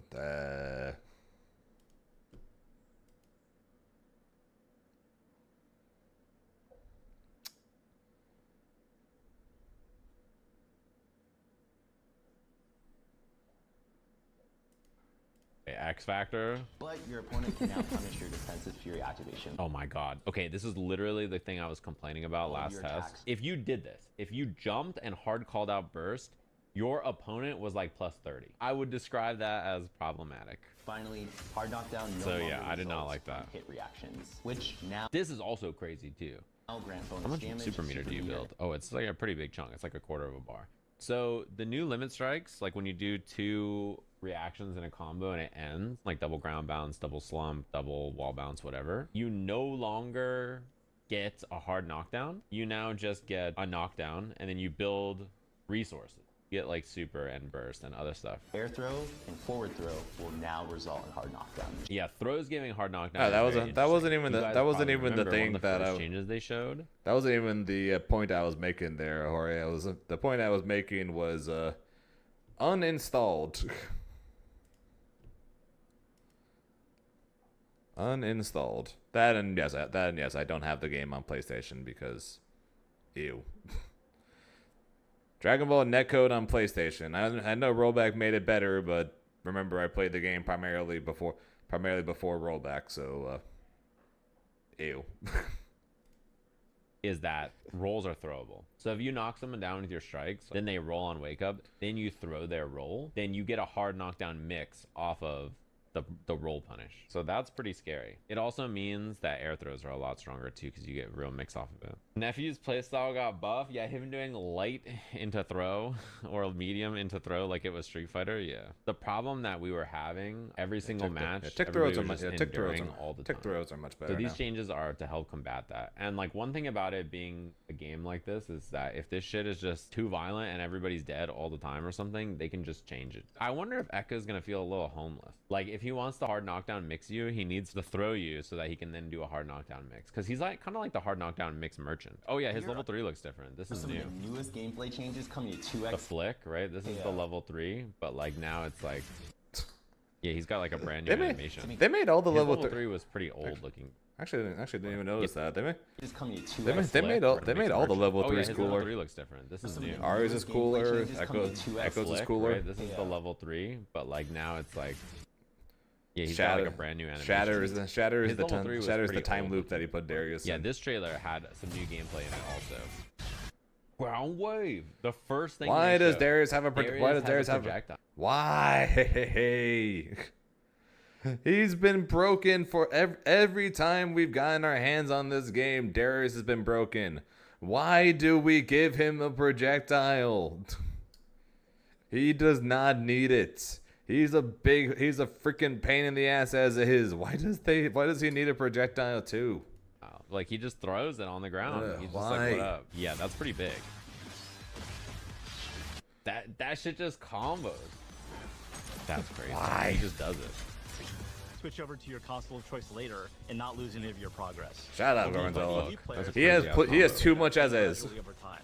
OTG. This move was like a neutral tool before, basically. That's all you used it for. Yeah, now it's Tornadoes and OTG. Yay, we buffed Yasuo. We buffed the 2 best characters in both Alpha Labs. Freaking Alpha Lab 1 and Alpha Lab 2. Darius, Yasuo. Like the best team and the best 2 characters. Guess what? We buffed them. Why?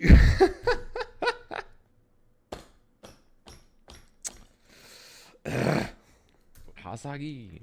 So if you're interested, you can always sign It's a pretty up cool on our combo website. though, no? And if you played in Alpha Lab 1 or 2, you're already in there. Yeah, I played Akihiko. I thought he was fun.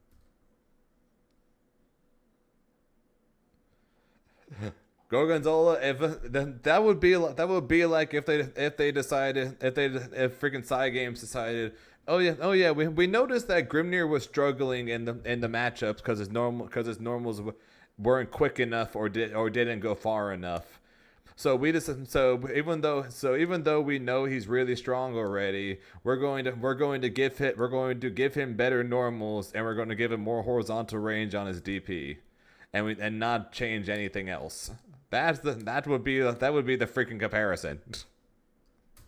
I played. I know Boxing you Heroes put and just few kidding, fighting games. I but I'm played saying it Vanessa, anyways. which was really cheap at the beginning of KOF, and then I played Ed, obviously. But like the game is basically out in September. I'm guessing it's going to be released in like a month or so after that. I would be shocked if that's not the case.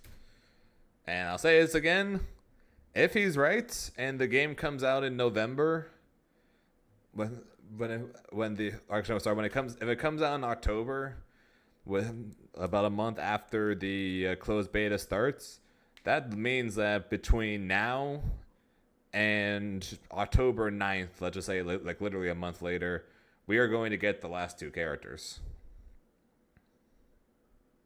Either way, they're going to be speeding things up pretty much, because assuming that the game releases this year, even if the final release is still December 31st, even if it releases December 31st, they still have to release the next two characters within the next 5 months, which is still at a faster pace than they have been, of freaking like 1 character a year for the last couple of years, pretty much.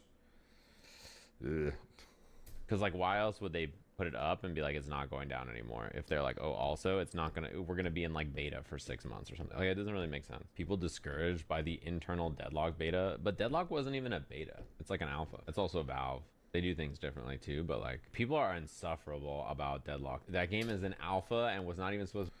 People are insufferable about this game too, to be fair. You know how many people are freaking telling me that 2XKO is dead on arrival? You know how many people when we get the update when we got the update that said, hey, closed beta starts September 9th, and hey, guess what?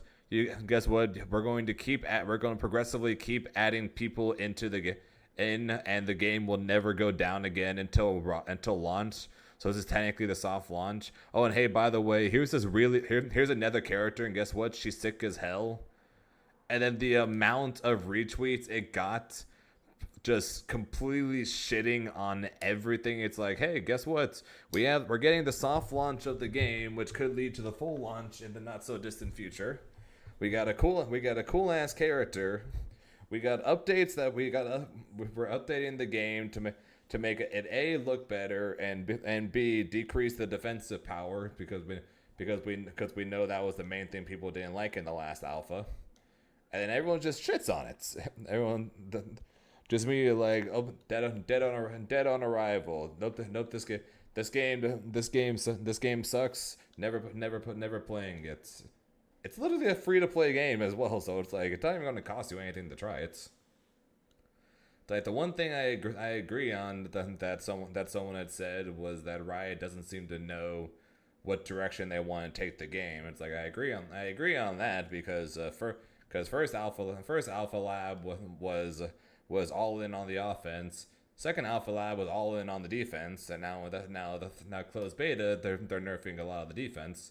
So they're definitely a bit unsure of they definitely seem to be a bit unsure of where they're going right now with it. But it's like everything they said was good news, and yet everyone was just shitting on it.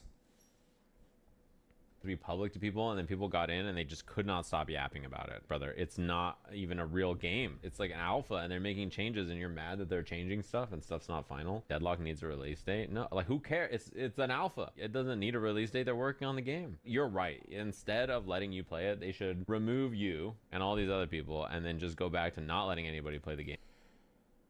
Well, here's the thing, Truss. Sajam knows who more characters are. Sajam knows more than likely who the last two characters are, and Sajam more than likely also knows who the first couple of DLC characters are going to be, because the people that got to try the game, like the people that were flown out to Riot headquarters that got to try the game, they got to try like 10 unfinished characters. Okay, I don't know if that's actually true, but I know they got to try out multiple unfinished characters. Because pretty much just about probably at least half of the people that made videos talking about it all mentioned that there's more I want to talk about but can't do it yet. Or like when Braum came out, freaking Rooflemonger was talking about how much fun he had playing the character and how much different he is compared to when he tried him. Sajam talked about when everyone was trying Jinx last year. So he spent no time on Jinx because he spent all of his time playing Vi. That was a year ago. So it's like more than likely he knows what the rest of the roster is, including probably the first 5 or 6 DLC. He's just not allowed to say it because of course he's not allowed to say it.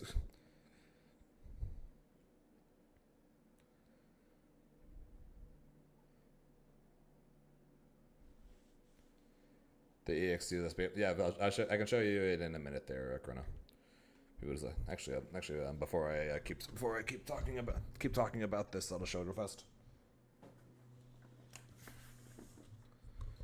So this is assuming you don't have Tornado, right? So basically the whole point, it's optimal if you don't have Tornado, because if you have Tornado, then it's a different combo. So basically, like if you have Tornado, then this is optimal. After whatever it is you're doing, but if you don't have Tornado, then you do this.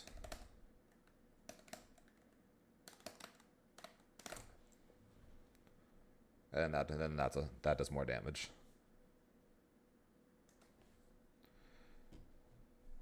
Okay, Katarina was not leaked. Katarina was explicitly shown when the game was first introduced 6 years ago, and they also one of the Unconquerable openly said Katarina will be in the game, just not in the base roster, because we were using her as a placeholder to try out the different abilities for characters that we want to try. For Vi, for example,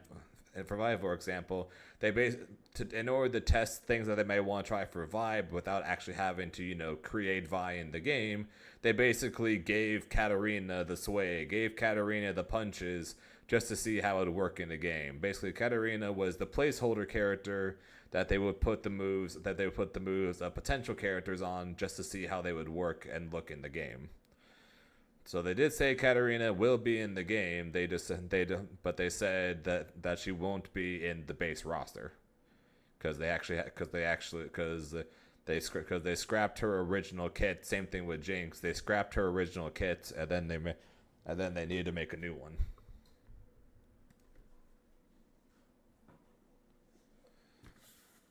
So the one that uses the EX Tornado starts with spin into Tornado, back, then Larry kick into super. If you have all three up, that's the optimal you want to do. If you don't have Tornado up, then you do this. If you want to be optimal.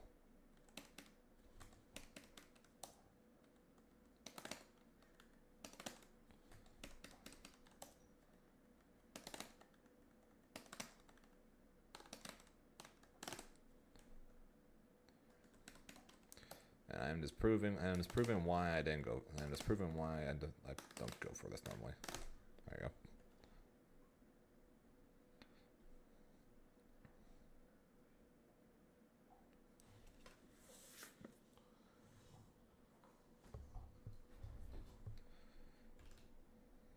Game, not tell you until it's gonna come out.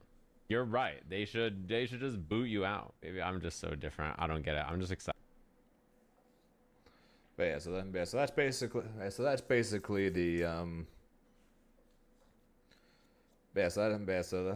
that's basically what I mean, and hopefully when the closed beta comes around, the changes to defense make it better.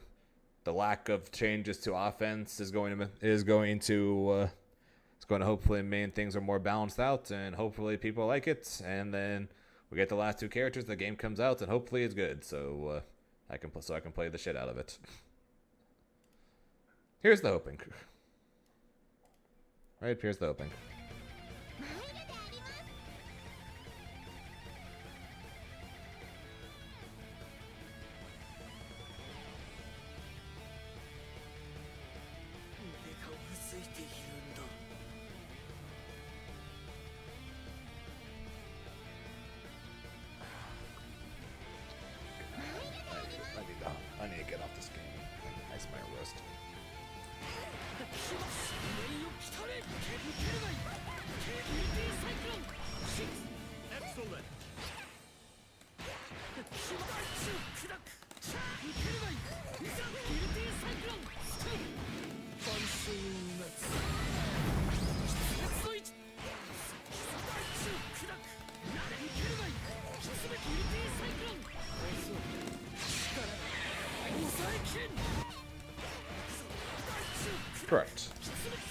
623 EXCOs. Up, slight delay down. Up, so. Again, proving one, I'm probably not going to do this at EVO. Up, slight delay down.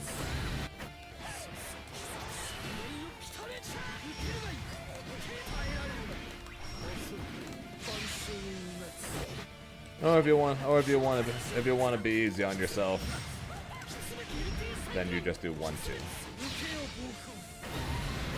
It is literally like 130 less damage or something like that. So it's like that was 75-90.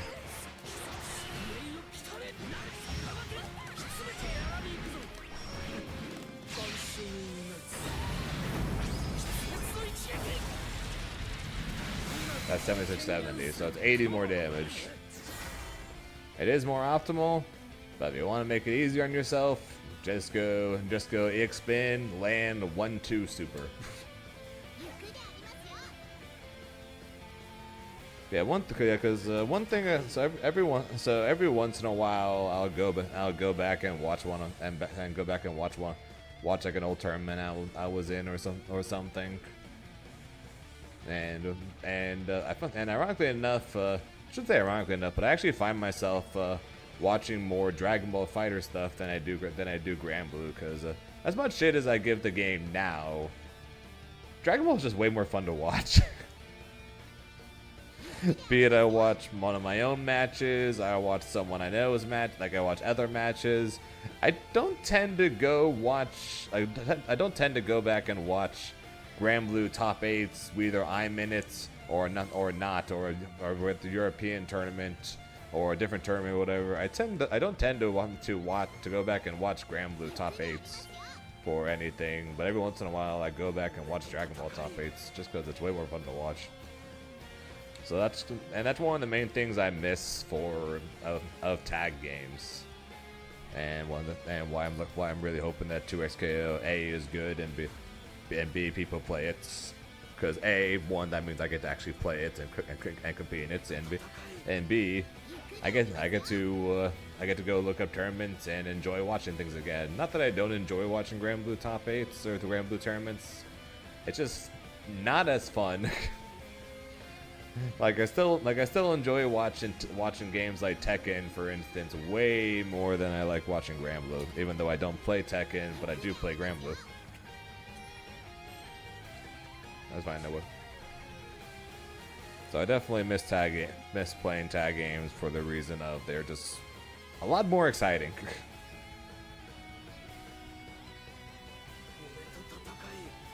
To be fair, that is probably one of the reasons why a lot of people I know are very surprised that that I ended up getting into this game at all. Here begins Fate's episode. Because it's very much not a me game until people see me. Until people actually see what character I play, then they're like, "Oh, I get it now." Believe in victory. Probably one of the main reasons why you don't see me enjoying that many characters in this game. Because this game in general is very much not really a Zane style game, in a matter of speaking.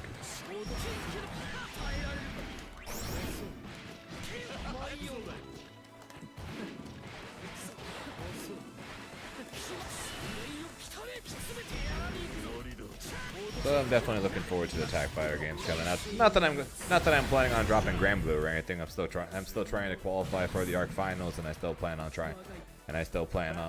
practicing this game to do and hopefully doing well there. But I am definitely looking forward to.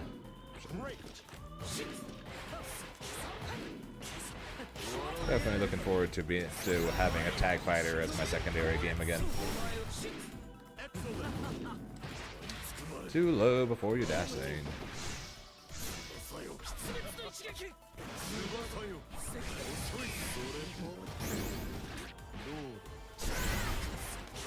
And kick.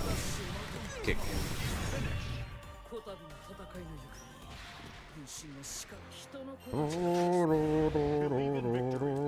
Battle 1. Engage.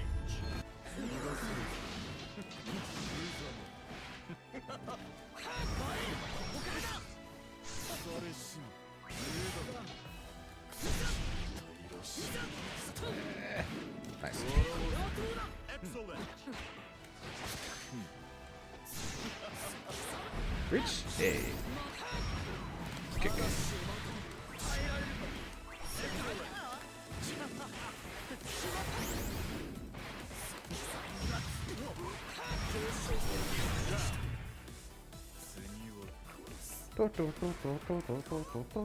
Battle 2. Engage.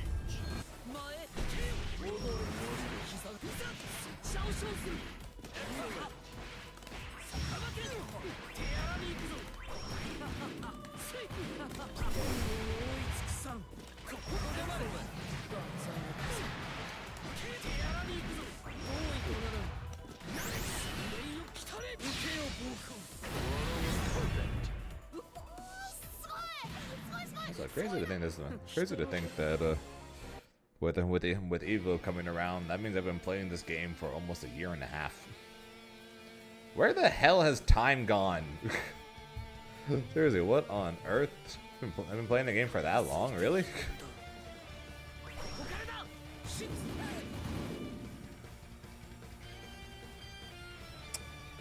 Just crazy, man.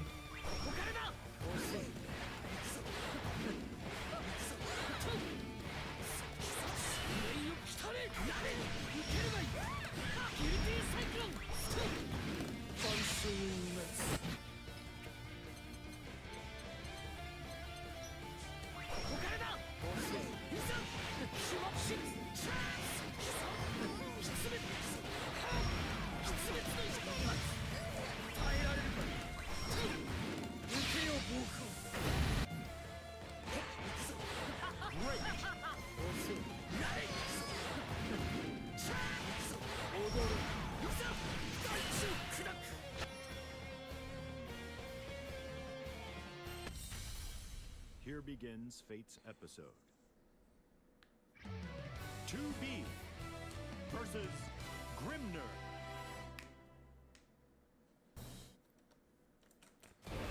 Believe in victory. Yeah, today's Friday, so T-minus 7 days until the start of EVO. Great.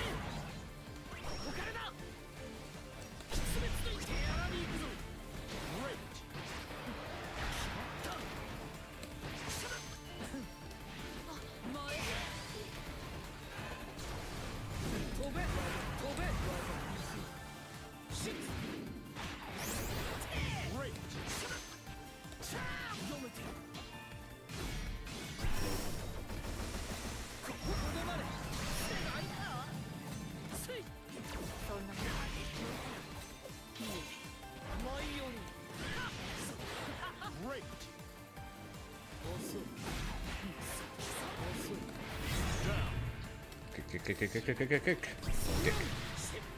That's too easy. She deserves that. Battle 2. Engage.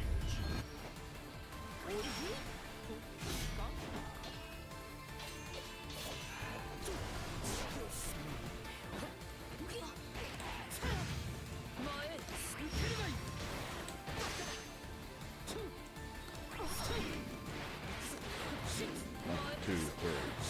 One, two, three.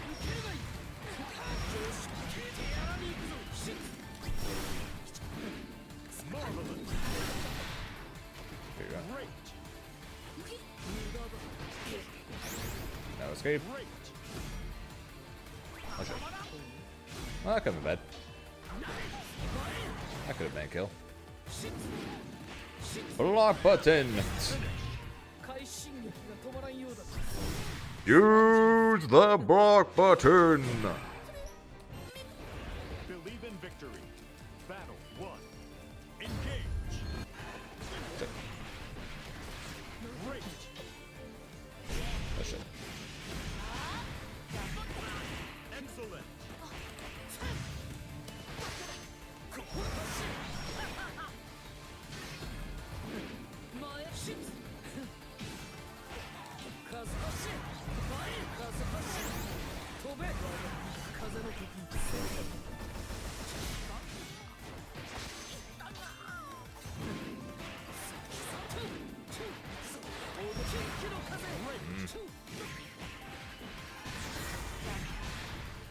There's my follow-up. Excellent.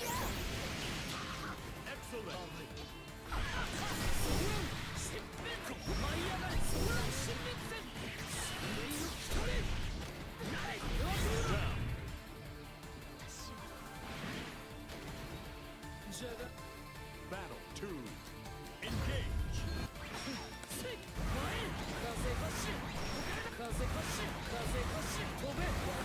Are you gonna block any of these? If not, just going to. Oh. The punish.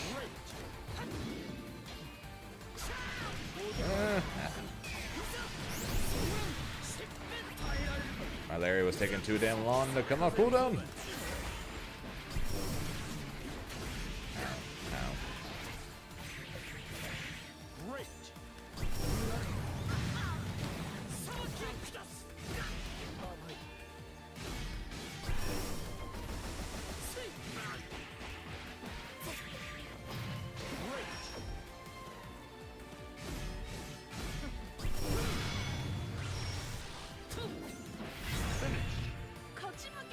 Kick. Right now.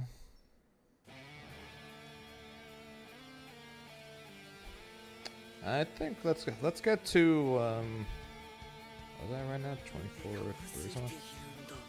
I think I'm just before 24.5. Let's get to 24.5.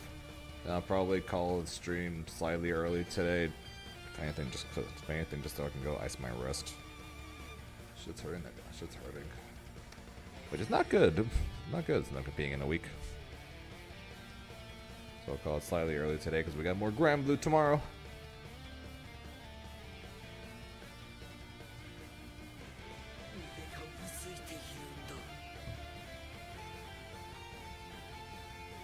The joys of too much practice.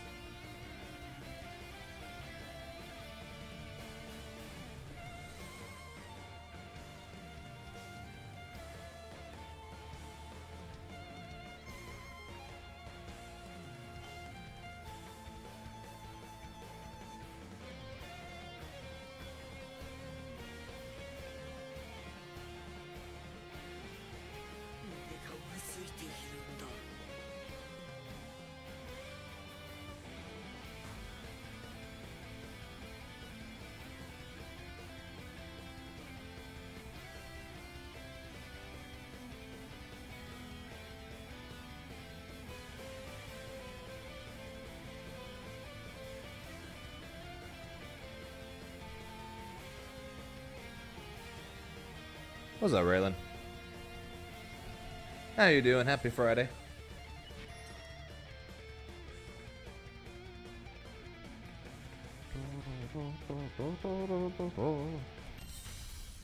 Here begins Fate's episode.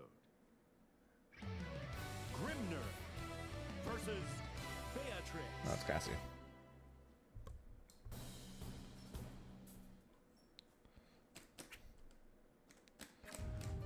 Believe in victory. Battle 1. Engage. Let there be lag, apparently.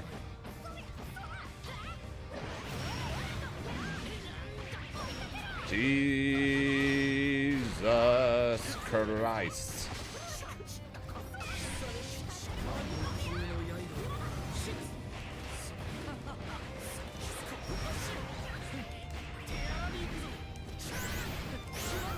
This is a definite one and done.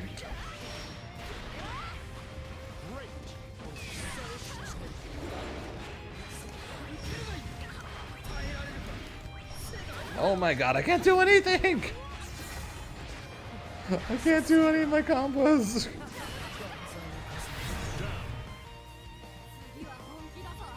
Holy shit, dude.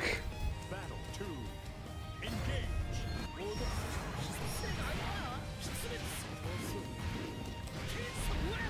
Excellent.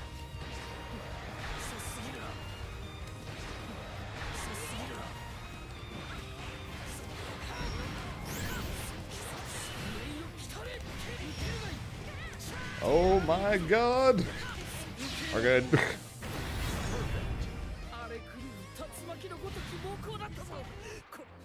Nope.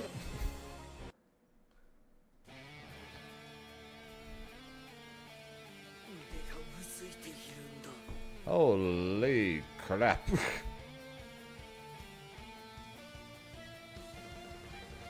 That was something? I know I said I'd call it after we got over 25-5, and that technically did it, but I ain't ending stream on that, so I ain't ending it on that, so we're gonna keep going. we're gonna go for a last one for real. Nah, you're good, Cassie. There was just no way in hell I was rematching that. All good though.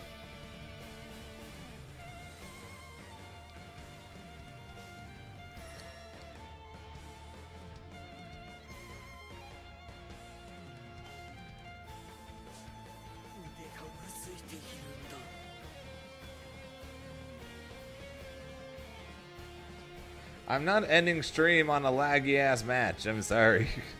That'd be a shitty way to end. Ending on a perfect would be good. Although ideally it would be on a perfect that didn't include a whole lot of frame drops, as Cassie put it.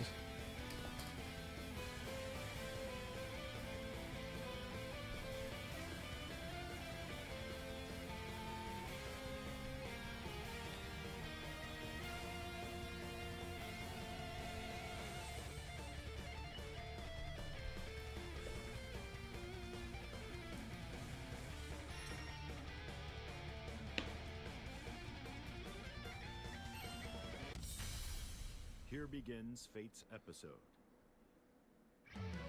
Grimner Versus Zoe.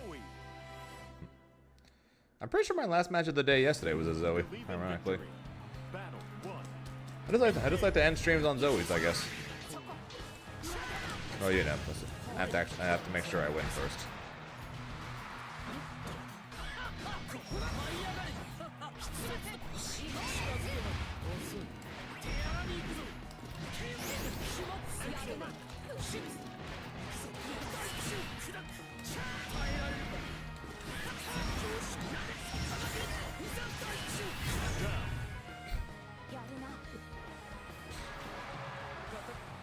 Battle 2. Engage.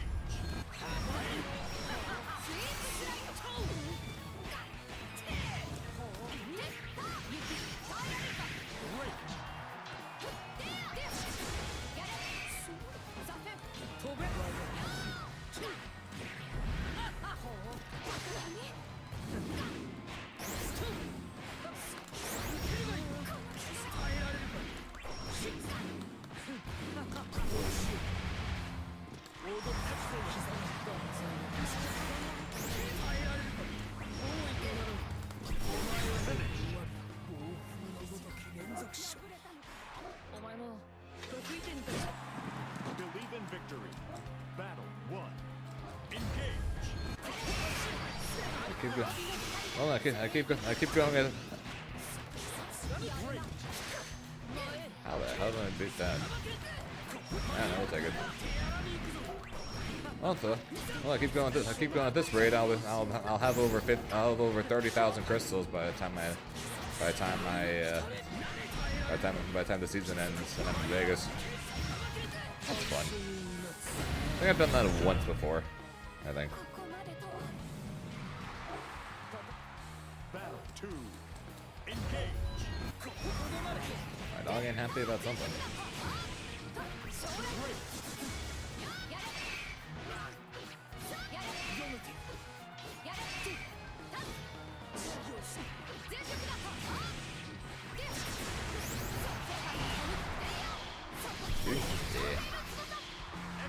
Freedom!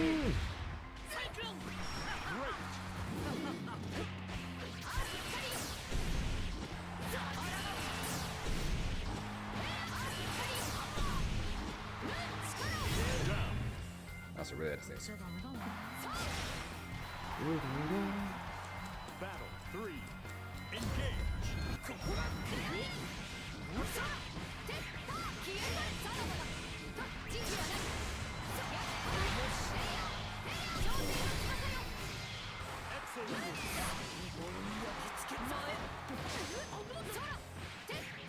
I did that too. I guess I just didn't do it as good.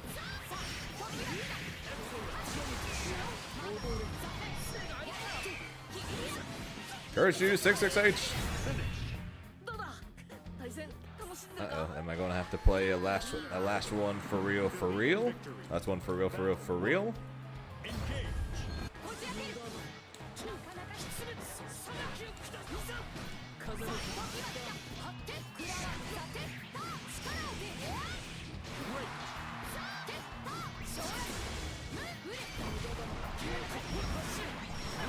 That's it.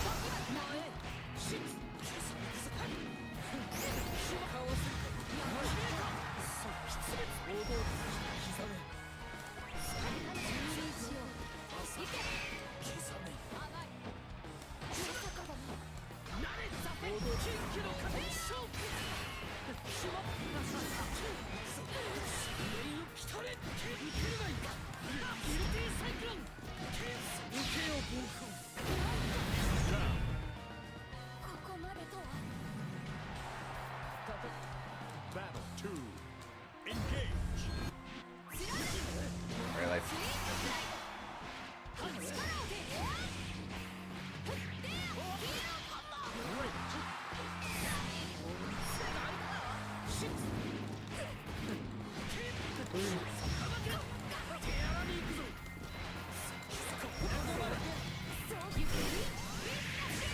Okay.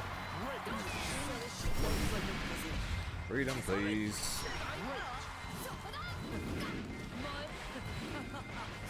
Goes into the corner. Hey.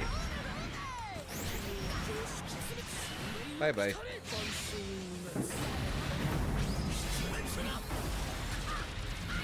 Wow. やったじゃないか。これで雪辱を果たしたな。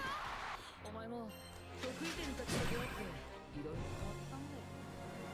Okay, yeah, I'm going to go and not play any more fighting games for the rest of the day. As well, let's go get an ice pack. And on that very painful note, let's see who are we going to raid.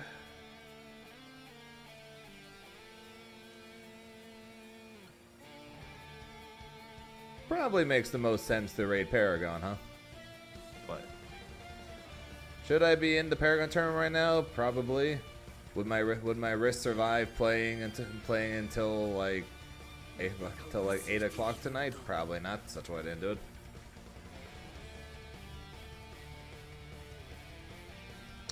So we're going to click raid Paragon, and then I get to put up a funny transition on the screen, and then I get to say thank you guys for watching. I appreciate it. Before I go, of course, quick shout outs as always to the Hurricane Kitty with the 10 months. Rose Hashira with the 1, and Shinku with the 1 year. I appreciate it, along with Vanilla D-Pad and the Bread Zeta with the raids. I appreciate the support, because that's going to be it for me. We will be back tomorrow afternoon as per usual. We got more Granblue going on because I gotta practice. I kind of want to play something that's not Granblue with how many days in a row Granblue we've been going on, but EVO's in a week. No time for anything else. Well, you know, besides you know, not trying to actually damage my wrist. You know, that too. But so until then, though, hope you guys have a good rest of your day, night, whatever times you guys, because time zones, as always, are a very weird thing. Until next time, I will